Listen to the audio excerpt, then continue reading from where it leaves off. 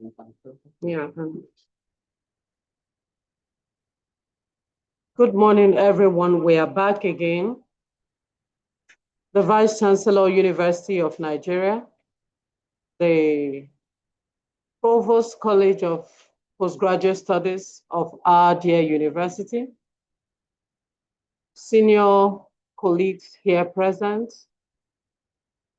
the chairman of the orientation committee and all the committee members of this orientation. Good morning once again.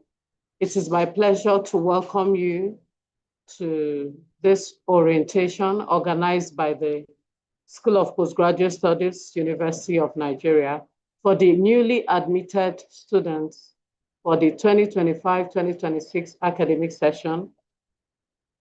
This program is meant to be the beginning of your journey.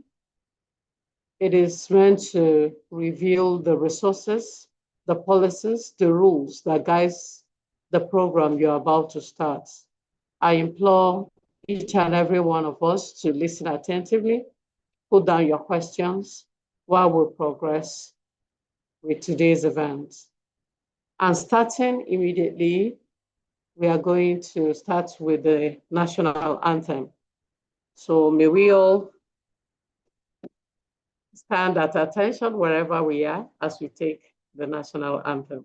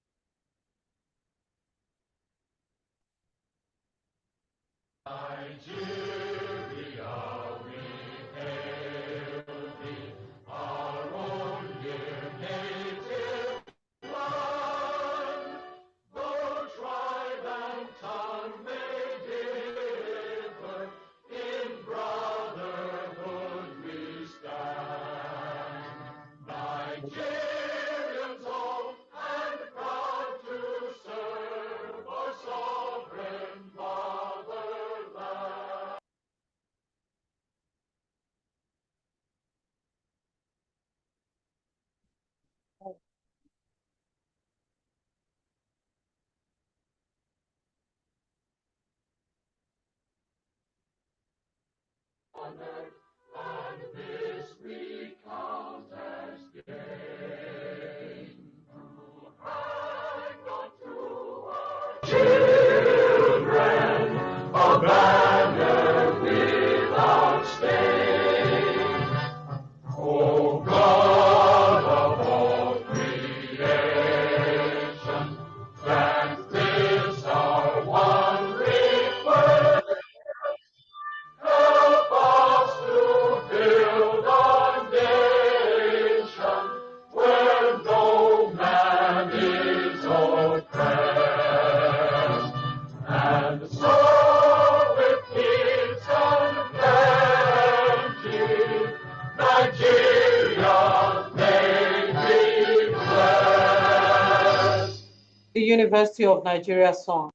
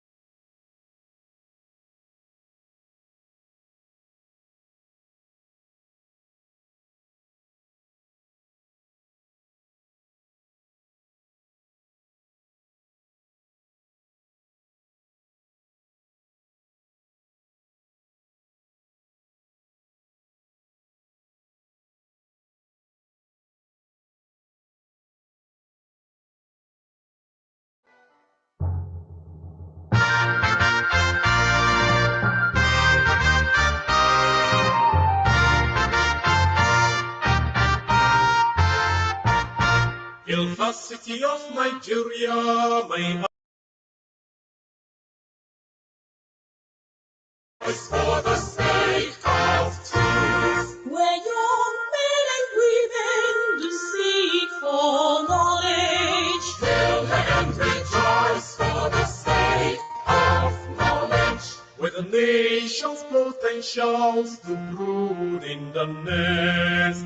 Hail and rejoice for her noble ideals. Hail varsity poets, sail on, our dreams come true. Hail and rejoice for the giants our ways. My alma mater, my alma mater, noble of the roots and my ideals, and great art thou in science and in arts, in all the realms of learning thou art awesome mind. University of Nigeria, my alma mater. Hail and rejoice for her lofty plans. Diversity that is sighted on soft green fields. Hail and rejoice for her beauty's sake. Hail varsity of her glory, the pride of her land. Hail and rejoice, for her lights will shine. Hail varsity poets, sail on, our dreams come true. Hail and rejoice, for the giants our ways. My alma mater, my alma mater, noble of the youths and my ideals, and great art thou in science and in arts, in all the realms of learning thou art awesome mind. My alma mater, my alma mater, noble of thy youths and thy ideals, and great art thou in science and in arts, in all the realms of learning thou art awesome.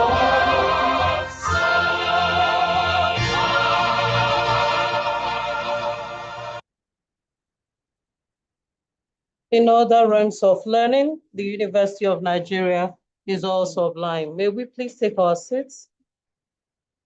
To lead us for the opening prayer for this event is Professor Ifeanyi Emmanuel Iwundu. Professor Iwundu, please, the opening prayer.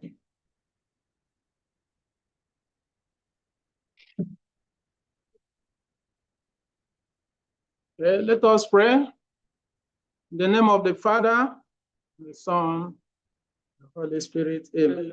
Almighty Father, we thank you for this blessed day. Thank you for the gift of life. Thank you for the great University of Nigeria. Thank you for our Vice Chancellor. Thank you for our Provost. Thank you for the new students for this university, the postgraduate students. Today, O Lord, the orientation program is being conducted. Our prayer is that this program, these people enrolled, they will have great learning in it. As they start, they will graduate smoothly. And everything that will lead them to graduate will be smoothly done. Lord, you will grant them the quickening of the spirit and understanding. They will be able to learn effectively what they've come to learn. Lord, we pray that the resource persons will have today, as they share their knowledge and the experience in life, as they teach us through the topics we have given to them, we pray, Lord, that you lead them smoothly and help the students to understand. We pray that you take charge, grant us the grace and mercy, that this program will come to an end in a very good note. We are grateful because we believe that you answer us always. To you be the glory, O Lord, for answering our prayers in Jesus' name. Amen. In the name of the Father, the Son, and the Holy Spirit. Amen.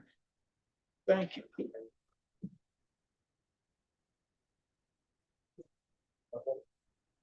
Thank you very much, Professor Ifeanyi Iwundu.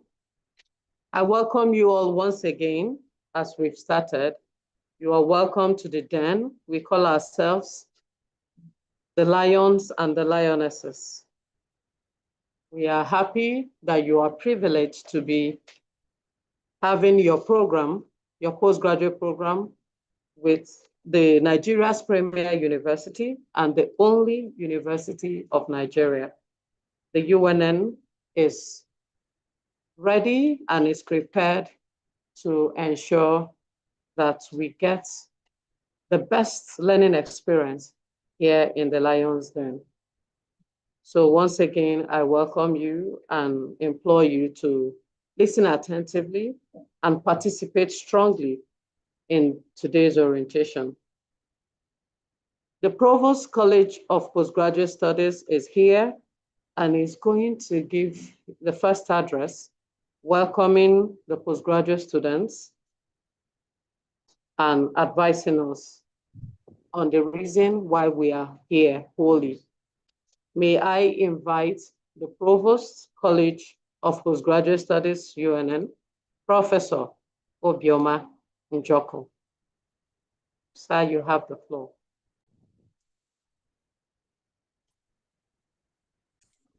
The Vice Chancellor, Professor Simon Uchenna Otuanya, ably represented by the Deputy Vice Chancellor Administration, Professor Anya, Principal Officers of the University here present, Deputy Provost, College of Postgraduate Studies, Nsukka and Enugu campuses, our invited speakers and resource persons, deans of faculty and directors of institutes and centers, distinguished professors, heads of academic and administrative units, distinguished academics, chairman and members of the Orientation Planning Committee, old and new postgraduate students, lions and lionesses. I am very pleased to welcome all the new postgraduate students in this 2025-2026 orientation exercise organized by the College of Postgraduate Studies. The College of Postgraduate Studies, University of Nigeria, Nsukka, is the premier postgraduate college in Nigeria. It was elevated to a collegiate status by the Governing Council of the university in March 2023. The new status has conferred greater autonomy to the College of Postgraduate Studies, University of Nigeria, Nsukka, to regulate postgraduate studies in the university. The College of Postgraduate Studies has repositioned postgraduate studies in the University of Nigeria for global competitiveness. The college regulates and coordinates all the 110 postgraduate programs that are run in both the Nsukka and the Enugu campuses of the university. During the last 2 years, the college has worked very hard to improve postgraduate admission. For instance, in the 2022-2023 academic session, the then School of Postgraduate Studies sold about 1,000 postgraduate application forms. In the current 2025-2026 session, the college sold over 5,000 postgraduate application forms. This is an indication that more postgraduate students are now choosing the University of Nigeria, Nsukka. The College of Postgraduate Studies, University of Nigeria, Nsukka, has started to attract scholarship students into our postgraduate program.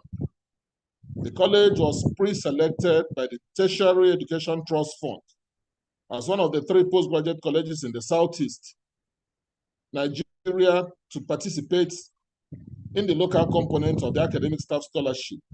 The college has also registered several foreign students from the African sub-region, Senegal, Ghana, Gambia, Congo, Sudan, and into different postgraduate programs. And many of these postgraduate students are on scholarship from their home countries. Similarly, many state governments, Ebonyi and Rivers, and more recently Enugu, have continued to sponsor many postgraduate students from their states. Also, there are a few other scholarship students sponsored by organizations such as that, the European Union, and the ATPS. The current university administration, under the watch of Professor Simeon Otuanya, has equipped the university library with lots of resources and databases that are designed to enhance postgraduate research Modern information and communication technology tools are now available in the ICT Center of the university to help students conduct productive research. Also, state-of-the-art scientific research equipments are available in the central laboratory of the university for the benefit of staff and students. Very importantly, too, the university has institutional subscription for Turnitin, and so has zero tolerance for plagiarism and other research misconducts. Consistent with the vision of the university administration, all postgraduate projects and theses must now be subjected to the Turnitin software and artificial intelligence test before submission to the college. This year's online registration exercise marks the 7th in the series for fresh postgraduate students organized by the College of Postgraduate Studies. The first online registration exercise was in 2016-2017 academic session. Postgraduate orientation is not a ceremonial welcome. Rather, it is a strategic intervention organized to help postgraduate students understand the nuances of postgraduate education. Indeed, a lot of postgraduate students do not fail in their programs because they are incapable. They fail because they are unclear about the requirements of the postgraduate training. The Senior Deputy Registrar and Secretary to the College will walk you through the postgraduate studies regulation to explain some of the things that you may need to have a seamless postgraduate education. The Postgraduate Studies Regulation provides guidelines for regulation, duration of program, course structure and credit load, examination and grading procedure, plagiarism and academic integrity. I therefore advise all the newly admitted postgraduate students to listen attentively to the college secretary's lecture. The Postgraduate Studies Regulation is currently being reviewed and will soon be available online. And I will advise all the newly admitted postgraduate students to download it from the College of Postgraduate website. I equally urge all of you to pay careful attention to all the other talks that will be presented at this orientation exercise. The speakers and resource persons have been carefully selected for this orientation program. They are experts in their different fields, and their wealth of experience will guide you towards a successful program. I sincerely welcome all of you to the University of Nigeria, Nsukka. I urge you all to relax and listen to all the talks. Thank you, and do have a wonderful experience. Professor Joko, Provost, College of Postgraduate Studies. Thank you very much, the Provost, College of Postgraduate Studies, UNN. It might interest you to know that we have the best Provost College of Education you can find anywhere in the country. He's a man who keeps to his word, who has plans, and as you're running this program, get ready to finish when you're supposed to finish. Thank you very much, our dear Provost, College of Postgraduate Studies. To take us further in this orientation event, we're going to be hearing on the topic issues on the revised postgraduate regulations and timetable. And that will be taken by the college secretary, Mrs. A.U. Amadi. Mrs. Amadi, we are ready for you, ma'am.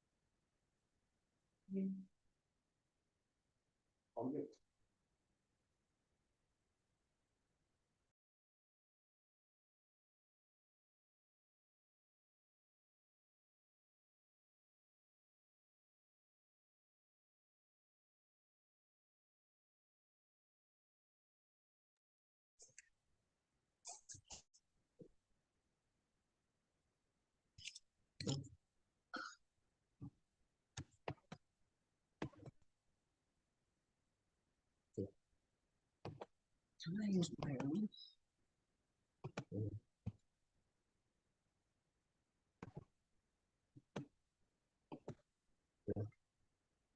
Okay, so you use this.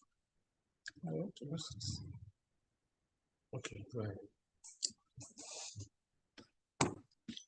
Good morning, everybody.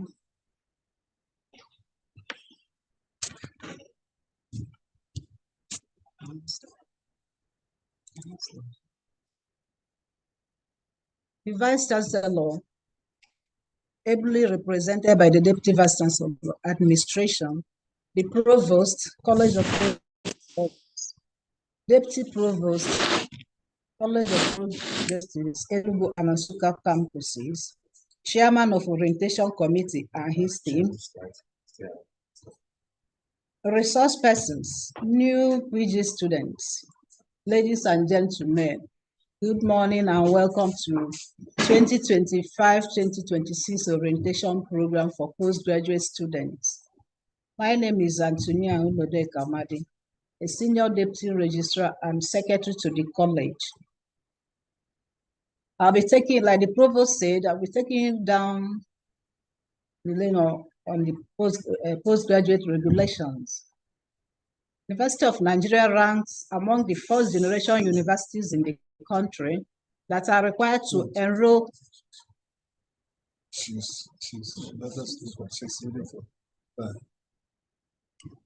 That are required to enroll postgraduate and undergraduate students at the ratio of 60:40 respectively, and has designated research in a university.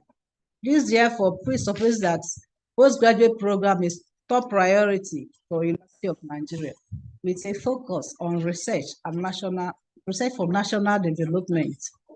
The university administration has taken a number of proactive steps to reposition the postgraduate programs for global competitiveness. One of such steps is organization of regular and annual orientation programs for postgraduate students to ensure that they are properly grounded and guided. Similarly, College of Postgraduate Studies draws up timetable of events that specifies days of activities and events in each. The timetable of events is to ensure that all stakeholders in postgraduate studies have enough information about the college and its activities. They won't be wondering why have an orientation for postgraduate students. Orientation is an enlightenment program usually organized to motivate, assist, and guide fresh undergraduate or postgraduate students on the most possible ways to performing optimally in their academic pursuits and research. Consequently, the college deems it necessary and appropriate to organize regular orientation programs for all fresh postgraduate students each academic year to remind them of the norms, rules, and regulations governing the college and the university. That more welcome them into the den. Furthermore, it affords an opportunity to sensitize and spur students to action in order to minimize cases of abandoned programs, delayed engagement, failures, and mistakes due to lack of proper action, guidance, and mentoring. The role of College of Postgraduate Studies. Previously, the affairs and activities of postgraduate studies in the University of Nigeria were handled by a Senate Postgraduate Committee. The committee later made proposal and submitted recommendations to Senate for establishment of a School of Postgraduate Studies to oversee the coordination of postgraduate activities and affairs. This Senate approved at its 104th meeting held in May 27th, 1979. Yes, sure. A school was therefore established to coordinate and facilitate the prosecution of the postgraduate programs of the university. The school as a quality control unit has major functions which are to mentor and implement postgraduate regulations and ensure that faculties, departments, academic units, individuals, students, and stakeholders charged with the responsibilities of running its affairs and activities, comply with the regulations.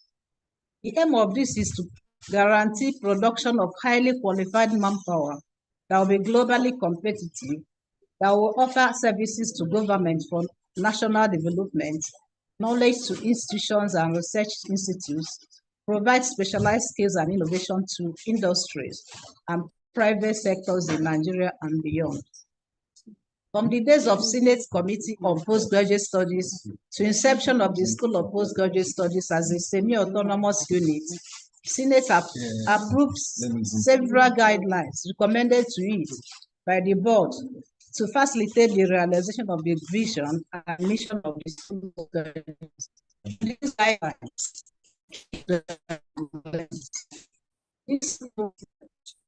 the autonomous unit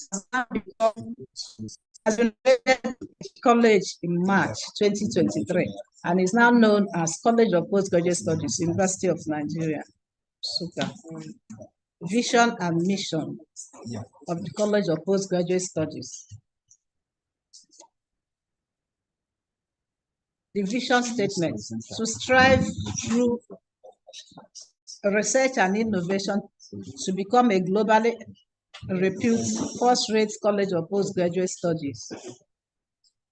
Mission: to attract, educate, train, and transform qualified persons to high-level manpower, thoroughly grounded and equipped with updated and adequate knowledge with specialized skills in research and innovation, deployable for first-rate national development and improvement in all fields of human endeavors. Postgraduate Studies Regulation. Postgraduate Studies Regulation of University of Nigeria is a book that contains a systematic documentation of first Senate-approved guidelines for running the approved postgraduate program of the university. Faculties, departments, institutes, and centers in the university offer a wide range of postgraduate programs, leading to the award of postgraduate diplomas, masters, and doctorate degrees. The regulations also contain the guidelines for the award of high doctorate degrees, such as DLC, DT, DLT, etc. The provisions in the regulations specify the general guidelines for handling all issues of postgraduate studies and the implementation process, namely faculties, departments, institutes, centers, supervisors, internal and external examiners, college or postgraduate studies, and the students. The revised postgraduate studies regulation 2018. The first edition of the postgraduate studies regulation was published in 1992/1993 academic year. Attempts made to revise the regulations were realized many years later, and it came into effect as second edition in 2015. The third edition, which is the current edition, though being revised, was published in 2018. The revised regulation provides guidelines to all stakeholders involved in the running of postgraduate programs to ensure that students complete their programs satisfactorily and in record time. The regulations aim at increasing the scope of research skills of students and their research outputs in line with national research policy and global practice. The revised postgraduate studies regulation also contains National Universities Commission's benchmark on academic standard, BMAS, for postgraduate studies in national universities. Contents of postgraduate regulations. The postgraduate regulation contains information of matters relating to the following: membership of the board and functions of the college, method of application for postgraduate admissions, registration process, admission process, other matters like attendance to seminars and lectures, change of postgraduate program, change of supervisors, channel of communication, preparation of copies of projects or theses, guidelines for evaluation of departmental preparedness to mount postgraduate programs, general guidelines for assessment of projects like thesis, grading system for programs, nullification of examination, nomination and appointment of internal and external examiners, etc. Issues in postgraduate regulation, admission and registration, entry requirements. These are clearly stated in the regulation and in the advertisement for postgraduate admission. Provisional admission. Postgraduate admission is provisional because the university or college or postgraduate studies reserve the right to withdraw the admission of any candidate if it is found out at any time in the program or even after the program that the student does not possess the qualification on the basis of which the admission was offered. PhD admission. NUC new guideline requires a candidate for PhD admission to possess a master's degree with at least GPA of 3.50 on 5-point scale or 3.00 on 4-point scale. The same entry requirement is expected of every candidate seeking PhD admission in Nigerian universities. Such PhD candidate must have academic master's degree in the relevant area and a project score of not lower than 60%, in addition to required GPA for all faculties and departments, centers and institutes, especially faculties of education, medical sciences, business administration, music, economics, public administration, and local government, psychology, and the rest. Mode of registration. Students can register for either full-time, part-time, or sandwich programs. It is morally wrong to run a full-time program when one is on a full-time employment without permission or study leave. Note that PGD is 1-year program, and a student can either register for full-time or sandwich as a mode of study. It is expected that each admitted candidate at the process of registration will indicate his or her area of specialization. Any request for inclusion of area of specialization at the end of the program will not be entertained. Furthermore, change of name is not allowed in the University of Nigeria, SUCA, and in postgraduate college. Whatever name a student bears on admission remains what he or she graduates with. Mode of study. For PGD and master's degree, the mode of study is coursework and project. And for PhD, it is coursework and thesis. Project and thesis shall be orally defended with external examiners participating. Registration. Every postgraduate student shall renew his or her registration at the beginning of every academic year till he or she graduates. Such a student is also expected to pay the required fees as new session begins. Duration of program and minimum residential requirement. I think we're having a lot of problems in this area where somebody will just, a PhD student will just stay for 1 year and now say he has finished, he wants to graduate. There are minimum and maximum duration for each postgraduate program.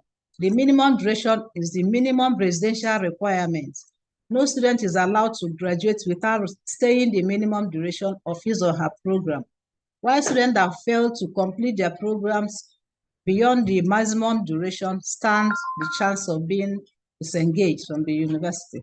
For instance, a first-time master student stays, a full-time master student stays a minimum of 3 semesters and a maximum of 5 semesters, while a part-time student, master student has a minimum of 5 semesters and a maximum of 8 semesters. Please see the regulation for duration of other programs. Examination fees. The examination fees for masters and PhD students have been removed from the sectional fees. The examination fee is paid at the point of examination. minimum pass grade for all postgraduate courses is 50% or C, and the minimum pass for thesis is 60% or grade B. In all postgraduate courses and thesis and projects, grade D, E, and F are failed grades. The GP required for award of master's degree is 3.00. PhD thesis oral examination remains either pass or fail. However, examiners usually affix grades after PhD oral examination, and this is used in categorizing performances in order to reward those who excelled with prizes.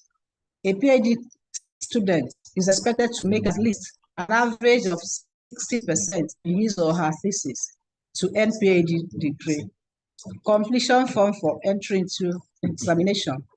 3 months to the end of the program, a student shall complete and submit a form for entry into examination. It's called Form CPGS Form 6. The supervisor and the head of department shall certify that the student has completed the required coursework and project or thesis.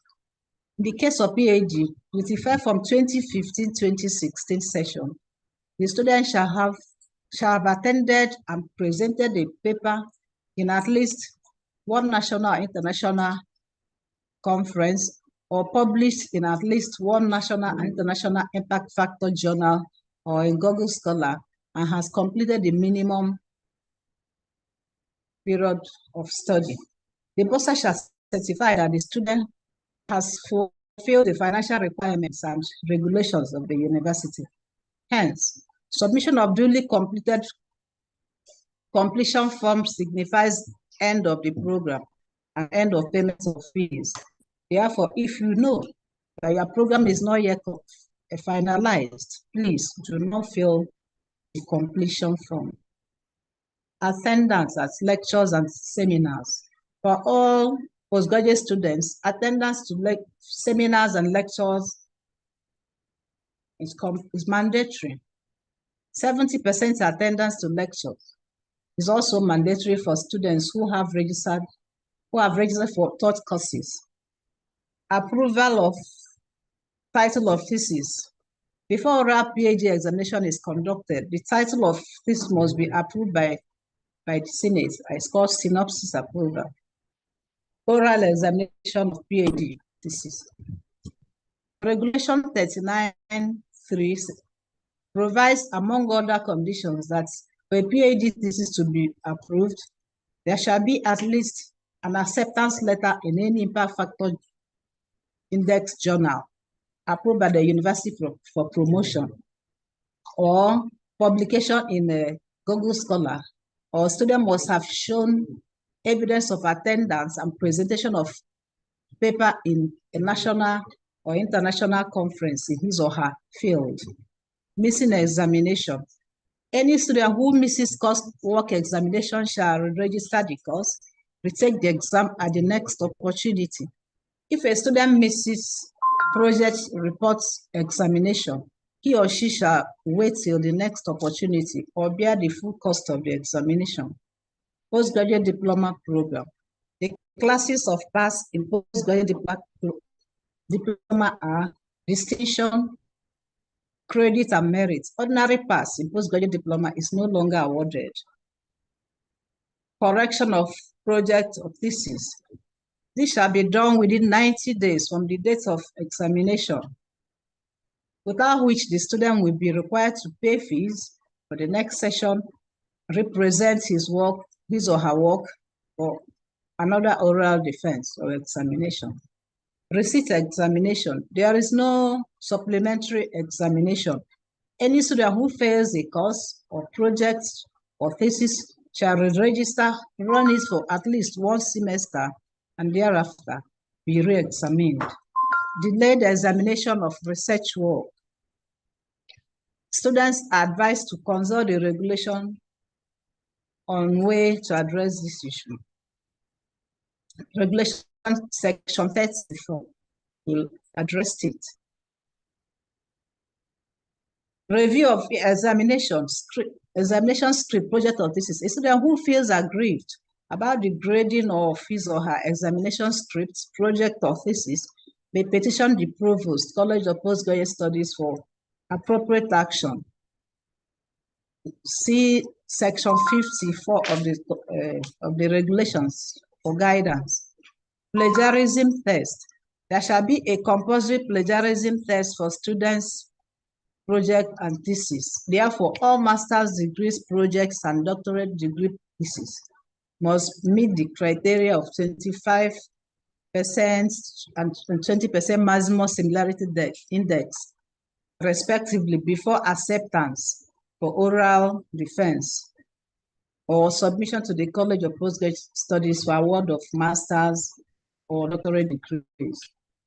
Other issues: repetition of courses passed with low grades.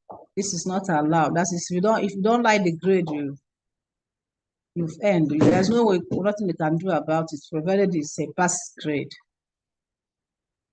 Re-registration and repetition of program. A master student who makes a GPA below 3.0 may be allowed on application to re-register and repeat the program.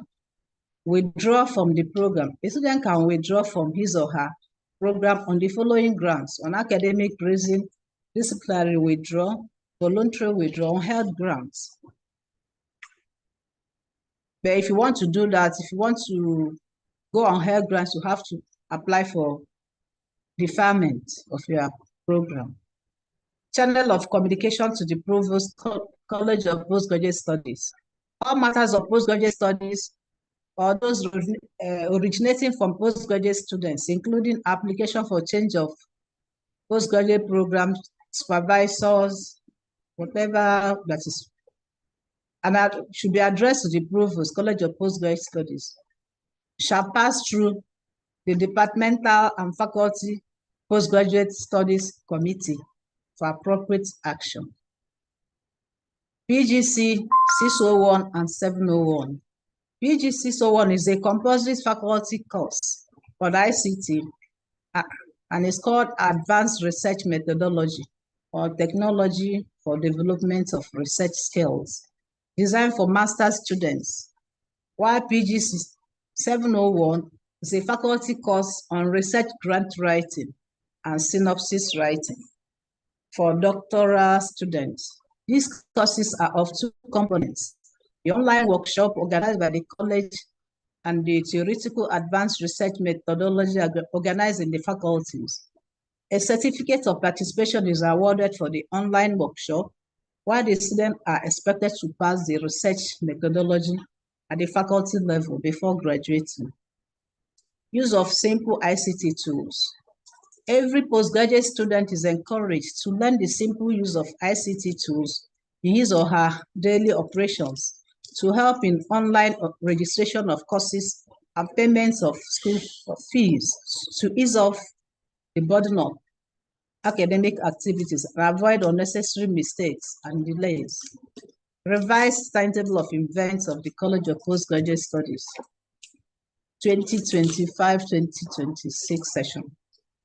Timetable of events is produced every session by the Timetable of Event Committee of College of Postgraduate Studies to give guidance on the activities of the college for a period. The date of every event is slated on the timetable of events to facilitate implementation of such events by the students, departments, faculties, and other stakeholders in the university. The activities normally listed on the timetable of events include, among other things, the following: the time registration starts and ends, the time lectures begin and end, the time for revision, the day semester exams start and end. Also indicated on the timetable of events are dates of Founders' Day celebrations, matriculation and convocation ceremonies, the date of meeting of Board of College of Postgraduate Studies, the period of sale of application form for postgraduate admissions, time of admission processing and screening test, period of sandwich program. Copies of timetable of events are sent to departments, faculties, institutes, centers at every academic session. It is also uploaded on university website www.unn.edu.ng for the public. On the same vein, you can access postgraduate regulation via College of Postgraduate website www.cpgs.unn.ng. Click on About, then Postgraduate Regulation to download it. You can also reach out the postgraduates info@college.unn.edu.ng. If you want to reach us on email, info.pgcollege@unn.edu.ng. Thank you and God bless.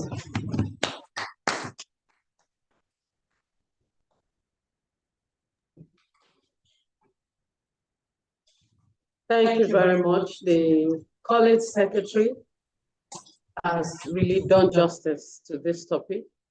I believe that each and every one of us now understand what we're in for and what you're expected to do as a postgraduate student of this university. Thank you so very much, Mrs. Amadi. She is the Senior Deputy Registrar and the College Secretary of College of Postgraduate Studies.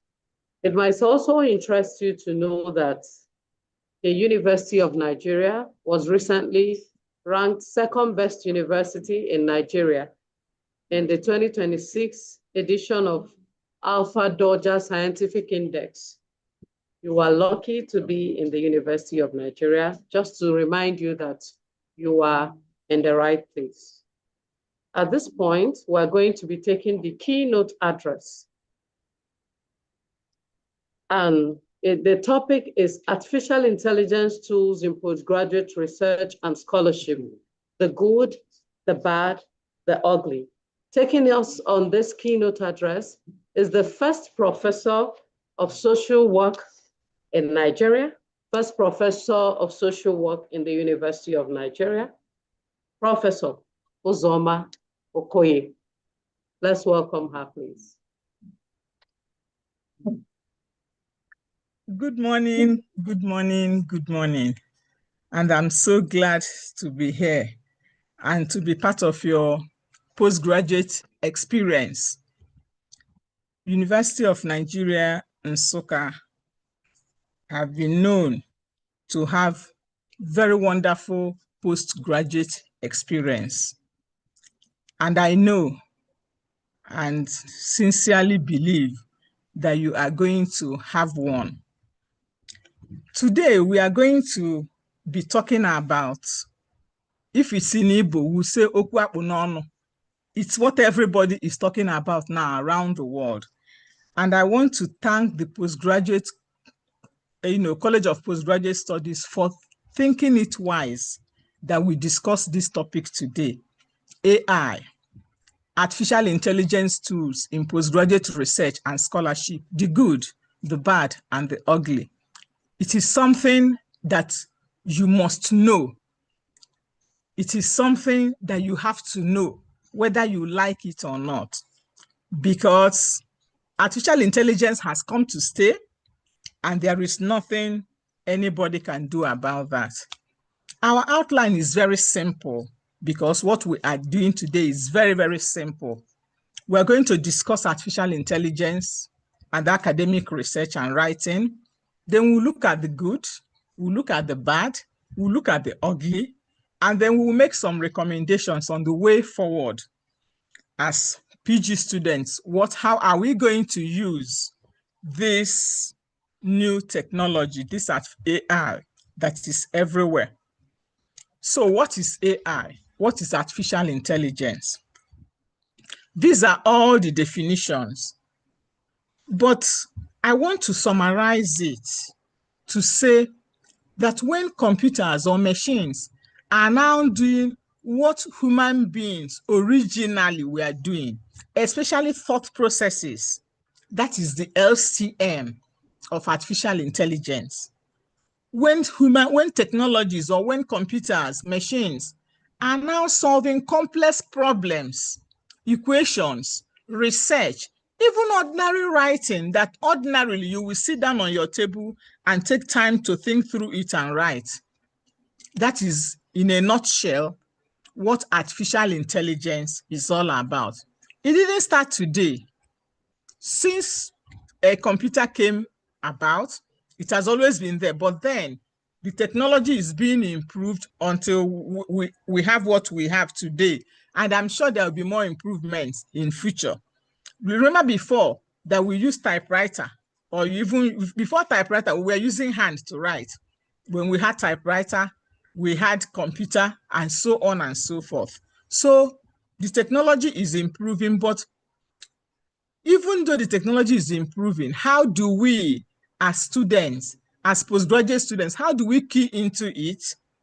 And then what are the problems? What are the good things and the bad about it? That is basically why we are here. So whenever you hear the word artificial intelligence, just know that we are talking about machines, computers, that are now doing things ordinarily ab initio done by human beings, human thinking. That is what this is all about. Then academic research. Academic research is very important. And I'm going to read this definition to us because we are going to come back to it at a later point in this presentation. Academic research is a systematic, rigorous investigation conducted by scholars to expand knowledge, validate theories, solve complex problems through the use of critical inquiry, literature review, and methodical data analysis with a view to contributing new insights to a particular field of study. This is basically, in a nutshell, what academic research is all about. So we do not do academic research for doing sake. Whenever you are engaging in academic research, it means you want to contribute something. For some of us in the social sciences, if you're writing your project, there's always that place they will say contribution to knowledge. What are you bringing to the table? What new insights are you bringing to that field of study? So even if it's a term paper you are writing or an ordinary assignment, there should always be something new. And it must be critical. There should be critical inquiry, and you must review literature. That means you have to look at what other persons have done in the field. So basically, this is what academic research that you are here to do is all about. Then we talk about academic writing. For you to, you have to have a tool in order to present that academic research, and that tool is what? Writing. The tool is what brings out what you have in your head. No matter the kind of research you do, everything must not be in your head. You have to put it down. And there is only one way to do that. That is through writing. And for us, it's in English. We can't even write in Igbo, except maybe you are in Department of Linguistics or Igbo Studies. So for us, academic writing is formal, organized, evidence-based writing style that is used to convey ideas, arguments, and research in an academic publication in higher institution. So in academic writing, there's no embellishment. There's no evidence-based, straightforward, formal, organized. So now that we have defined these three terms, let us now look at different types of academic writing that many of us will go through at the end of our stay here in the university. The first one is essay. We all do term papers or written assignments. It is compulsory in every department. You may have to write this assignment or this assignment, do book review or whatever. Then we have research papers where you may have to do mini research and then do a paper, 30-page paper, 25-page paper. Or you have a research proposal that you're required to do. Some you're required to do reviews. You are required to go to the library, do some reviews on materials that are related to your work, depending on what your supervisor wants. And then the last but not the least, you will now write your paper, whether it's your PhD thesis or whether it is your dissertation or your project, depending on what the type of course you're doing. So these are major academic papers that you are required to do while you are here. So let us go to what our business for the day. And our business for the day is on AI. AI is our business for today. What are those forms of AI that we need? Why is this thing hanging? So we have popular tools that are available to us as postgraduate students.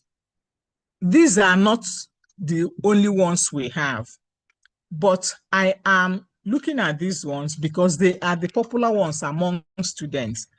I know from my postgraduate students and from what I have heard elsewhere, these are the popular ones, especially in Nigeria.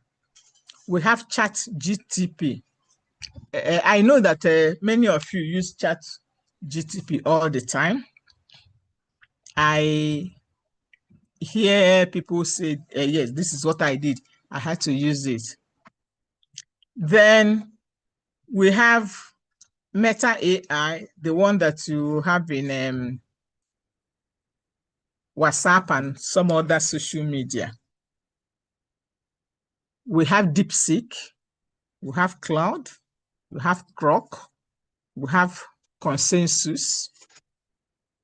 Then we have Gemini, the one that Google used. I want to just talk about these ones for now. Meta, DeepSeek, Cloud, Notebook LM, Grok, Consensus, Gemini. These ones are mainly for writing. They are used for writing. You find that they are very good when you want to do research. When you want to do research, they can help you with literature. Like Consensus can arrange your literature for you. Claude is very good for some of you in the sciences. We have DeepSeek. Notebook LM is also good in doing literature review and can help you arrange your references also. We also have the popular one, Google, Gemini. It's also a good place to look for literature and data. You find that Claude can also give you data, some data that may help you. Consensus is also good when you're in the sciences, those doing data. Then when we come to writing, we have some of the AI that can help you in writing English. You know that English is not our native language. Though we learn English in school, but you find that we have some of these ones. Grammarly is very popular, helping you in writing English, rephrasing it, knowing where to use past tense or plural and what have you, where to put comma and where to put article and so on. We also have a Quillbot. Quillbot can paraphrase, can make a short sentence to become long one, can make a long sentence to become short, and so on and so forth. There is so much Quillbot can do. Then Jenny. Jenny is also a very good AI in writing. Jenny can sometimes even help you to arrange your references very, very well. Knowing if you're going to tell Jenny you're going to use APA, can help you to put your APA references in the right format and so on and so forth. There is so much these AI can do. We have more than 50 in different fields. but these are just the popular ones we use. We also have some other ones that are not here. Like if you want to have an abstract, you can just go to abstract extractor. There are different forms of abstract extractor. You can just put a topic and it gives you the abstract.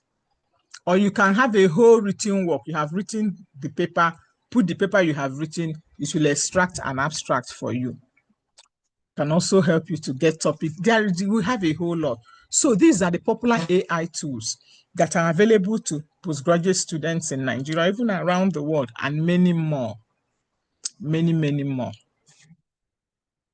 So how do we use them?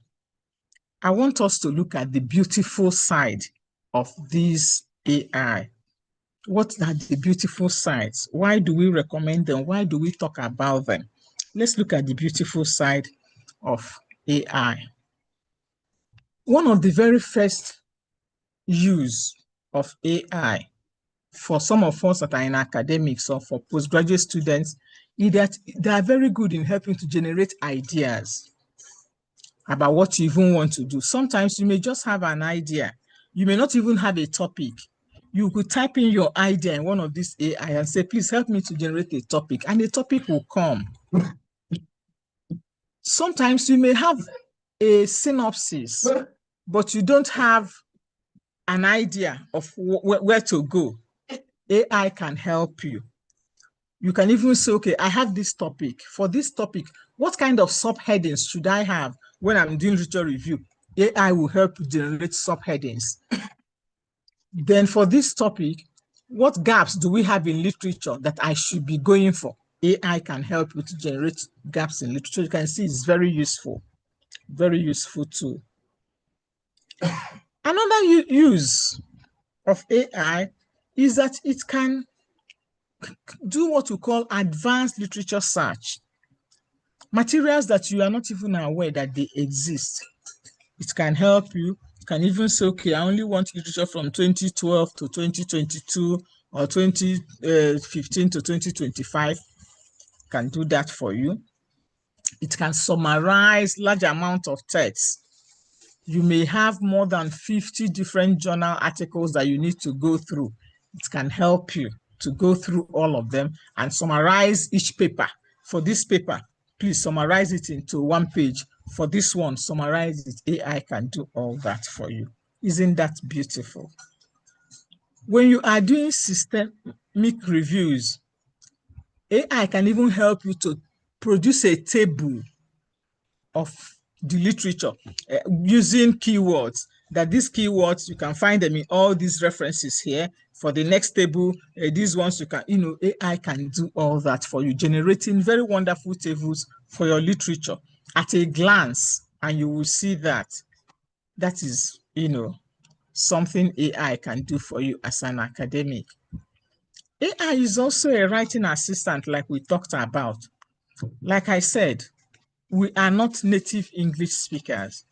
So you find that getting us assistance in grammar check, refining it, proofreading, editing, paraphrasing, maybe in a journal, you're required to have 7,000 words and you have 10,000. AI can help you compress it to 7,000. Or you're required to have 5,000 words, but you have only been able to raise only 4,000. AI can help you to make it to 5,000, even put in references. So you can see that that is the beauty for us as postgraduate students. For some of us that are in science, you have large data sets that you are managing. AI can help you to create data clusters, data sets, manage the data. It can also help you to describe the data, to interpret, and even draw charts. Visualization, you can draw several charts, different type of charts, bar chart, this, whatever, no matter how complicated such charts are, all these things, AI can help you to do that. Then we come to report writing. Maybe you now want to do a half-page report for this because you want to post it on social media. Contents, different types of content tailoring. AI can help you to reduce a whole PhD thesis to one page, in order to make an announcement in a particular place. That is what AI can do. So that way you can get people can disseminate your research to different groups, tailoring the thing to suit exactly what they want and how they want it. You know, today we have many online platforms and they have different formats for writing information or for producing information. AI can help you to adhere to these formats. One issue, but in different formats, AI can help you to do that. And then again, another good is that AI can help in what we call ethical compliance, such as issue of plagiarism. Like when the secretary to the school was giving you the orientation on the rules, he talked about Turnitin, where you have to go and check the amount of information you have in your project that is yours or the ones that you got from outside. We now have plagiarism detectors that help you do that. Even today, many institutions now have AI detectors that will also say the amount of percentage of AI that you used in a particular work. So apart from plagiarism, there's also even now AI detectors. So you find that this is good. Isn't AI wonderful? It has made our life so easy. You now sit in the comfort of your room and somebody calls you up somewhere. Please, I need an abstract for this. Instead of you to take a pen and paper to start writing, you can just use AI and in 5 minutes, you have generated a wonderful abstract. Life is beautiful. But then we say that in Igbo, we say that sometimes you look at this beautiful thing and you think about the consequences. You know, when people take a lot of cakes, mineral, it's so sweet, you enjoy it, the consequence is diabetes. So it's the same with AI. It is very good, very, very good, but you have to be careful. And so let us look at the bad, you know, this beautiful scenario we just described. Please, who is something? Help me to, I can't move this, so let me see. I don't know, okay. Can I go to the next slide, please? Okay, thank you. So these are still the other advantages. These are other advantages, enhancing our vocabulary. We were able to write some English that ordinarily you wouldn't write, round the clock learning. You don't have to be calling your teacher, hey, please, sir, I need information on this. Prof, please, can you help me? AI can now serve as prof. Postgraduate students can now meet up with assignments. You know, sometimes you have 3 assignments in one course to be submitted over the weekend. Next week, you have another one. With AI, you are able to meet up. Literatures, like I said before, that you are not aware. And then with AI, you can now collaborate with people around the world that ordinarily you would not have done. And so, let us go to the bad. The good, I can sit down here for the next 1 hour and talk about the good, but it will be wrong of me if I don't tell you about the bad. One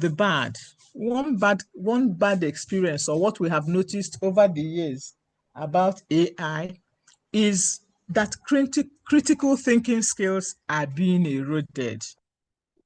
People no longer think. Even ordinary things they would have just thought about, they would just go for AI.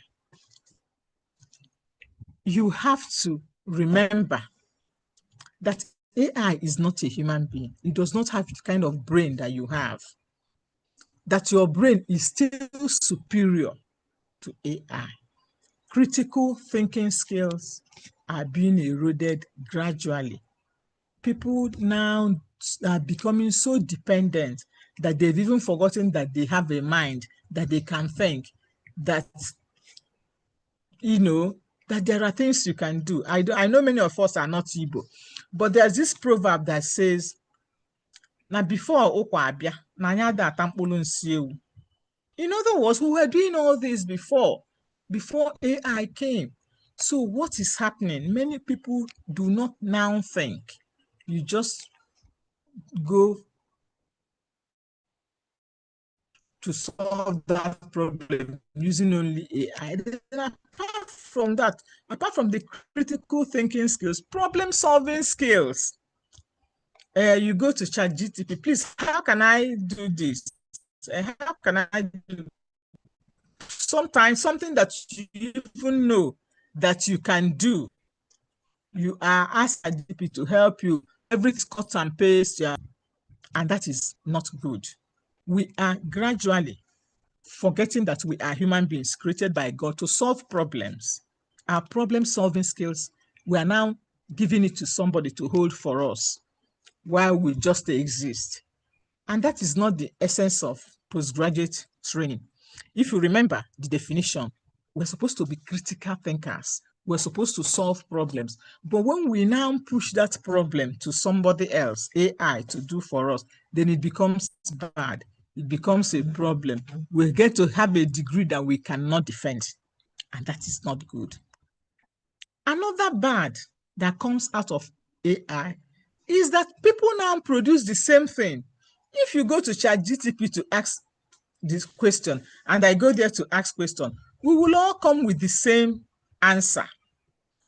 And so when you submit your assignment, I submit mine, it is the same thing. So where is that new insight you're supposed to be contributing? Where is that thing that makes this work? Like originality. There is no originality.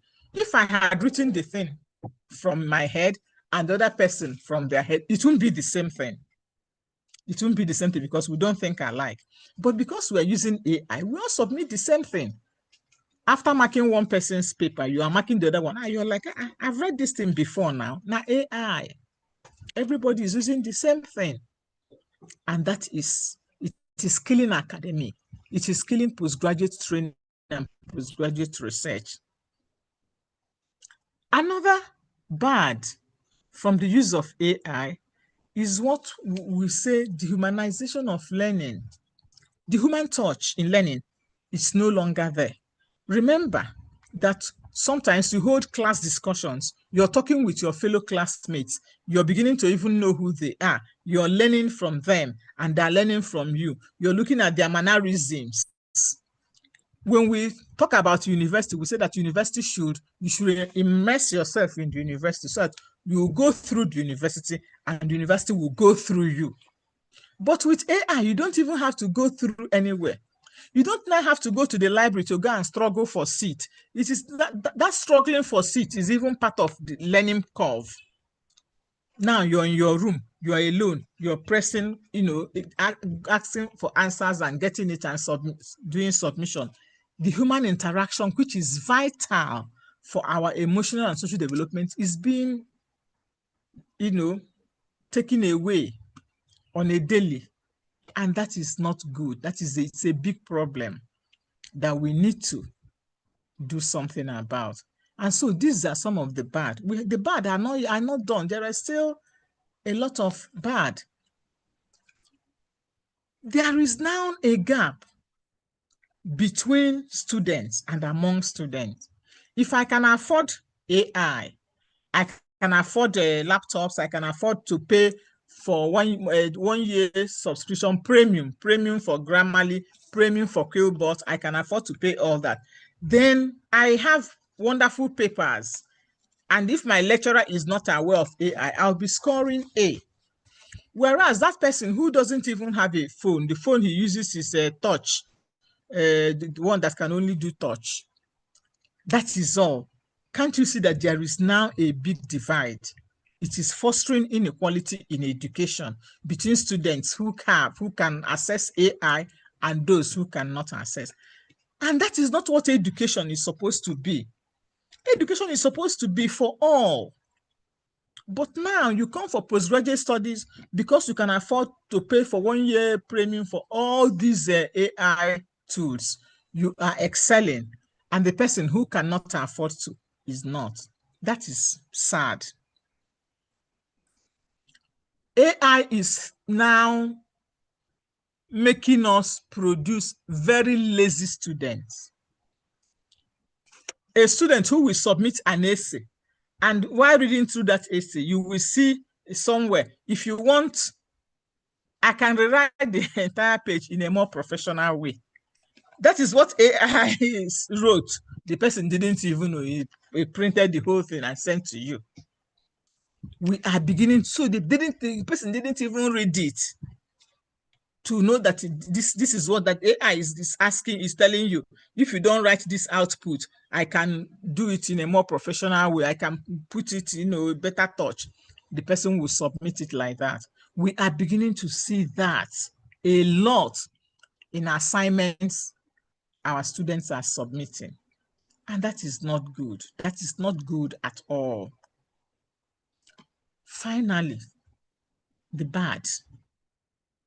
AI brings about lack of transparency in academic research. People now lie. People now tell all manner of lies. Things that never happened, things that are not true. They just forge things and they bring it together and they submit.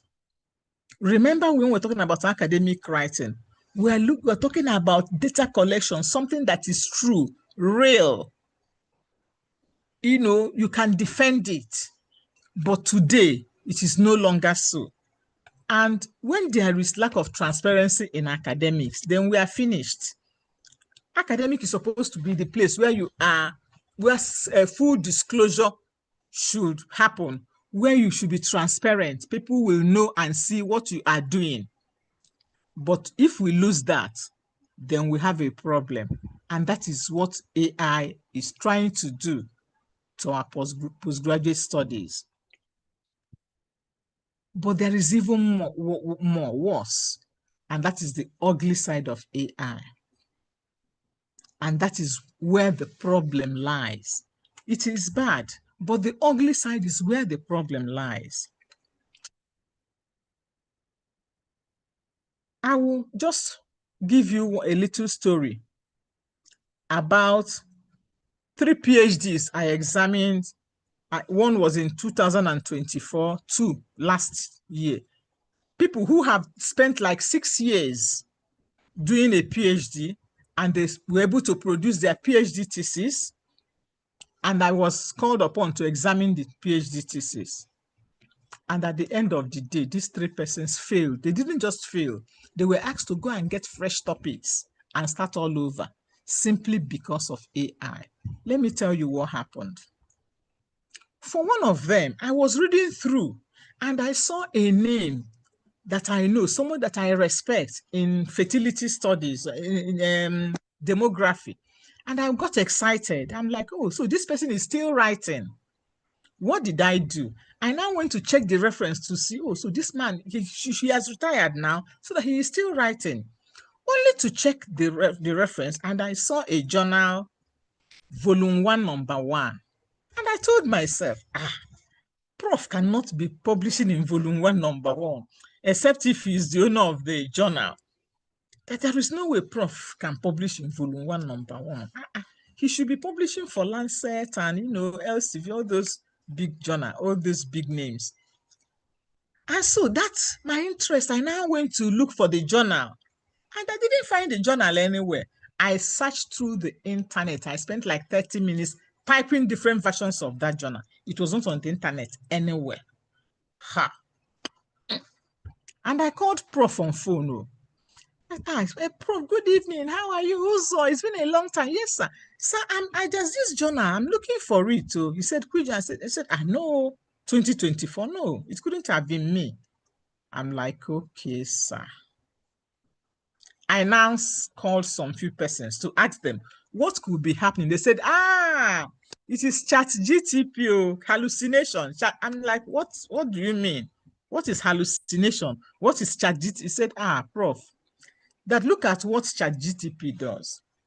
You type a topic and tell ChatGTP to give you ideas that, you know what, it will give you a whole references, everything fabricated, forged, lies. According to United Nations, 5,000 people die every day. It will give United Nations 2024. Now lie. It's not true. That is what ChatGPT does. I'm like, are you serious? He said yes. So I sat down to look at the references and all the student had written. Out of 88 references the student presented, 52 were forged. They were forged references, PhD, all from ChatGPT. So we have to be very careful, because somebody who has spent 6 years producing this paper, now he has to start all over. Isn't that very ugly? And it's only somebody with a lion heart that can continue. Many people may leave the program. And from some universities, they may even blacklist you because you are tarnishing the image of the university by bringing fabricated references. Can you imagine 52 fabricated references, data, outlandish inaccuracies, things that never happen? But because you have told ChatGPT, I'm looking for information, this will give it to you and ruin you. And that is not good. That is not good at all. I felt very bad failing the student, but I had to. And the next year, now that I now know, the next year I failed 2 more. And that is so sad. That is so sad. You see that in many, many papers. You find a PhD student who submitted a paper. One full page of the paper has 3 different fonts, copy and paste. This one, the font is Times New Roman. The other one is whatever. The other one all in one page, because they're just copying and pasting and copying and pasting. And we need to really be very careful so that this AI will not ruin our academic career. Use of AI in examination malpractice has ruined many students. It is now in vogue. You think you're smart, AI will help you. Even when you are maybe you're asked to do take-home exam, you will just use AI, many assignments, and all these are examination malpractice. And you are found out, you're kicked out. In many universities abroad, people have been kicked out of their programs simply because of AI. That is quite ugly for somebody who has paid fees, spent all your time doing all manner of things, and then you have to come to this. Another ugly side of AI is unjust evaluation of non-native English language speakers outside Nigeria. Many of Nigerian students, or even students from Ghana and other places where they speak English, are now being evaluated unjustly in US, in UK, in Australia. You write an essay and they will say, there is no way you can produce this essay. Look at the kind of English you're speaking here. Therefore, you fail. You used AI. When I know a student of ours, in fact, this girl was crying and said, I didn't even know there's AI. This was as far back as 2023, early 23 or 22. That she sat down in her room, she made first class here in UNN, wrote her paper, and the teacher, the professor said she used AI, that the kind of English, the language, the sentence construction in the essay, it cannot be written by somebody from Nigeria, that it must be AI. I remember once there was this debate on the internet about this unjust evaluation of non-native English language speakers. And somebody was saying that his father can write English better than AI. And there is no way. We remember the kind of English we do in primary school, where you do English language, you do synonym, you do literature. We do English. And so sometimes we find that because of AI now, many of Nigerian students abroad are being unjustly evaluated. And this has led to frustration and poor academic output on their part, because they spend time writing essays only for professors to say you used AI. You used AI to do this. This is AI, produced. Why it is not true. And you can see that this is taking its toll on the students. So this is ugly. Again, our role as teachers are now being undermined. Many of our students believe AI more than the teacher. A student will submit his project to you, you will read, make corrections, and the next time you see the same thing again, say, ChatGPT said, this person, how can you? How can you? And this is a problem. So the teacher is frustrated because it's like you are no longer being listened to. Students now undermine you. They feel that you don't know, that AI knows better than you. Even in areas where you are experts. This has happened over and over and over for some of us. And this is ugly because sometimes you want to give up on the student. You're like, okay, I won't supervise you again, or just because, the student now has a teacher who he thinks knows it all. But we know that AI is based on what you feed it. All the algorithms, they feed it, it gives you response. It is not a human being. And so there is no way what your teacher is saying should not come before what the AI is telling you. But that is not so today. Many of you now believe AI more than the teacher. And that is ugly because why are you here? We are supposed to do research, we're supposed to examine you, but we are losing touch. There are still many other ugly sides. Mental health challenges arising from prevention from using it. Many students now will go crazy if you tell them not to use AI to do assignment. They should write it from their head. Or if there is no light and they're not able to go to Meta to ask Meta how to do this assignment, how to do that, people will now become depressed. Some will even want to commit suicide. Yes, because you have said this assignment, you have to come to the class and write it. Nobody must use a ChatGPT or Meta or whatever to write it. People are becoming mentally challenged. People are having mental health issues. People are depressed, anxiety, and name it. All those disorders, people are beginning to experience them when you prevent them from using AI. Common exam, to now come into exam and write essay. You ask the person question to write essay. They are sitting on their chair, fidgeting. They don't know what to do because they would have typed it in their laptop or in their phone. Meta will tell them what to write. Isn't that a big, ugly side of this AI? And then there is that of common sense. You will put something on Meta and it will give you something. You won't even process it and say, this thing said, what does it even mean? People no longer think. Common sense has died completely. It will tell you, ChatGPT said, this person said, I put it in German. What of you? What of your common sense? That should tell you, I mean, very, very little things. Common sense should tell you that this cannot happen, that this and this cannot happen. But we can no longer think.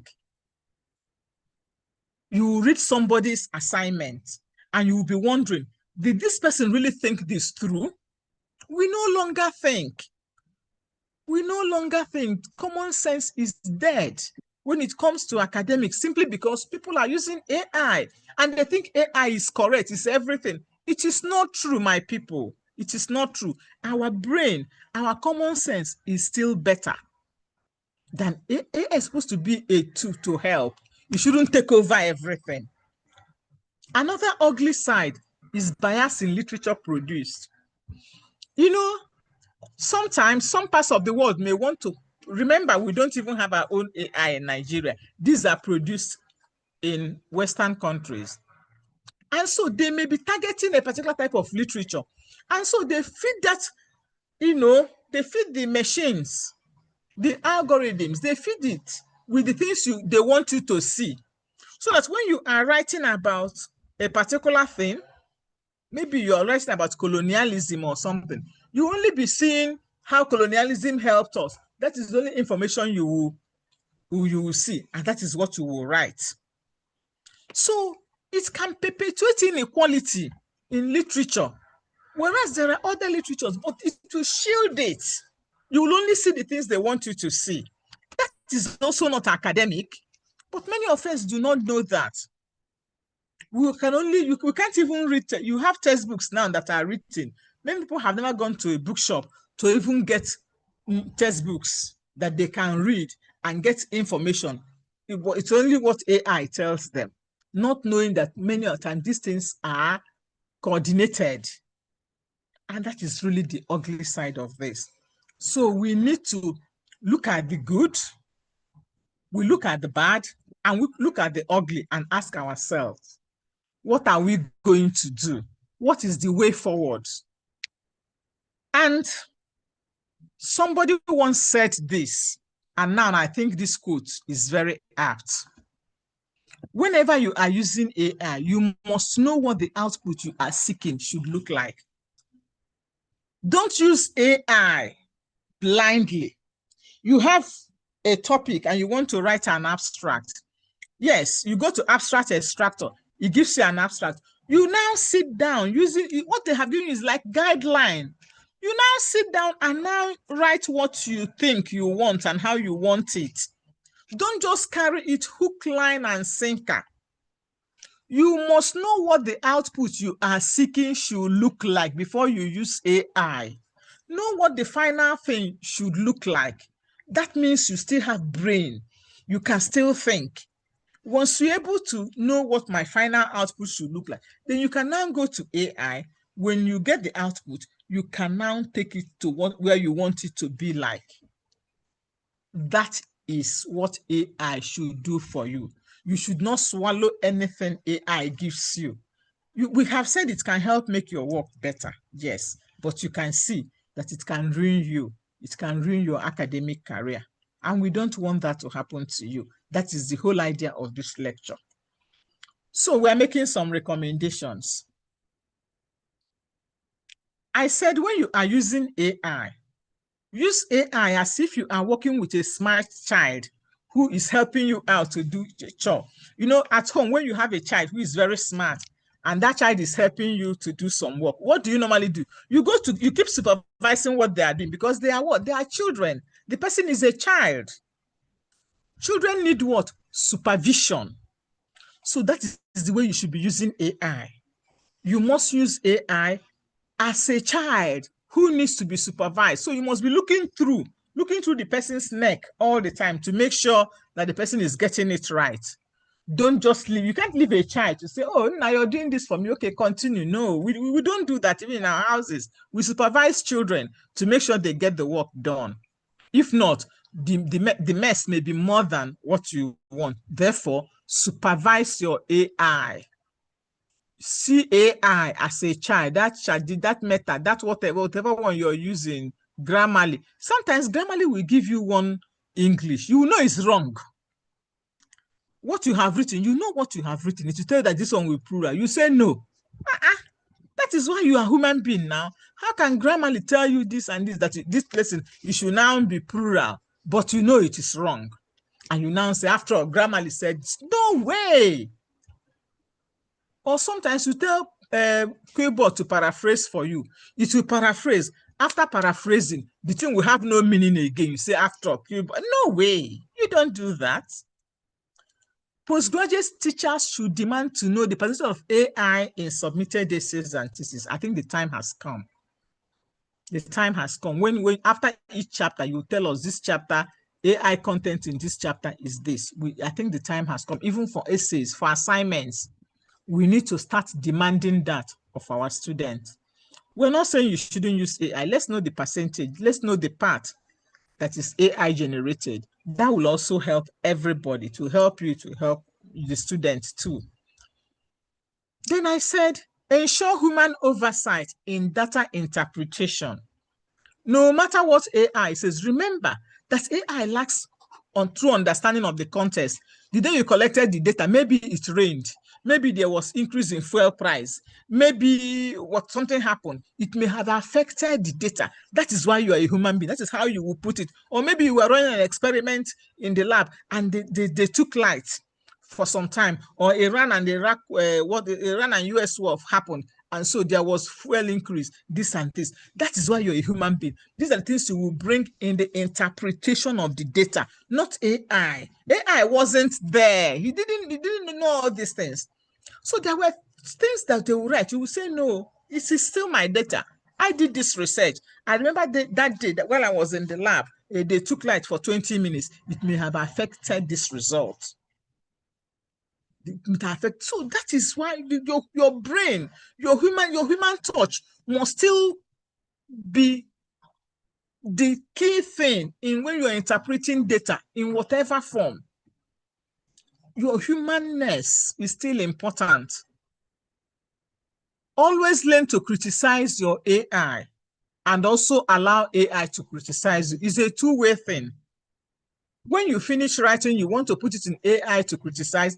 And when AI gives you an output or whatever, a summary, you also sit there and say, this one you did is not correct. This one you did is not correct. Because you are a human being. Yes, AI may see certain things that you criticize. Some it will say, no, this one you didn't get it right. And like I said before, verify everything. I mean it. I mean it. So you don't see the ugly side of AI. Verify everything, every reference. Can you imagine somebody having 52 fake references in a PhD thesis? Can you imagine that?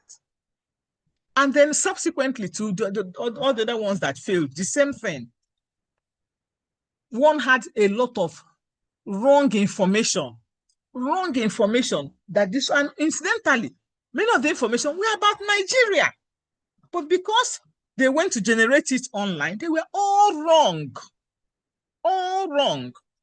You say that this town in Nsukka local government is not in Nsukka, the town is in Ibueze, but the town is in Nsukka simply because he got it on AI. AI can be very, very wrong, please. Very, very wrong. Verify every information. That is why you're a human being. Already, AI is there to make life easy for you by giving you that information. Why can't you sit down and look at it line by line? You didn't start from the scratch. AI has now made it easy. Like I told you, I use it to generate abstract, to generate something, but after generating the abstract, I now sit down to put it in the form I want it to be. That is why I still have sense. Do not leave everything to AI. If not, it can cut short your academic journey. And that is not what we want. We want you to have the full experience. The full experience you must have if you use AI ethically and the way it should be done. And so I am going to conclude by saying that the world is changing. And because the world is changing, we cannot afford to be left behind. Definitely no. We must change with the world because the competition out there is very tough. However, universities and postgraduate teachers must teach students how to use AI in an ethically appropriate manner so that their critical thinking and problem-solving skill will not run away. AI cannot replace it. While AI can help, it cannot replace it. It's only there to augment so you can have better output, better performance. And at the end of the day, when you are living here, you are living as a well-packaged, a full blended individual. Thank you very much for listening. You have questions, you have comments, what you have learned, the things you want to share. I don't know if we're going to take the questions now or later. Thank you very much.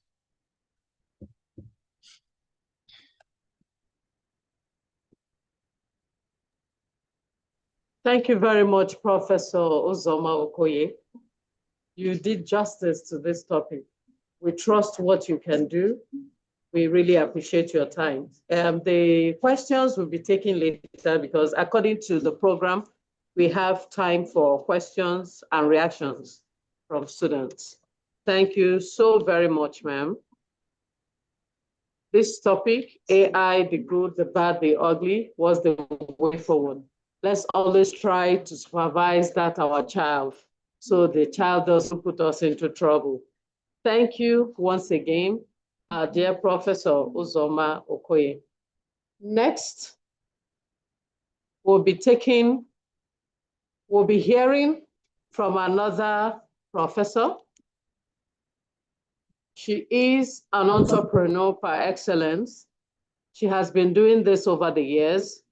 I want you to sit tight, get your pen, get your paper, because you're going to be learning, navigating the Nigerian entrepreneurial ecosystem, opportunities, challenges, and strategies for success. And this will be taken by the Director of CEDR, University of Nigeria, Professor Mrs. ABC Ezibe. Please, can we welcome Professor Mrs. Ezibe? The floor is yours, ma'am.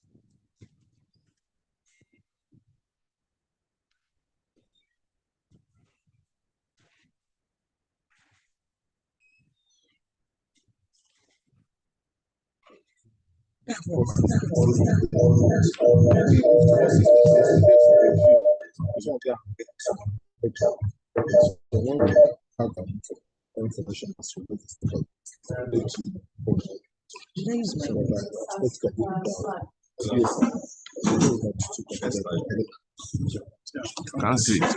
It's not shared.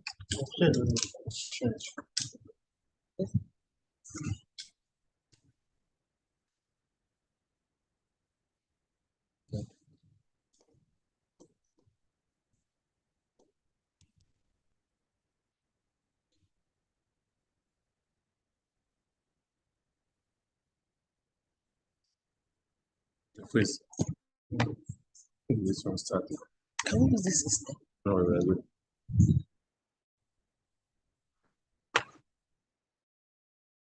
Start talking. Start from my own system. I need to share now.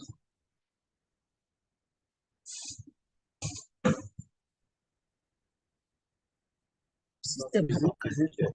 Yeah. This is I want to start from the beginning now. This okay. Is,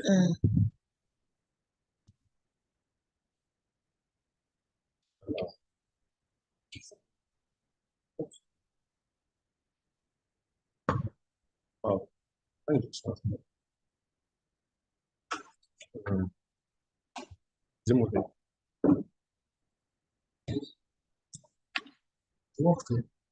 Launch it first.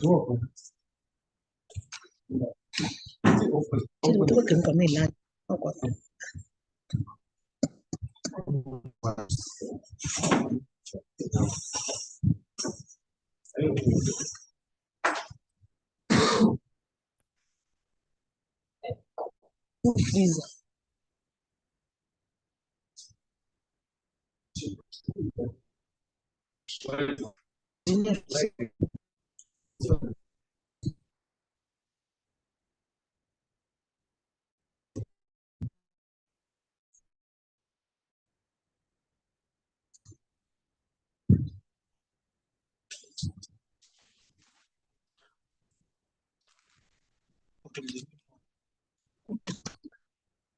Still copy here.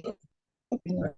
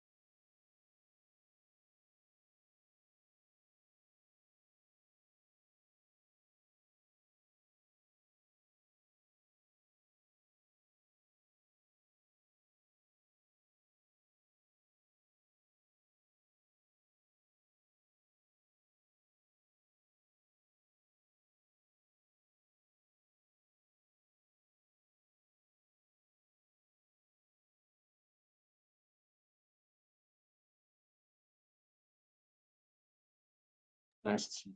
So you can go. Yeah, yes. Okay. Good afternoon, ladies and gentlemen. Good afternoon, the Provost, and every other protocol duly observed. My name is Professor ABC Zina, the Director of Center for Entrepreneurship and Development Research. And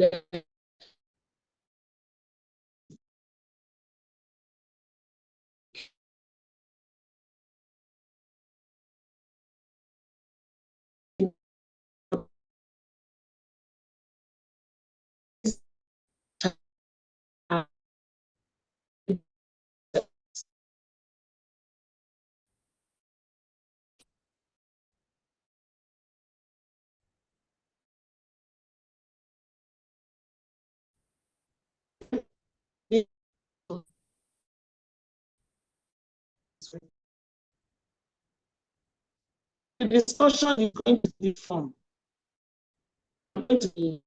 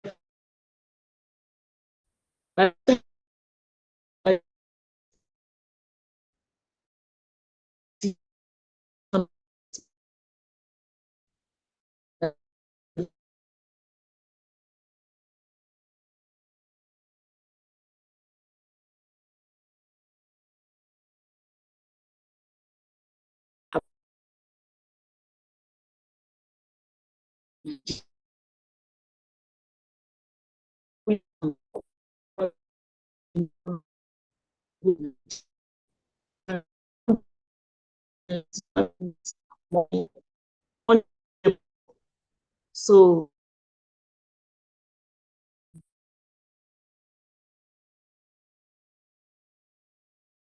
Nigeria.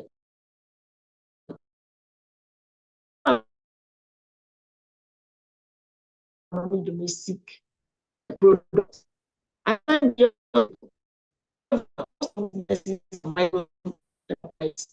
meaning that there are small to do.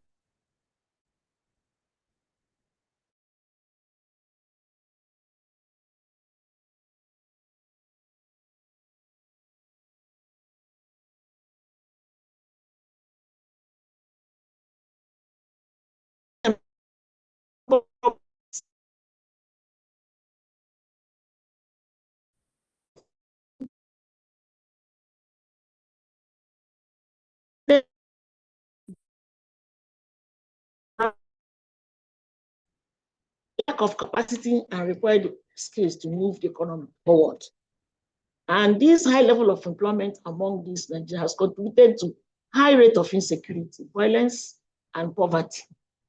In fact, Nigeria said, NPC said that 64 million of Nigerian population are youth. And that among these youth, 1,600,000 are underemployed, bringing them a total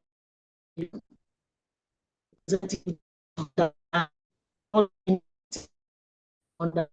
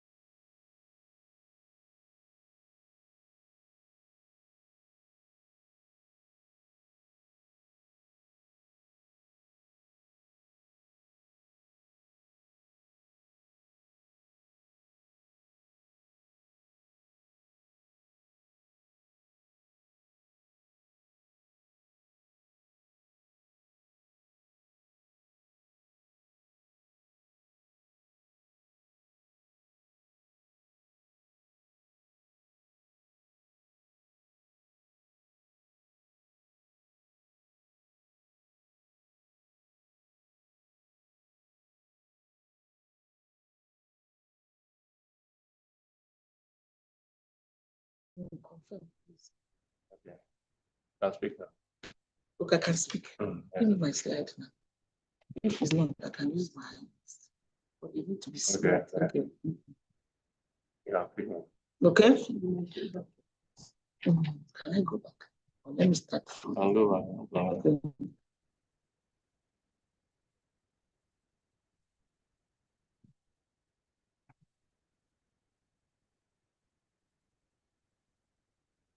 Okay. I just started again. So. You started. Okay. I'm going. Yeah. Okay. Okay. All right. Sorry for the break in communication. Adjust. Okay, so as I was saying, the high level of unemployment among this population in Nigeria has contributed to high rate of insecurity, violence, and poverty. And according to NPC, that is National Population Commission, they say that we have 64 million Nigerians, that's youth, that are unemployed, while 1.6 are underemployed. So if you join them, you have 80 million representing youth population. They are not on, they are either unemployed or underemployed. So, and we're looking at how we can navigate the Nigerian ecosystem, entrepreneurial ecosystem, so that we'll have something out of this ecosystem. And I gave this example of two animals in an ecosystem called jungle. Just like we are in Nigeria, We have the Igbo, male, female, Hausa. Everybody is in the ecosystem. So in a jungle, we have different animals. So in this jungle, we have the lion and the antelope. And these two animals are made differently. Like I said, the lion is a brave, strong, fierce animal, but the lion does not eat grass. He's not a herbivorous animal. He's a carnivorous animal. It is not his fault. It is the way nature made it. And that's why we said, no matter the economy in the jungle, the lion will not eat grass. The lion must eat flesh. And the lion does not eat just a dead flesh. It must be the one that he killed. You kill his prey and eat. Then we also have the antelope, who is a gentle animal. Also in the ecosystem, where you have this fierce animal, and they must survive. They must survive. And I use it as an example before I go into the main topic I want to discuss. At least this will give us an understanding of what I'm trying to explain to us.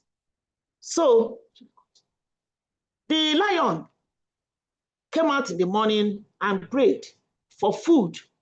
Remember, the lion will eat another animal. So he prayed for food, which is very good.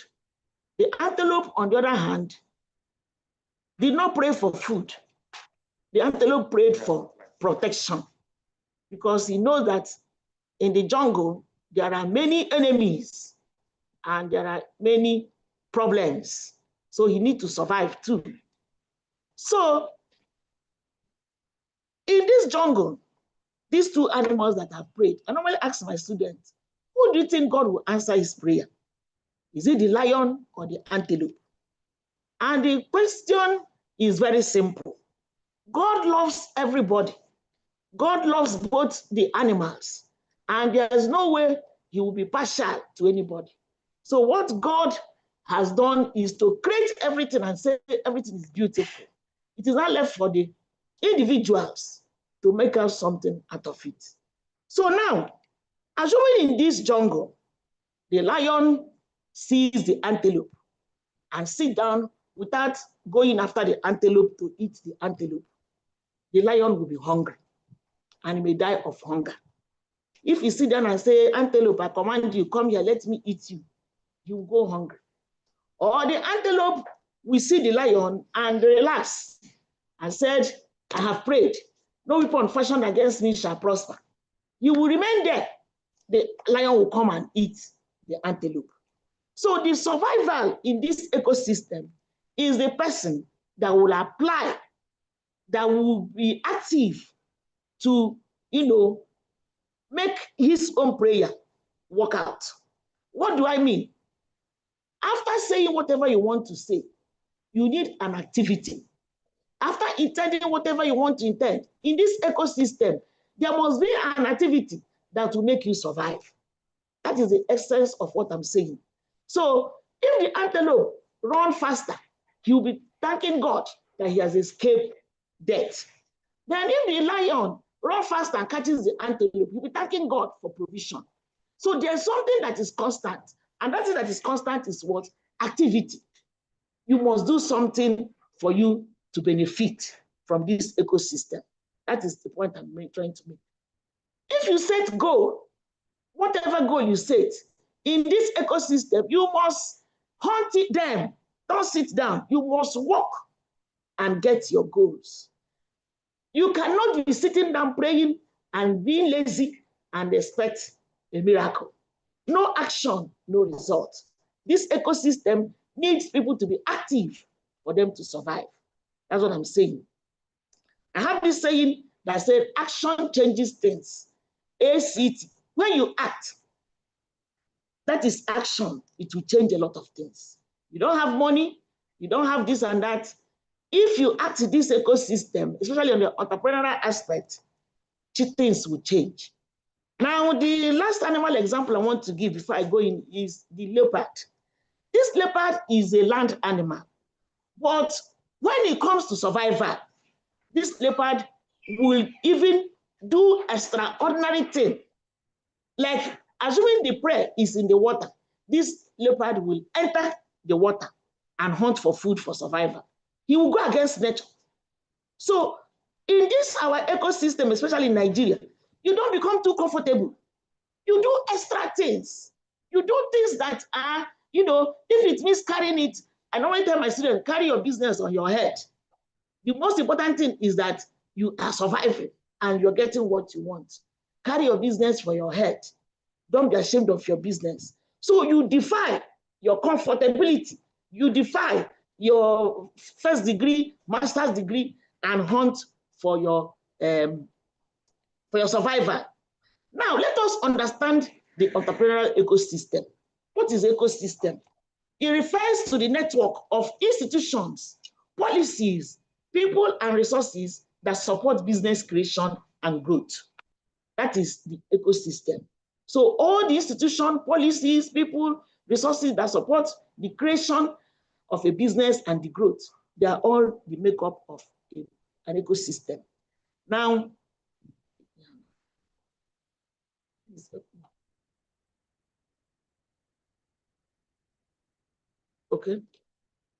okay. So who are the people that make up this ecosystem? We have the government,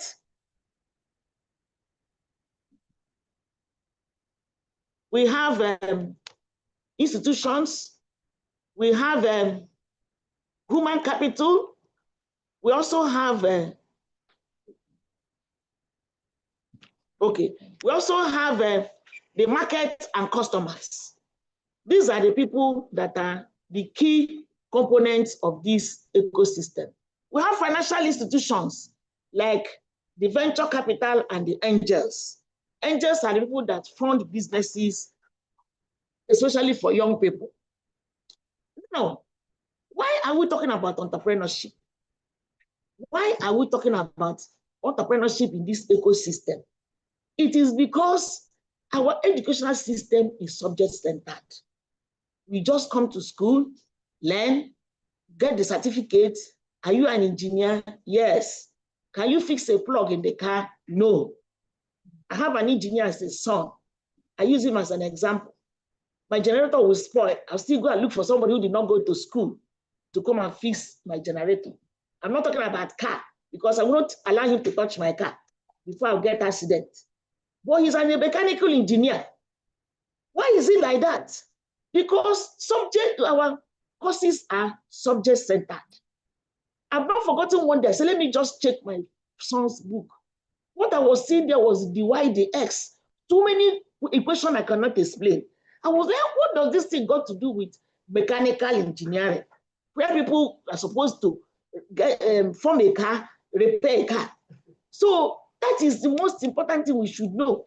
Subject-centered education. Then, what are we going to do? Before I go into what we can do, I want us to look at what subject-centered have cost.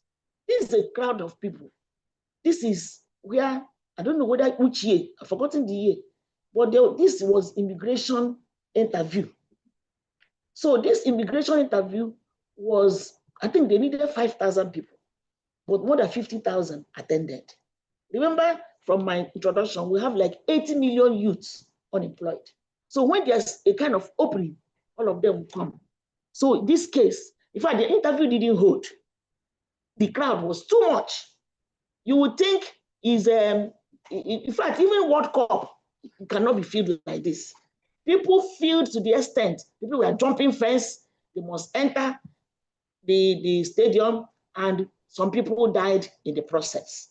So when they died, government now said, let us compensate their parents. And I'm sure it's not what you want. So you need to do something so that you will not be in this situation, because there are a lot of people who, even if you advertise now, they will not come. As far as it's a paid employment, what they're doing is more than being paid from anywhere. So people died as a result of they're looking for a job, and government came, and road safety, carrying them out. The dead body became government property, but they will not wake up again. Now, this Nigeria we're looking at, this ecosystem, we have a lot of problems in this ecosystem. A lot of problems. Fuel hike. robbery, a lot of problem. Can someone survive in this ecosystem? That's the question. Is there any hope?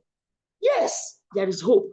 And that hope is entrepreneurship that will bridge this gap of non-functional education to a solution-centered education. When we embrace entrepreneurship, we now begin to solve problems. Our education system will become solution-centered. This thing happened on Friday. And by the grace of God, I was in this hall.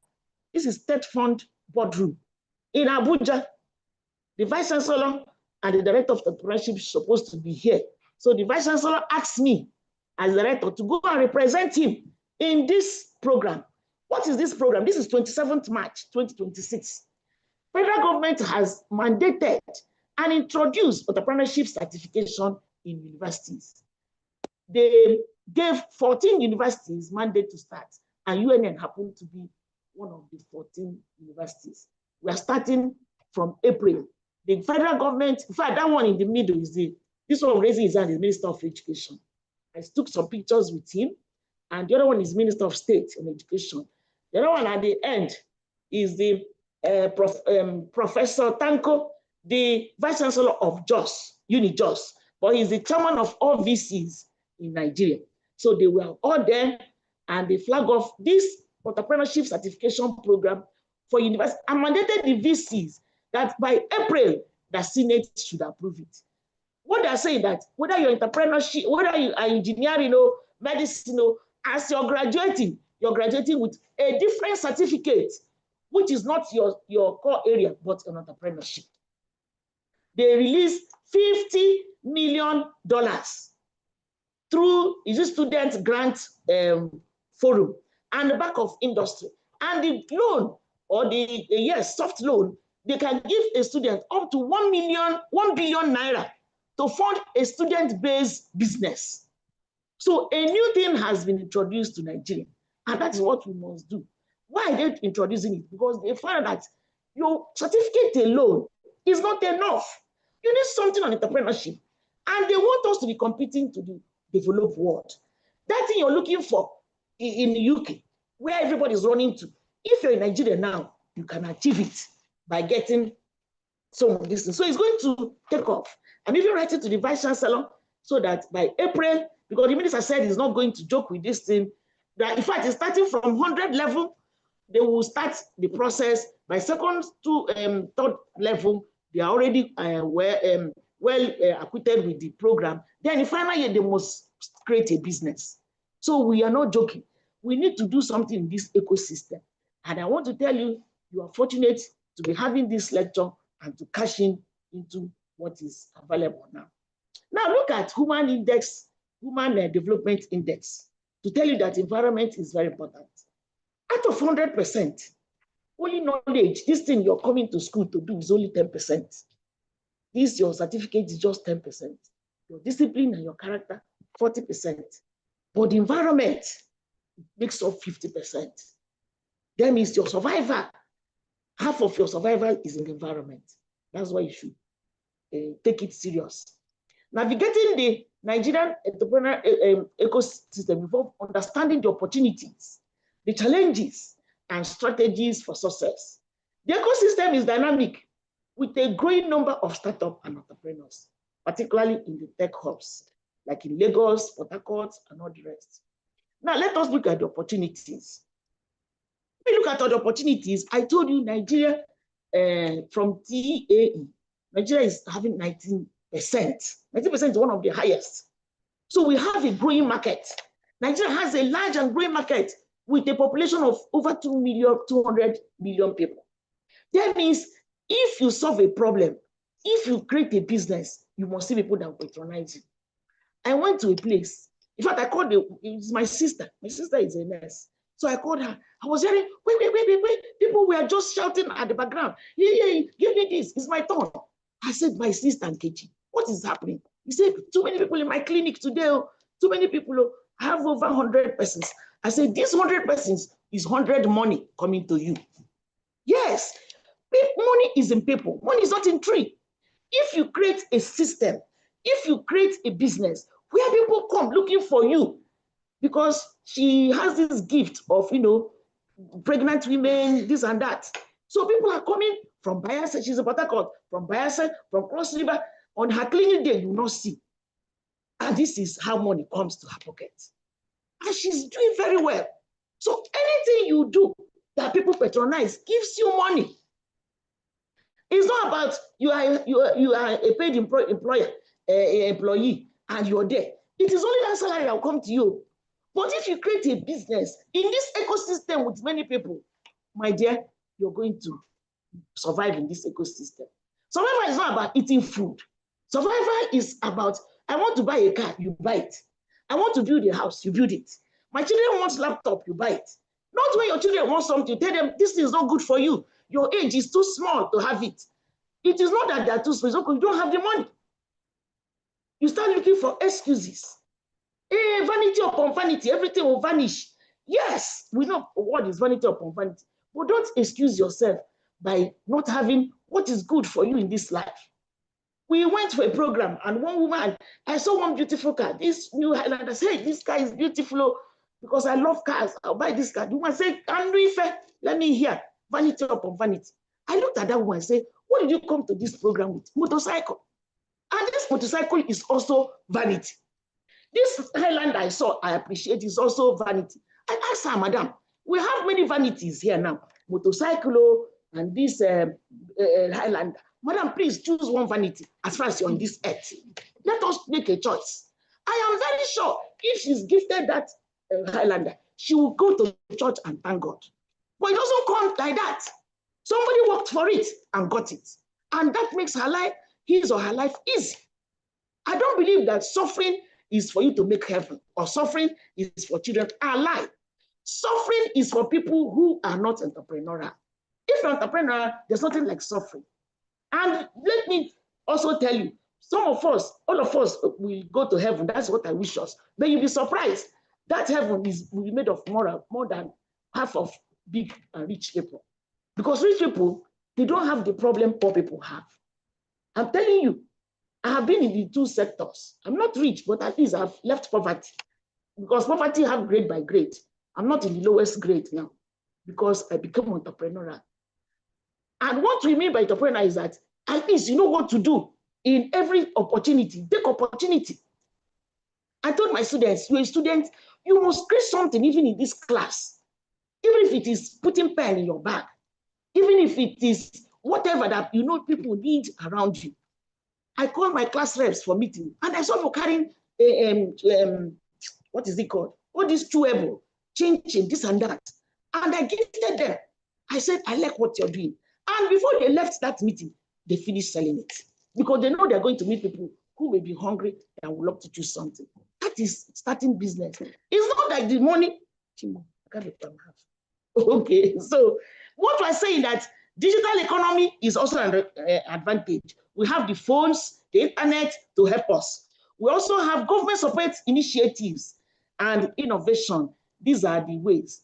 And SMEs have contributed so much in this ecosystem, of which if you now become part of this SME, you're going to also survive. What are the specific opportunities? We have opportunities like agriculture, renewable energy, telecommunication, digital and creative economy. These are the ways you can cash in. Before I proceed, there's what we call cash flow quadrant. Cash flow quadrant is the stages, or let me say, the 4 types of people we have in this world, in the business world. We have employees, those who have a job. You see that man there, the way he's running, because if he didn't go on time, he may be fired. We have self-employed, those who own a small business. They still work around the clock to make a cup. But we see on the right, business owners, those who own system, people work for them. And we see investors, people their money work for. Research showed us that those in the right are the richest people in the world. Create a system, let people work for you, then, or let money work for you, then you make more money. We have catalog of businesses you can start, from agriculture to catering and hospitality, to chemical and allied business, construction, you know, a lot of them, education, you can organize things in your own field. That's what you are saying. Fashion and styles. There are a lot of businesses you can start, even with little or no money. I always give example. 2022, when we were on strike, I started a business with my phone. I started selling wares with my phone, no capital. All I do is join the group of people who bring wares from Turkey, and they will post. I created my own platform, about 200 women and men. Then I'll be posting. They will pay for the goods. I will use their money, buy it, and take my profit. And since 2022, I've been doing that business, and I've never stopped, and I will not stop, because it gives me joy, and I make a lot of money. I wear a lot of clothes, but it's not my money. It's from my profit. But don't use your profit to do investment. Okay, so we have a lot of businesses, telecommunication, and all the rest. What are the challenges in this entrepreneurial ecosystem? There are many challenges. Infrastructure, poor infrastructure, many regulatory environment. Like sometimes to start a business, you have problems. Infrastructure deficit. You want to start, no light, no road, no transportation, limited access to finance. They don't fund small businesses unless you are well registered. So economic instability. We know what inflation is doing to us. Market challenges, security and political risks, high business failure rate. You start business. In fact, research said that more than 50% of small business fail in their first 3 years. And it's a discouragement. Then we have talent and skill gap. There are opportunities where people are not skilled to work in. And that is why we are talking about, but no matter your area now, you need to work and become entrepreneurial. What are the practical strategies you need to survive in this ecosystem? You have to build network, relationships with other entrepreneurs, investors, mentors, adaptability, be flexible, be innovative, and also have a way of accessing funds, even if it's savings. You know, financial discipline, leveraging on technology. We don't have time to be explaining all these things. And also know how to manage risk. Very, very important. So, and another thing you should do is acquire the 21st century skills. And one of those skills is entrepreneurial skill. Very, very important. If you acquire entrepreneurial skills, it's a 21st century skill. You're going to survive in this ecosystem. So there are a lot of skills. Let me be skipping, don't have too much time. Another thing you have to do is you must know how to be creative, generate ideas. Ideas are wealth. Many wealthy people today are where their business or their fortune started with idea. Napoleon Hill said, ideas are the starting point of all fortunes. In entrepreneurship, we have a topic called generation of business idea. In entrepreneurship, we have 5 stages for you to survive. The first one is idea identification. Identify what you want to do. Generate idea need, then planning. And your planning, write it down as a business plan. Then you implement. That is when money comes in. Money is not about one thing. What do you want to do? As soon as I give you 10 million, 5 million, 2 million, what business do you want to create? Very important. So many businesses, like I said, they're just an idea. Microsoft, Amazon, McDonald's, all of them started with just an idea and they started growing. ABC Transport, Bismas, the one we know in Nigeria, all of them, they were just an idea. These are examples of some young people who started with small ideas and they're big people. Rock Television, owned by Mary, all those people are young people, this job hammer, a lot of them. Another way you can also get those strategies that you must go for training, workshop, e-learning, have a mentor, read variety of things. And whatever you have done in the past, forget it. Discover your purpose and area of interest. Very important. Build your self-worth. Set goals and objectives and start small. Don't wait to get 1 million. Start with 5,000. Start with 10,000. Start with small money. Take advantage of the environment and also have a right attitude to work. money, family, and friends. Choose one's companion to be people that are like you. Don't go with people that are having a different attitude. Have a mentor. Network. Connect with people. You cannot do it alone. And you keep on working, trusting God, you make it. There are some facts I want us to look at because I'm winding up. Number one, salary is the bribe you take to forget your dream. No salary earner has ever been in Forbes list. You know, some of us who come to school, you want a job. So my dear, please, if there's any space, let me be employed. Once you're employed, that salary they give us every month is a bribe. All those dreams you have to become a millionaire, a billionaire will die. No salary earner has been in Forbes list. Forbes list is the list of all the richest people in the world. Go there. I don't think there's a professor there. If there's a professor, it's a professor that have retired and created a business or that left the game. You cannot be in Forbes list with salary. How much is your salary? That is not even up to 2 weeks, it will disappear. So you also look at practical entrepreneurship is the way that you take control of your lives in a rough economy. Is a very big fact. Practical entrepreneurship. Then you grow, but don't give up. Now, another saying is that 99% of people who do not take risk are working for the 1%. Life is all about taking risk. You have to be sure you take risk. Not taking risk is even worse. But if you take risk, 99% of people work for you.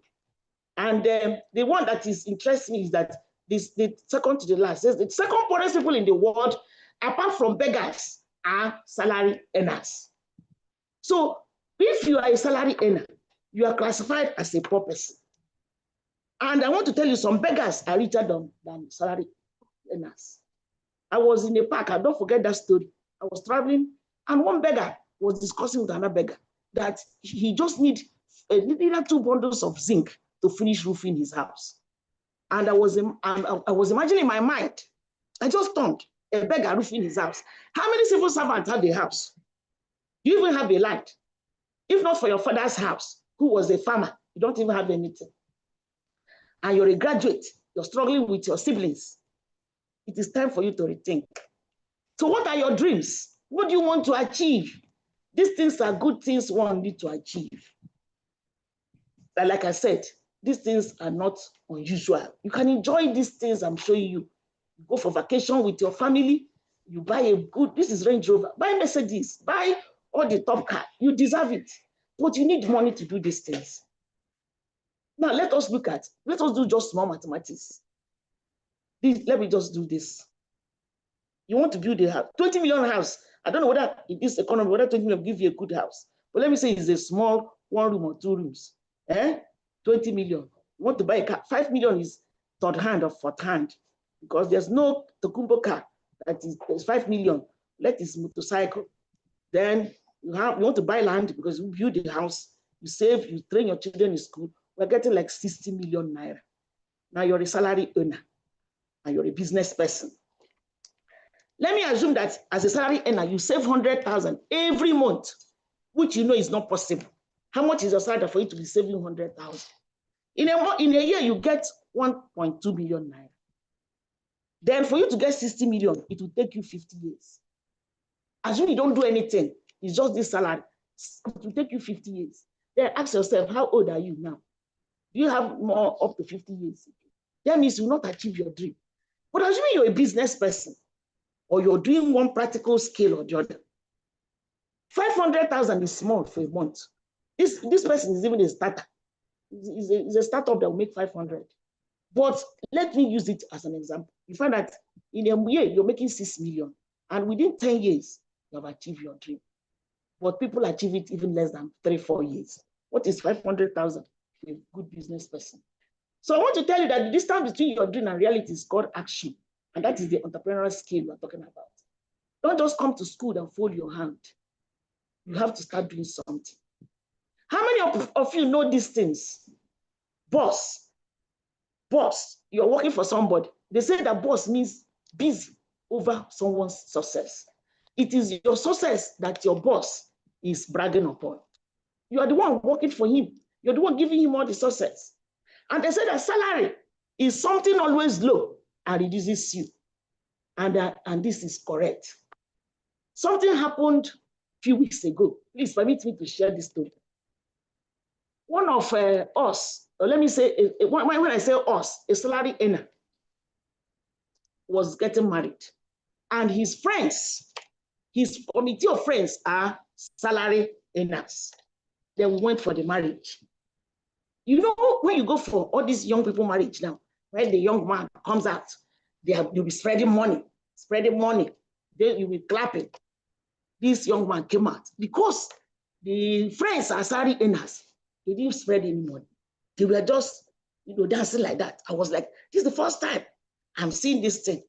So after, I called one of them and said, how come you brought out this young man? We have contributed in the group. You see, mentality, somebody who is taking salary. Because you contributed 5,000 in the group. Your friend came out, you could not even show him love. That 5,000 he contributed, he's even finding himself. He has done much. But it's true, when you earn 85,000 and you're contributing 5,000, you have tried your best. So have you seen how salary reduced them? I'm telling you, I was like, I've never seen people from outside, people from Umuaya, they will say, is that how people from, it's from UNA, is that how people do? So we are salary earners. They've not paid salary. Then I went to a meeting, number one, at Ibagwa here. Women meeting, they said, only you have to bring 50,000. Campus, this. Christchurch, 50. This one happened in my eyes. Ibagwa, 50. Ibagwa people just look at themselves. Started raising the money. Our own leader say, and then come out. You come out. Let's go and discuss. Discuss 50,000. We couldn't raise the 50,000. They said, salary have not been paid. Let us pledge. When they pay, you bring 5, you bring 3, you bring. I was just looking at them. In my mind, I said, look at what salary has reduced us to. These are professors, doctors. I know one thing about this salary. Your mentality changes. You see money has even, I don't know, people who make money are all Yahoo. It's not true. There are genuine ways to make money. And if some of us were like, let's bring it, and I said, wait, you're a business person. You think you are like us. Why won't you be a business person? Who is stopping you? In this ecosystem, we have 200 million people. I just have a little market share that is 0.00, and I'm still making small money. Why won't you create your own small market share? Identify what you want to do. All of us looking for job. Job, they say job means just over broke. There's no salary and it's not always broke. Always broke. You cannot borrow money from a salary on. Okay, I'm rounding up, sorry. So but what I'm saying now is that you have to rule your world. Take up these challenges. Like I said, your survival is in your hands. Now let's look at this. Let me just look at this. I'll conclude with this. This world is impossible. Making money may be impossible. Surviving in this ecosystem may be possible, but there's something you have to look at. Look at this. This is what impossible. It's the same spelling, just a little apostrophe and a space. Impossibility becomes impossible. Negativity becomes positivity. That apostrophe is the entrepreneurial skill I'm talking about. Being entrepreneurial. Give yourself 1 year, 2 years, that's the space. All those impossible things. But there was one business I did, Crowd One. Their slogan is impossibility is nothing. And that is your mindset. There's nothing like impossibility. You must make it possible. Now, look at this. I'm sure once you look at this, what comes to your mind is jobs. Nowhere. There's no job. Yes, you're right. But somebody who is entrepreneurial, with a good entrepreneurial mindset, will see these things as jobs now here.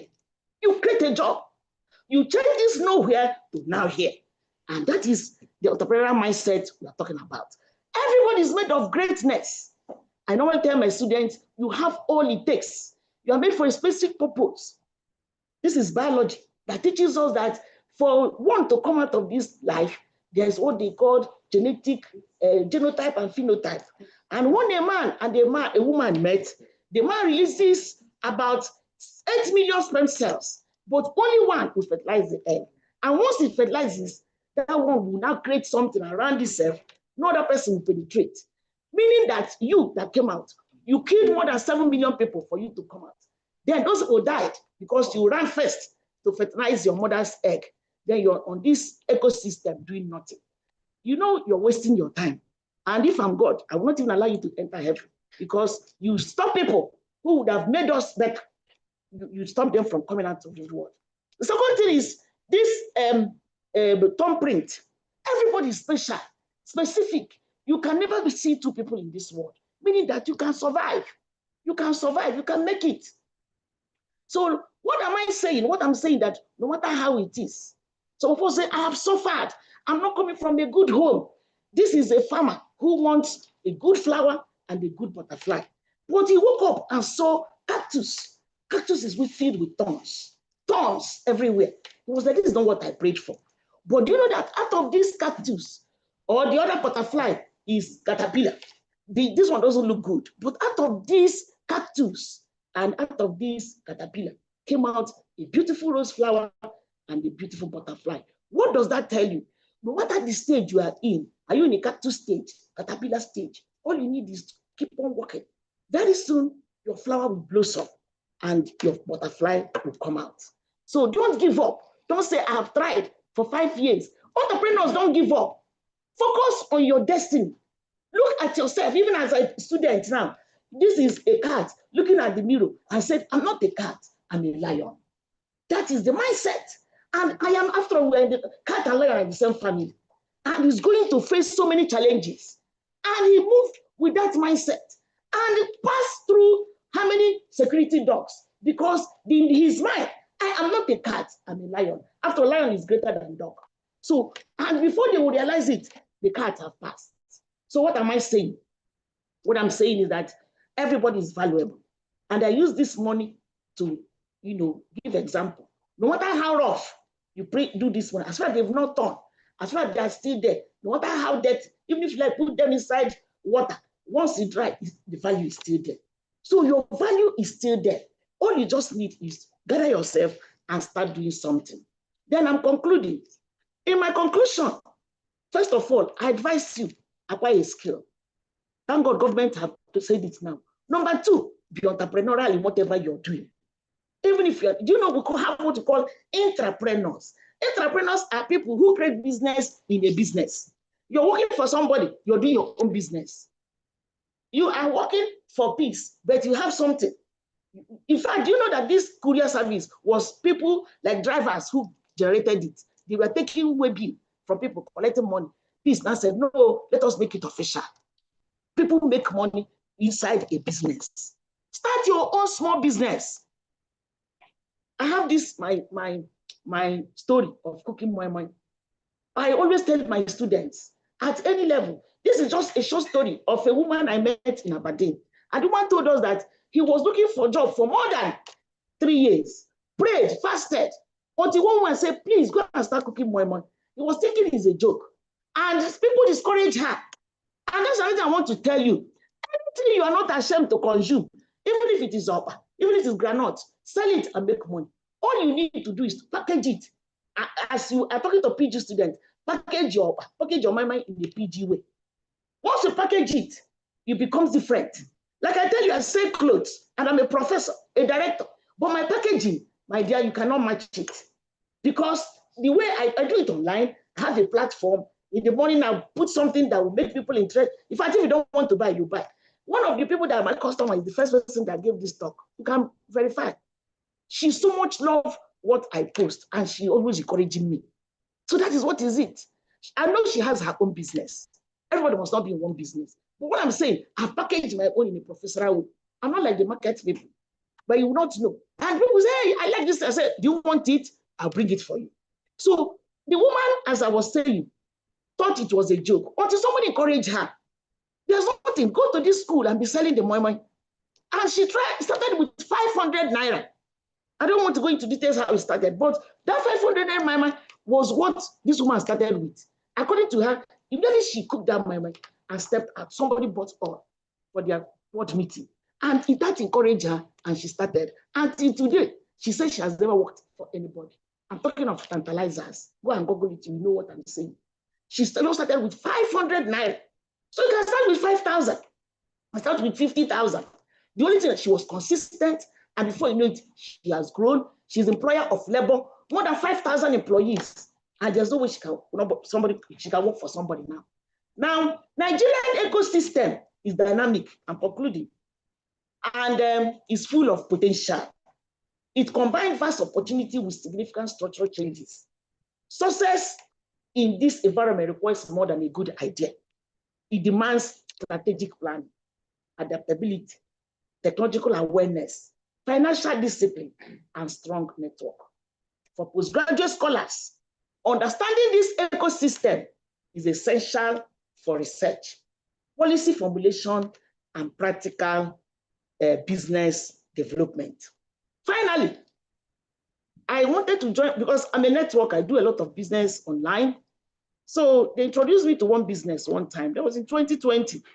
So I was speaking grammar I was a doctor then.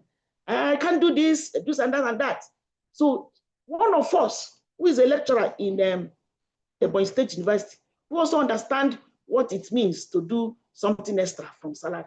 She said, Dr. Zibe, certified grammar with certified certificate without a corresponding alert equal to corporate poverty. And that is what I just took that word. Yes, you have the certificate. We are a PG student. You have the first one. You're looking for second or third one. All these certificates, and you speak very well. Without a corresponding alert, my dear, you're still poor. So my word for you today is that whether you're doing your PhD, you're doing your master's, so you're a worker, whatever your level is, let there be a corresponding alert. Professor, let your pocket be professoral. Doctor, let your pocket be doctoral. You cannot be answering big name and your pocket is saying another thing. So all you need is to be entrepreneurial so that the alert will correspond. Thank you very much.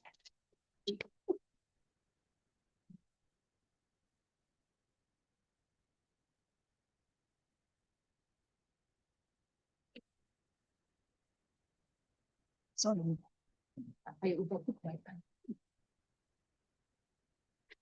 Thank you very much, Professor ABC Ezibe. I told you she was going to blow our minds, and she did that. She did just that. This is just a charge, and we are grateful. Tell yourself, I'm not a cat, I'm a lion. Yes. Takeaways here. Add that apostrophe in the right place so that you can make a change. And then I also liked the choose your vanity, choose your own vanity. I've also chosen my own vanity because everything is vanity. Thank you so much, Professor ABC Ezibe. This is orientation for postgraduate students, and we cannot end this program without talking about where our research is meant to come from. We are here, postgraduate students are known for their theses and they are supposed to do a lot of research, and that is done with the use of library. So with that, we're going to be entering the next topic from the University Librarian, Professor Promise Ilo, who will be represented by a reference librarian, Dr. C.P. Madumere, on the topic, optimal use of library resources in modern research. Let's welcome Dr. C.P. Madumere.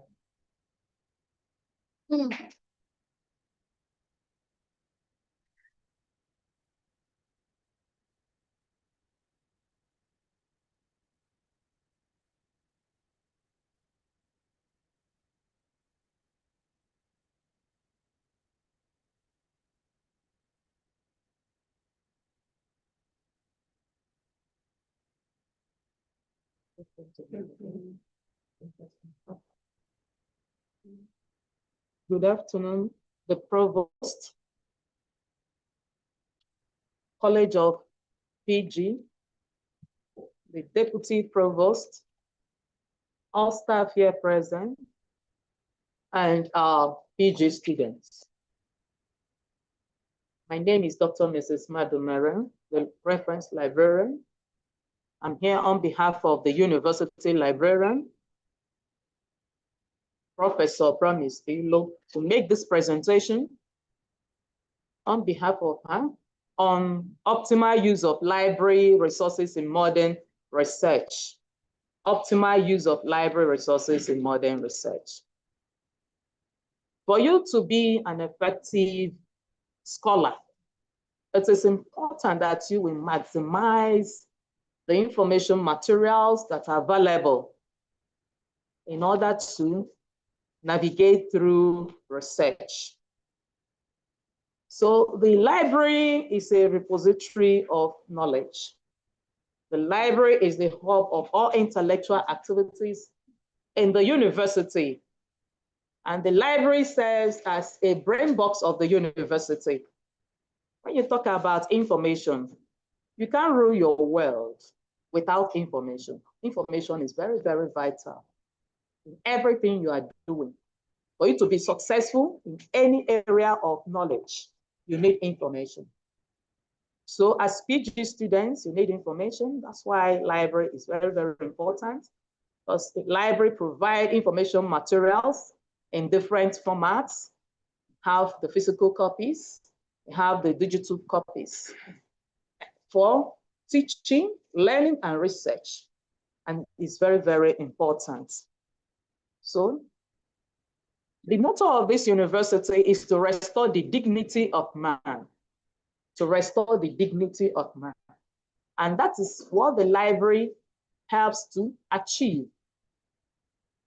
And the dignity of man cannot be restored when the person is inexperienced, uninformed, or ill-informed. So information is key to all this. Someone to be knowledgeable, you need to consult information, materials, and need to move forward in life. So the University of Nigeria Library, it is a multi-library system that we operate. Have the central or main library. It is located here in this university. We have the Enugu Campus Library. For those people that are in Enugu Campus, we have the College of Medicine Library. All of them are there because we are operating a multi-library system, so that wherever you are, you'll be able to access the library resources. The library also provides conducive spaces for readers and for researchers. So we also have faculty libraries, because it is good for you to be aware of what the university has for you, so that you'll be able to utilize those things. Our faculty library, like in Faculty of Education, there is a library there. In the Faculty of Agriculture, there's a library there. In engineering, and the rest of them. We also have departmental libraries, like the one in the Department of English and the one that is in other departments. So we have in the library, there are divisions. And it is good for you to know these divisions, so that whatever you want to access, you know where to get it. We have the collection development. We have the technical services. The collection development and technical services, the researchers have nothing to do with those places, because they're in charge of acquiring information materials and processing them before now pushing them to public services. We have the serials, we have the collection, the special collections, the digital library services, and we have the special needs library. So we pick the most important ones, like the Public Services Division. Public Services Division takes care of users' public needs. In that division, we have two sections. Number one, we have the circulation section. The circulation section handles registration of users. You as a PG student, you're expected to come to the library and register. When you register, you have access to the physical materials that we have there, as well as the digital resources that we have in different databases, because you need them for your research. And also there are other things that we expose that you will need to access in the library. So issuance of clearance to graduating students and retiring staff. When you graduate, you come to the library and get your clearance, because it is important before you can now get your certificate. Capture users' personal information. We do charging and discharging of books. When you talk about charging of books, it has to do with lending our materials to users. The users come to the library and we lend them our materials. We also do book renewals and sending of overdue notices at the circulation section of the library. You can see the circulation reading space. It is very, very big, very large. The seating capacity of the whole library is over 7,000. So it can accommodate many students. So we have another section of the library known as the reference section. The reference section of the library, they do specific work. They answer reference queries. When a user comes and doesn't know how to use the library, you go to reference section and you'll be directed. When you have information needs and you don't know how to handle it, you come to reference section and you'll be directed.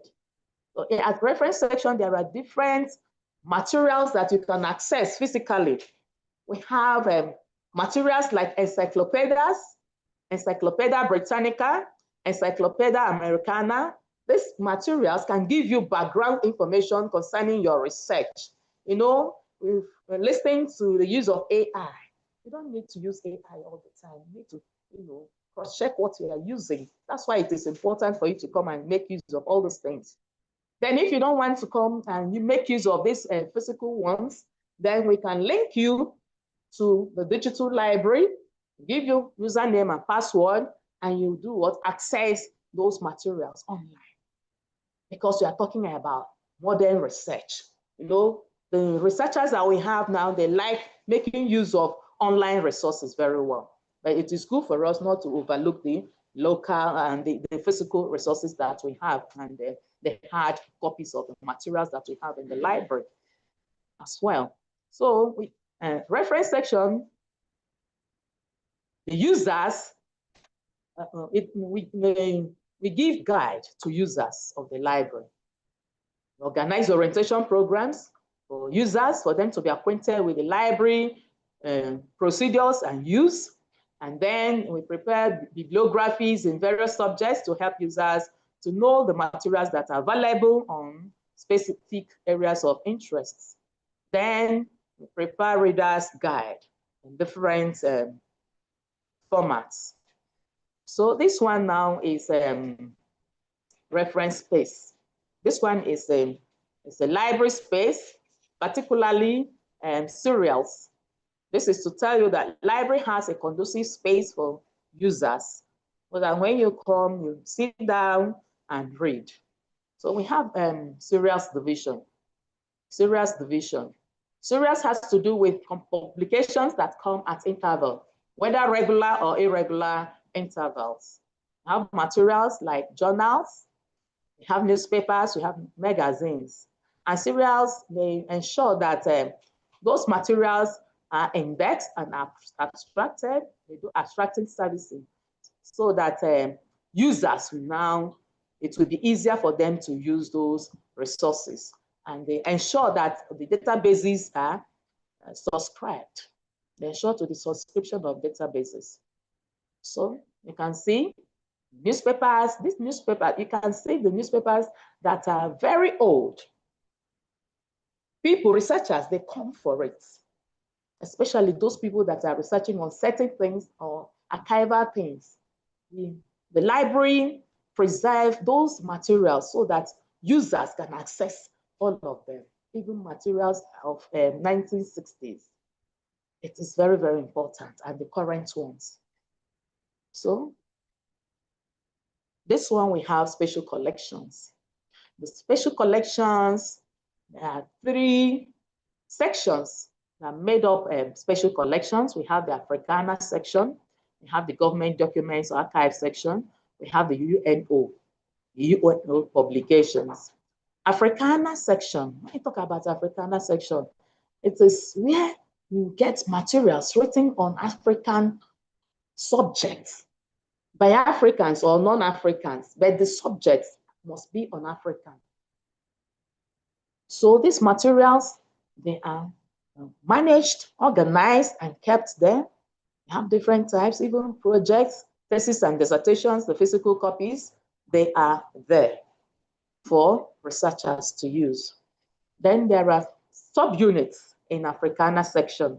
We have a Biafrana unit, a Chebiana unit, and Zikiana unit.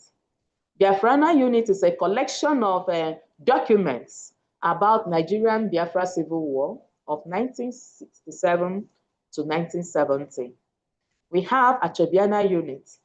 That's why we have collections by Chinua Achebe, and all the materials, all the information, and all the things that are written about him, all of them are there in Achebiana units. Those people that are in languages and literature, they make use of it very well. And historians, they use Biafrana very well. It is good for us to utilize what we have, because we even have foreigners. You see foreigners coming to the university to do research. So we encourage people, the PG students, to come and conduct research and make use of these materials. So we have Zikiana. For Zikiana, it is information, all the materials written about Dr. Nnamdi Azikiwe, and all the materials that he has written. We have a collection of them at Africana section of the library. So we have another section that is known as government documents and archives. Government documents and archives. The government documents are materials emanating from the government. When the government makes publications and governmental agencies, materials can be acquired by the library and it will be kept.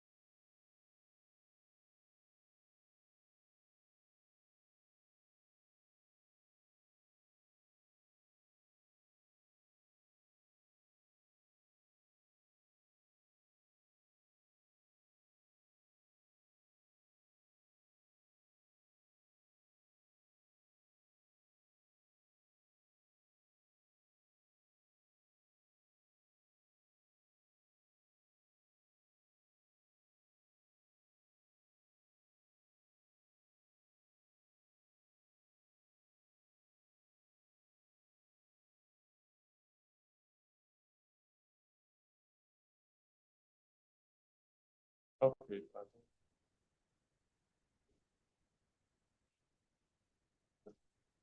So we've talked about the government documents and archive section. And the UNO, we've talked about them. Now we have the digital library. This is at least a picture of the digital library. In the digital library, you access several databases. There are several databases that you access. When you come to the digital library, especially when you don't have, if you don't have a laptop, but you're expected to have a laptop, or you left your laptop in your hostel, you come to the digital library. Make use of the desktops that we have there and the internet so that you will be able to access the databases. So we offer permitting services. It is a plagiarism checker. You will need it. And when you need it, you can come to the library, help you to do the permitting and do the plagiarism checks. Do photocopying services, printing and scanning for students. We have institutional repository and online public access and catalog. It's very, very important. The institutional repository, you can access it.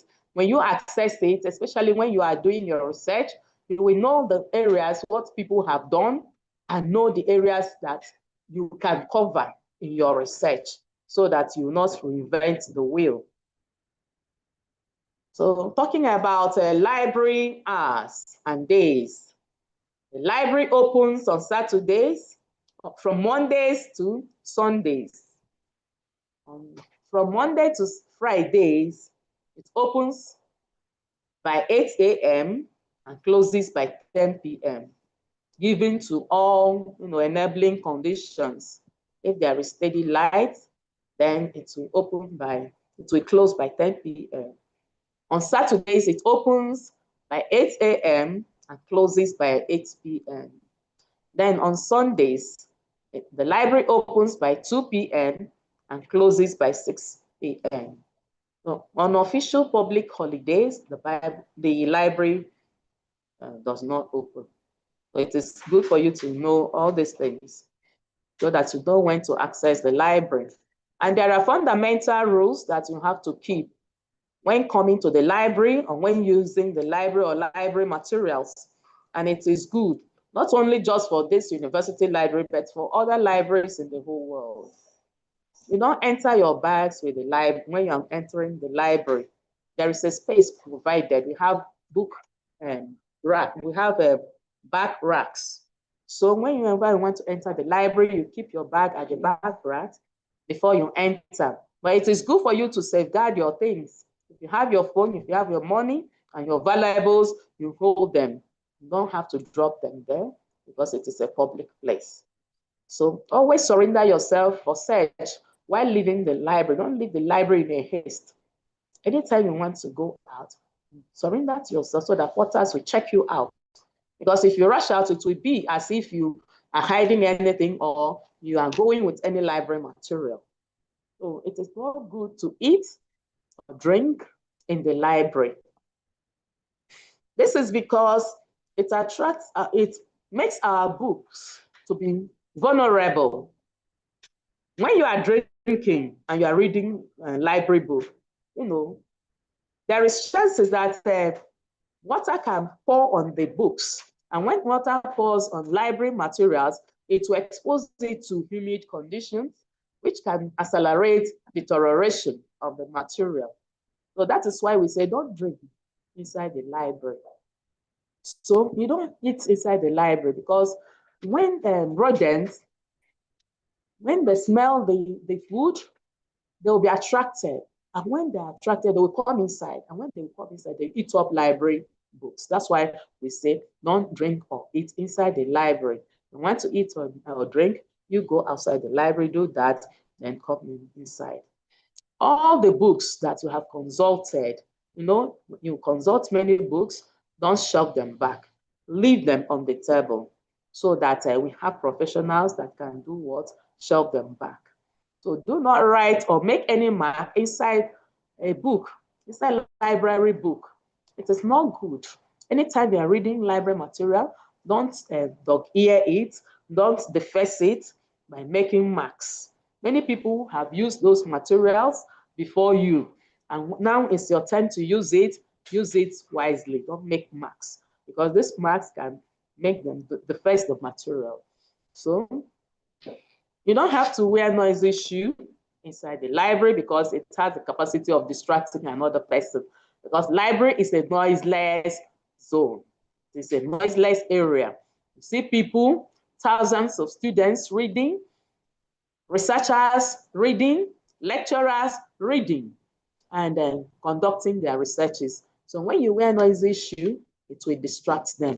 When you wear, when you are not properly dressed, when you are not decently dressed, it can distract users. That's why we say, don't be indecent, don't wear any indecent clothes while coming to the library, and you have to don't wear noisy shoe.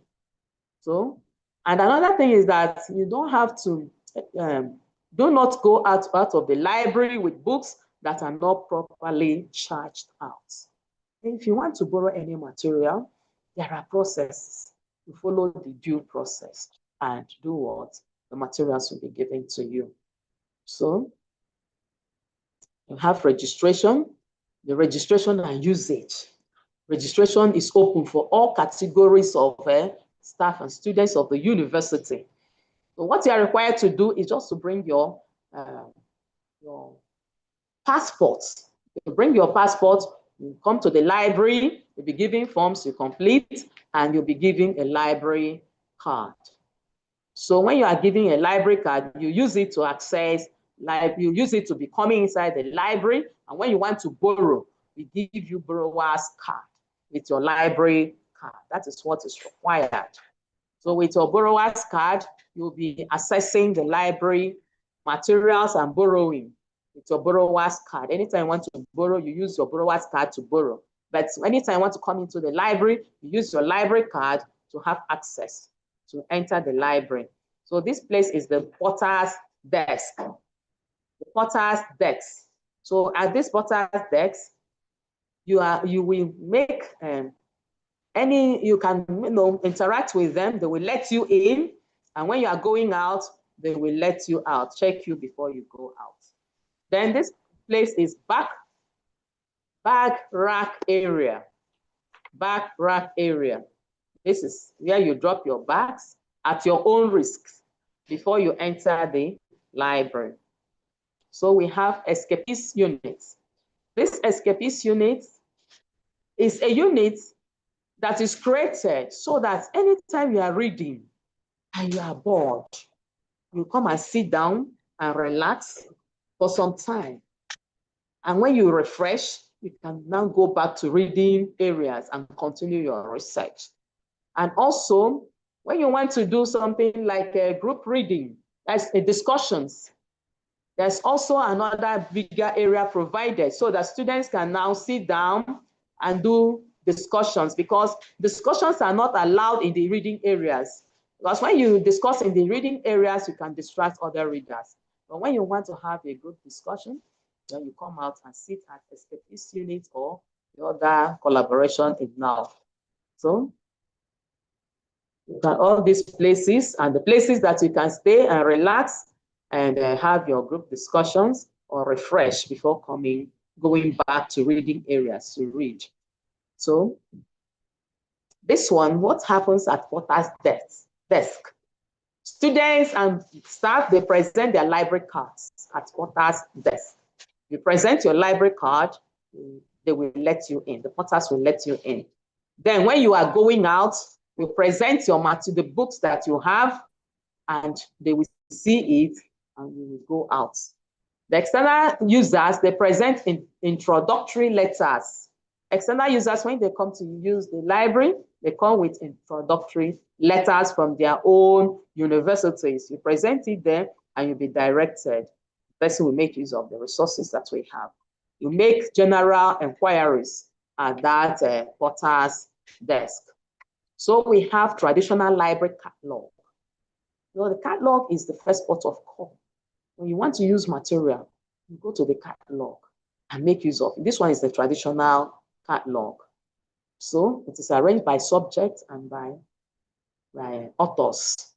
So we have another one, the OPAC, the online access catalog, where you can, access using the internet facilities, using the desktops that are there. So our web presence is very strong. You can connect with us with all these links. Our Facebook, in our Twitter, in our blog, website, repository and OPAC. The web links are there for you to utilize. And anyone that you're not conversant with, if you come to reference section, will be guided. So we have online resources, the databases. So many of them, this is just a little. We have open access, like the Directory of Open Access Journal, the DWAJ. We have the Directory of Open Access Books. We have PubMed Central, Virtual Library on Capacity Development. These ones are very, very open. So if you come to the library, we teach you how you can access this, because you have to go to the university website first, go to the library, we teach you how you can navigate through it. So those ones, you can even access it with your smartphones, but you have to teach you how to use it. So when you come to the library, we direct you, because this place, we don't have enough time to talk about all the things that we are supposed to know. So we have other ones that are password-based. For those ones that are password-based, when you come to the library, we give you the username and provide the password so that you can access quality information from different databases. So we have computer room meant for PG students. When you come to the library, we show you the computer room meant for PG students and senior researchers in the university. So we also have the physically challenged library. So those people that are physically challenged, there is a library for them at the basement. We have the visually impaired, those people that are lame. You know, if you look at the sliding then floor, you see that at least with their wheelchairs, they can access the library. And even in that place, we have wheelchairs that we can give to them so that they will be using. So you can see this person is on wheelchair, and she wants to use the library. She'll be directed and be helped to use the library. And even when they do their exams, we help them. The librarians and the library staff, we help them to do what? Take them up where they will write their exams and help them. So if you are physically challenged, don't say, hey, you are not factored. You are factored in the system. You are welcomed, and you'll be helped so that you utilize the resources that we have for your research. For the physically challenged, like the visually impaired, you can see, they can stay here and do what? Do their research. Do their research using their scanners, and then we can repackage information for them as JAWS. We have computers for them. So we have Braille. You can see a physically challenged person reading with Braille. So in summary, we are saying that library is a repository of knowledge. It is the hub of all intellectual activities in the campus. So it is expected that PG students should come to the library and make use of all the resources that we have. The university is subscribing to different databases so that the students and researchers will have access to quality information which they will use in their research. So the library is there for you to make use of. Thank you for listening.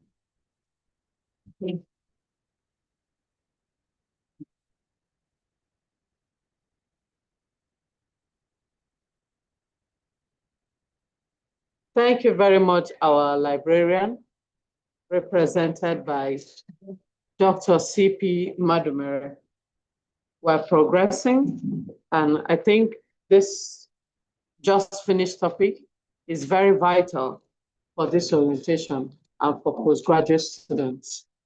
Now we've talked about AI tools, we've talked about digital library, and we cannot be talking about all this without the use of the internet. And that brings in ICT into what we're talking about.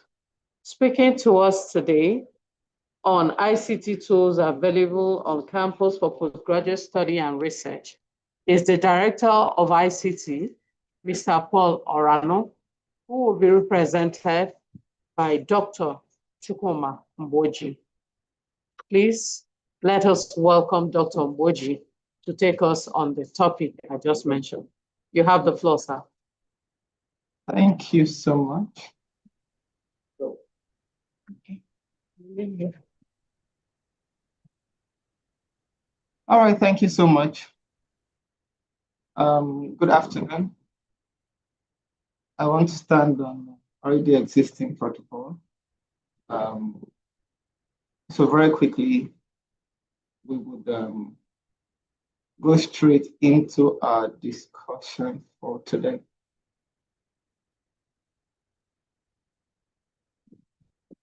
ICT resources available for UNN graduates by Mr. Paul C. Oranu, the Director of ICT, University of Nigeria, Nsukka. As we begin, let's have a background.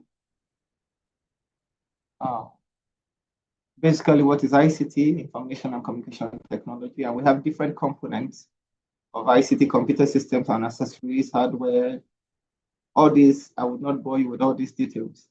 And then, what is ICT to you?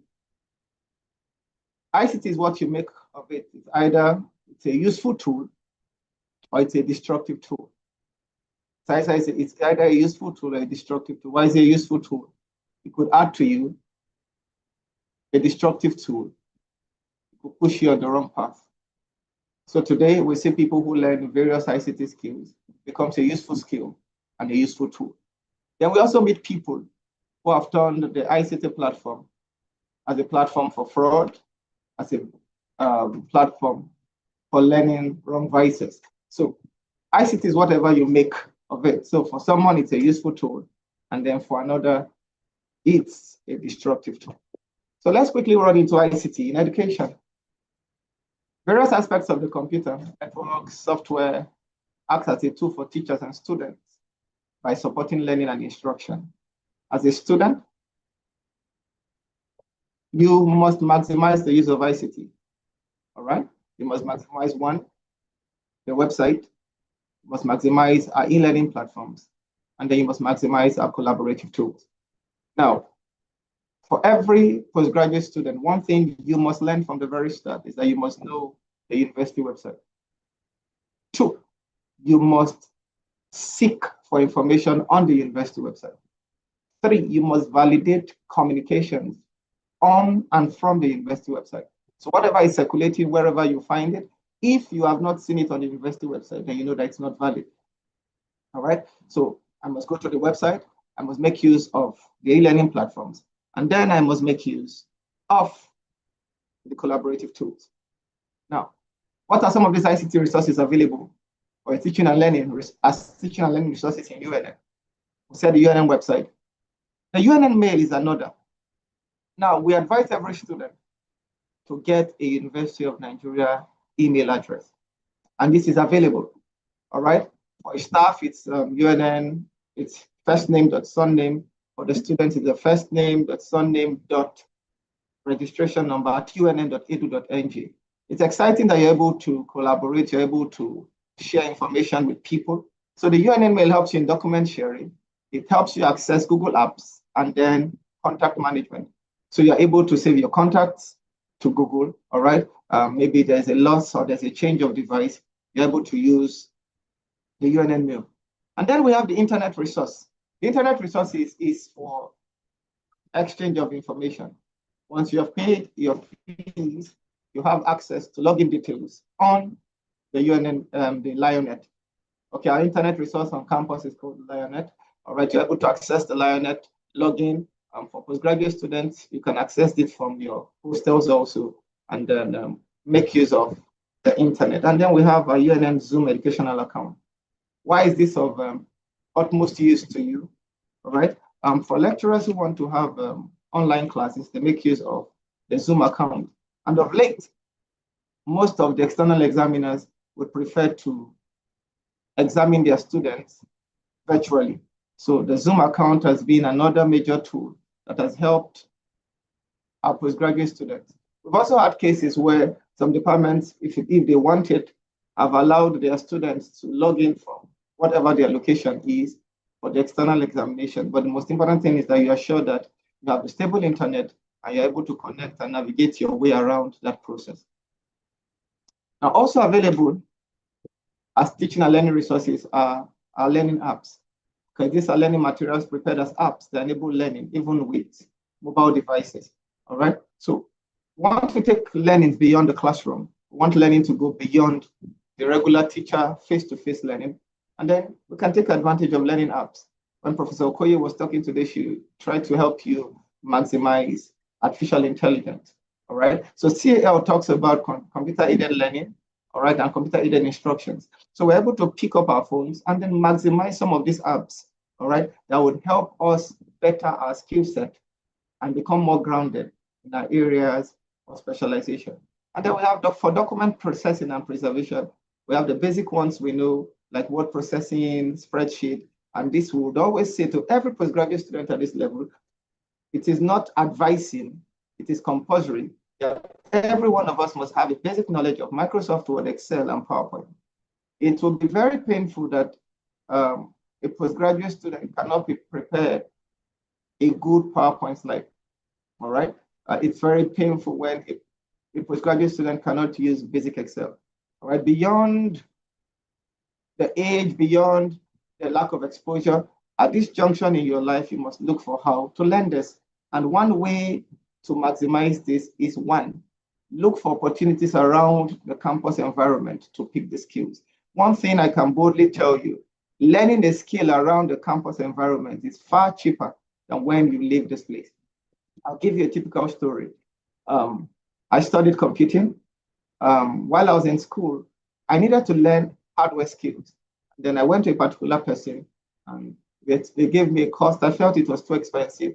At that time, it was about 15,000, 20,000. So I said, no, when I get to Lagos, I'll go learn that skill. It will be cheaper. So I went back to Lagos and then I went to the place I wanted to learn it. And then they told me it was 150,000. I said, ah. So I took the next bus and came back to Nsukka. And then I sat down. And because I did not respond the first time, the owner of the training institute wanted to humiliate me, as I would say. So he got his son who was in GS3 to take me through that learning process. So the young boy was now the one teaching me. He would order me around, but I knew I needed to learn. All right. But I discovered that what I was pushing aside here, thinking it was too expensive, when I get into the major world of work, you discover how cheap it is compared to the other side. So as much as you can learn these basic skills, you're not able to learn. All right. And the rule, it's either you are relearning, it's either you're unlearning, or you're learning afresh. Whatever it is, make sure the learning is continuous. Remember, as we look ahead, we are thinking paperless, and we must always think on how to preserve the environment. Then we want to talk about e-learning and LMS. What's an LMS? It's a learning management system. All right. Students can access lectures outside the classroom. All right. We have platforms like Moodle. We have platforms like Google Classrooms. So some of your lecturers want to make use of Zoom. Some want to make use of Moodle. They want to make use of Google Classroom. Whatever platform they are using, the most important thing is that you are able to navigate your way around that system. All right. Beyond this, there are other platforms. All right. Make sure you understand how they work, how they function. If a lecturer says, I want to use Google Classroom, don't say, I don't know it. It says, I want to use Moodle, don't say, I don't know it. Today, go and find out how to use it. Remember to keep it simple. All right. Google Classroom, Moodle. Google Classroom, Moodle. These are the ones you'll find. Then Zoom is also there. But every day, make sure whatever you find, you're able to navigate your way around it. And then we come to ICT and supervision. ICT and supervision. All right. You obviously know today that the world has evolved. All right. Where a project supervisor has to be in front of the lecturer all the time. Things have changed. Okay. So today we have on Microsoft Word, we have a case where your project supervisor can sit in Nsukka while you're in Lagos, and then you make your submissions, and then he begins to look at that work. So you go to Microsoft Word, you can see a typical page here, and he goes to review. Like you can see from the screen, he goes to review. And then for every of the item he wants to make a correction on, he highlights it, and then he makes a comment. All right. And then you, on the other end, when you receive the work, the soft copy, all right, you are going to go back to show comments. So for everyone who does a new comment, he does a new comment. So he could make maybe up to 50 comments on that work. So you pick up his work and then you go to show comment.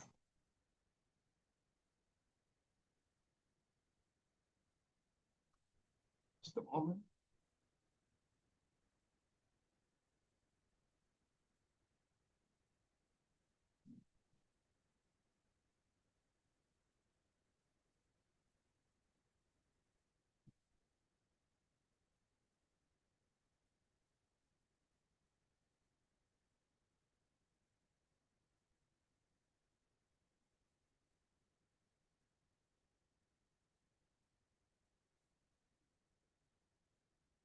All right, so like you can see, and then show comments. You're able to see the comments that have been made by your lecturer. And then from there, when we make corrections, we do, you accept, all right, or you reject. At every point in time, just make sure that you're able to stay in touch with whatever the lecturer has made. And when you are done, you send it back. He's able to see the inputs. If you're not clear about the inputs that have been made, then you can raise your own comments against that, and then he understands what you want to do, all right? Then that brings us to ICT tools for research. Number one, we want to look at Google. Google, like we say, has become the one-stop point for everyone who wants to do research, all right? Thank God for the entry of AI, but for anyone who wants to do research, Google becomes our starting point. So everyone must know how to go around Google. You must know how to prompt. You must know how to search, because at every point in time, Google becomes your one-stop shop. And then when you understand Google, you also understand that in the Google family, we have quite a lot of other things. In the Google family, we have quite a lot of other things. Like you can see from the screen, there are Google tools, you have the Google Mail, you have the Google Drive. But first and foremost, for research, you must first appreciate the Google page. Now let's look at the others, all right? You have the Google Mail, you have the Google Drive, you have the Google Docs, you have the Google Sheets, you have the Google Slides. Now let's consider Google Docs, Google Sheets, and Google Slides. What do these three things do? If you know what Word, Excel, and PowerPoint does, then you will appreciate what Docs, Sheets, and Slide does, all right? These three, day to day. What does the calendar do? You would have to be able to put schedules, reminders on your Google Calendar. What does your Google Drive do? Your Google Drive serves as a storage point, which you can maximize. What does your Google Mail do? It serves as an exchange point for everyone. And then you have the Google Sites for people who want to build a small site or whatever. Then for those who want to do contacts, you want to upload your contact here, that's the area. So all of this shows that we can take education forward with Google. Then let's do a bit of Google Docs.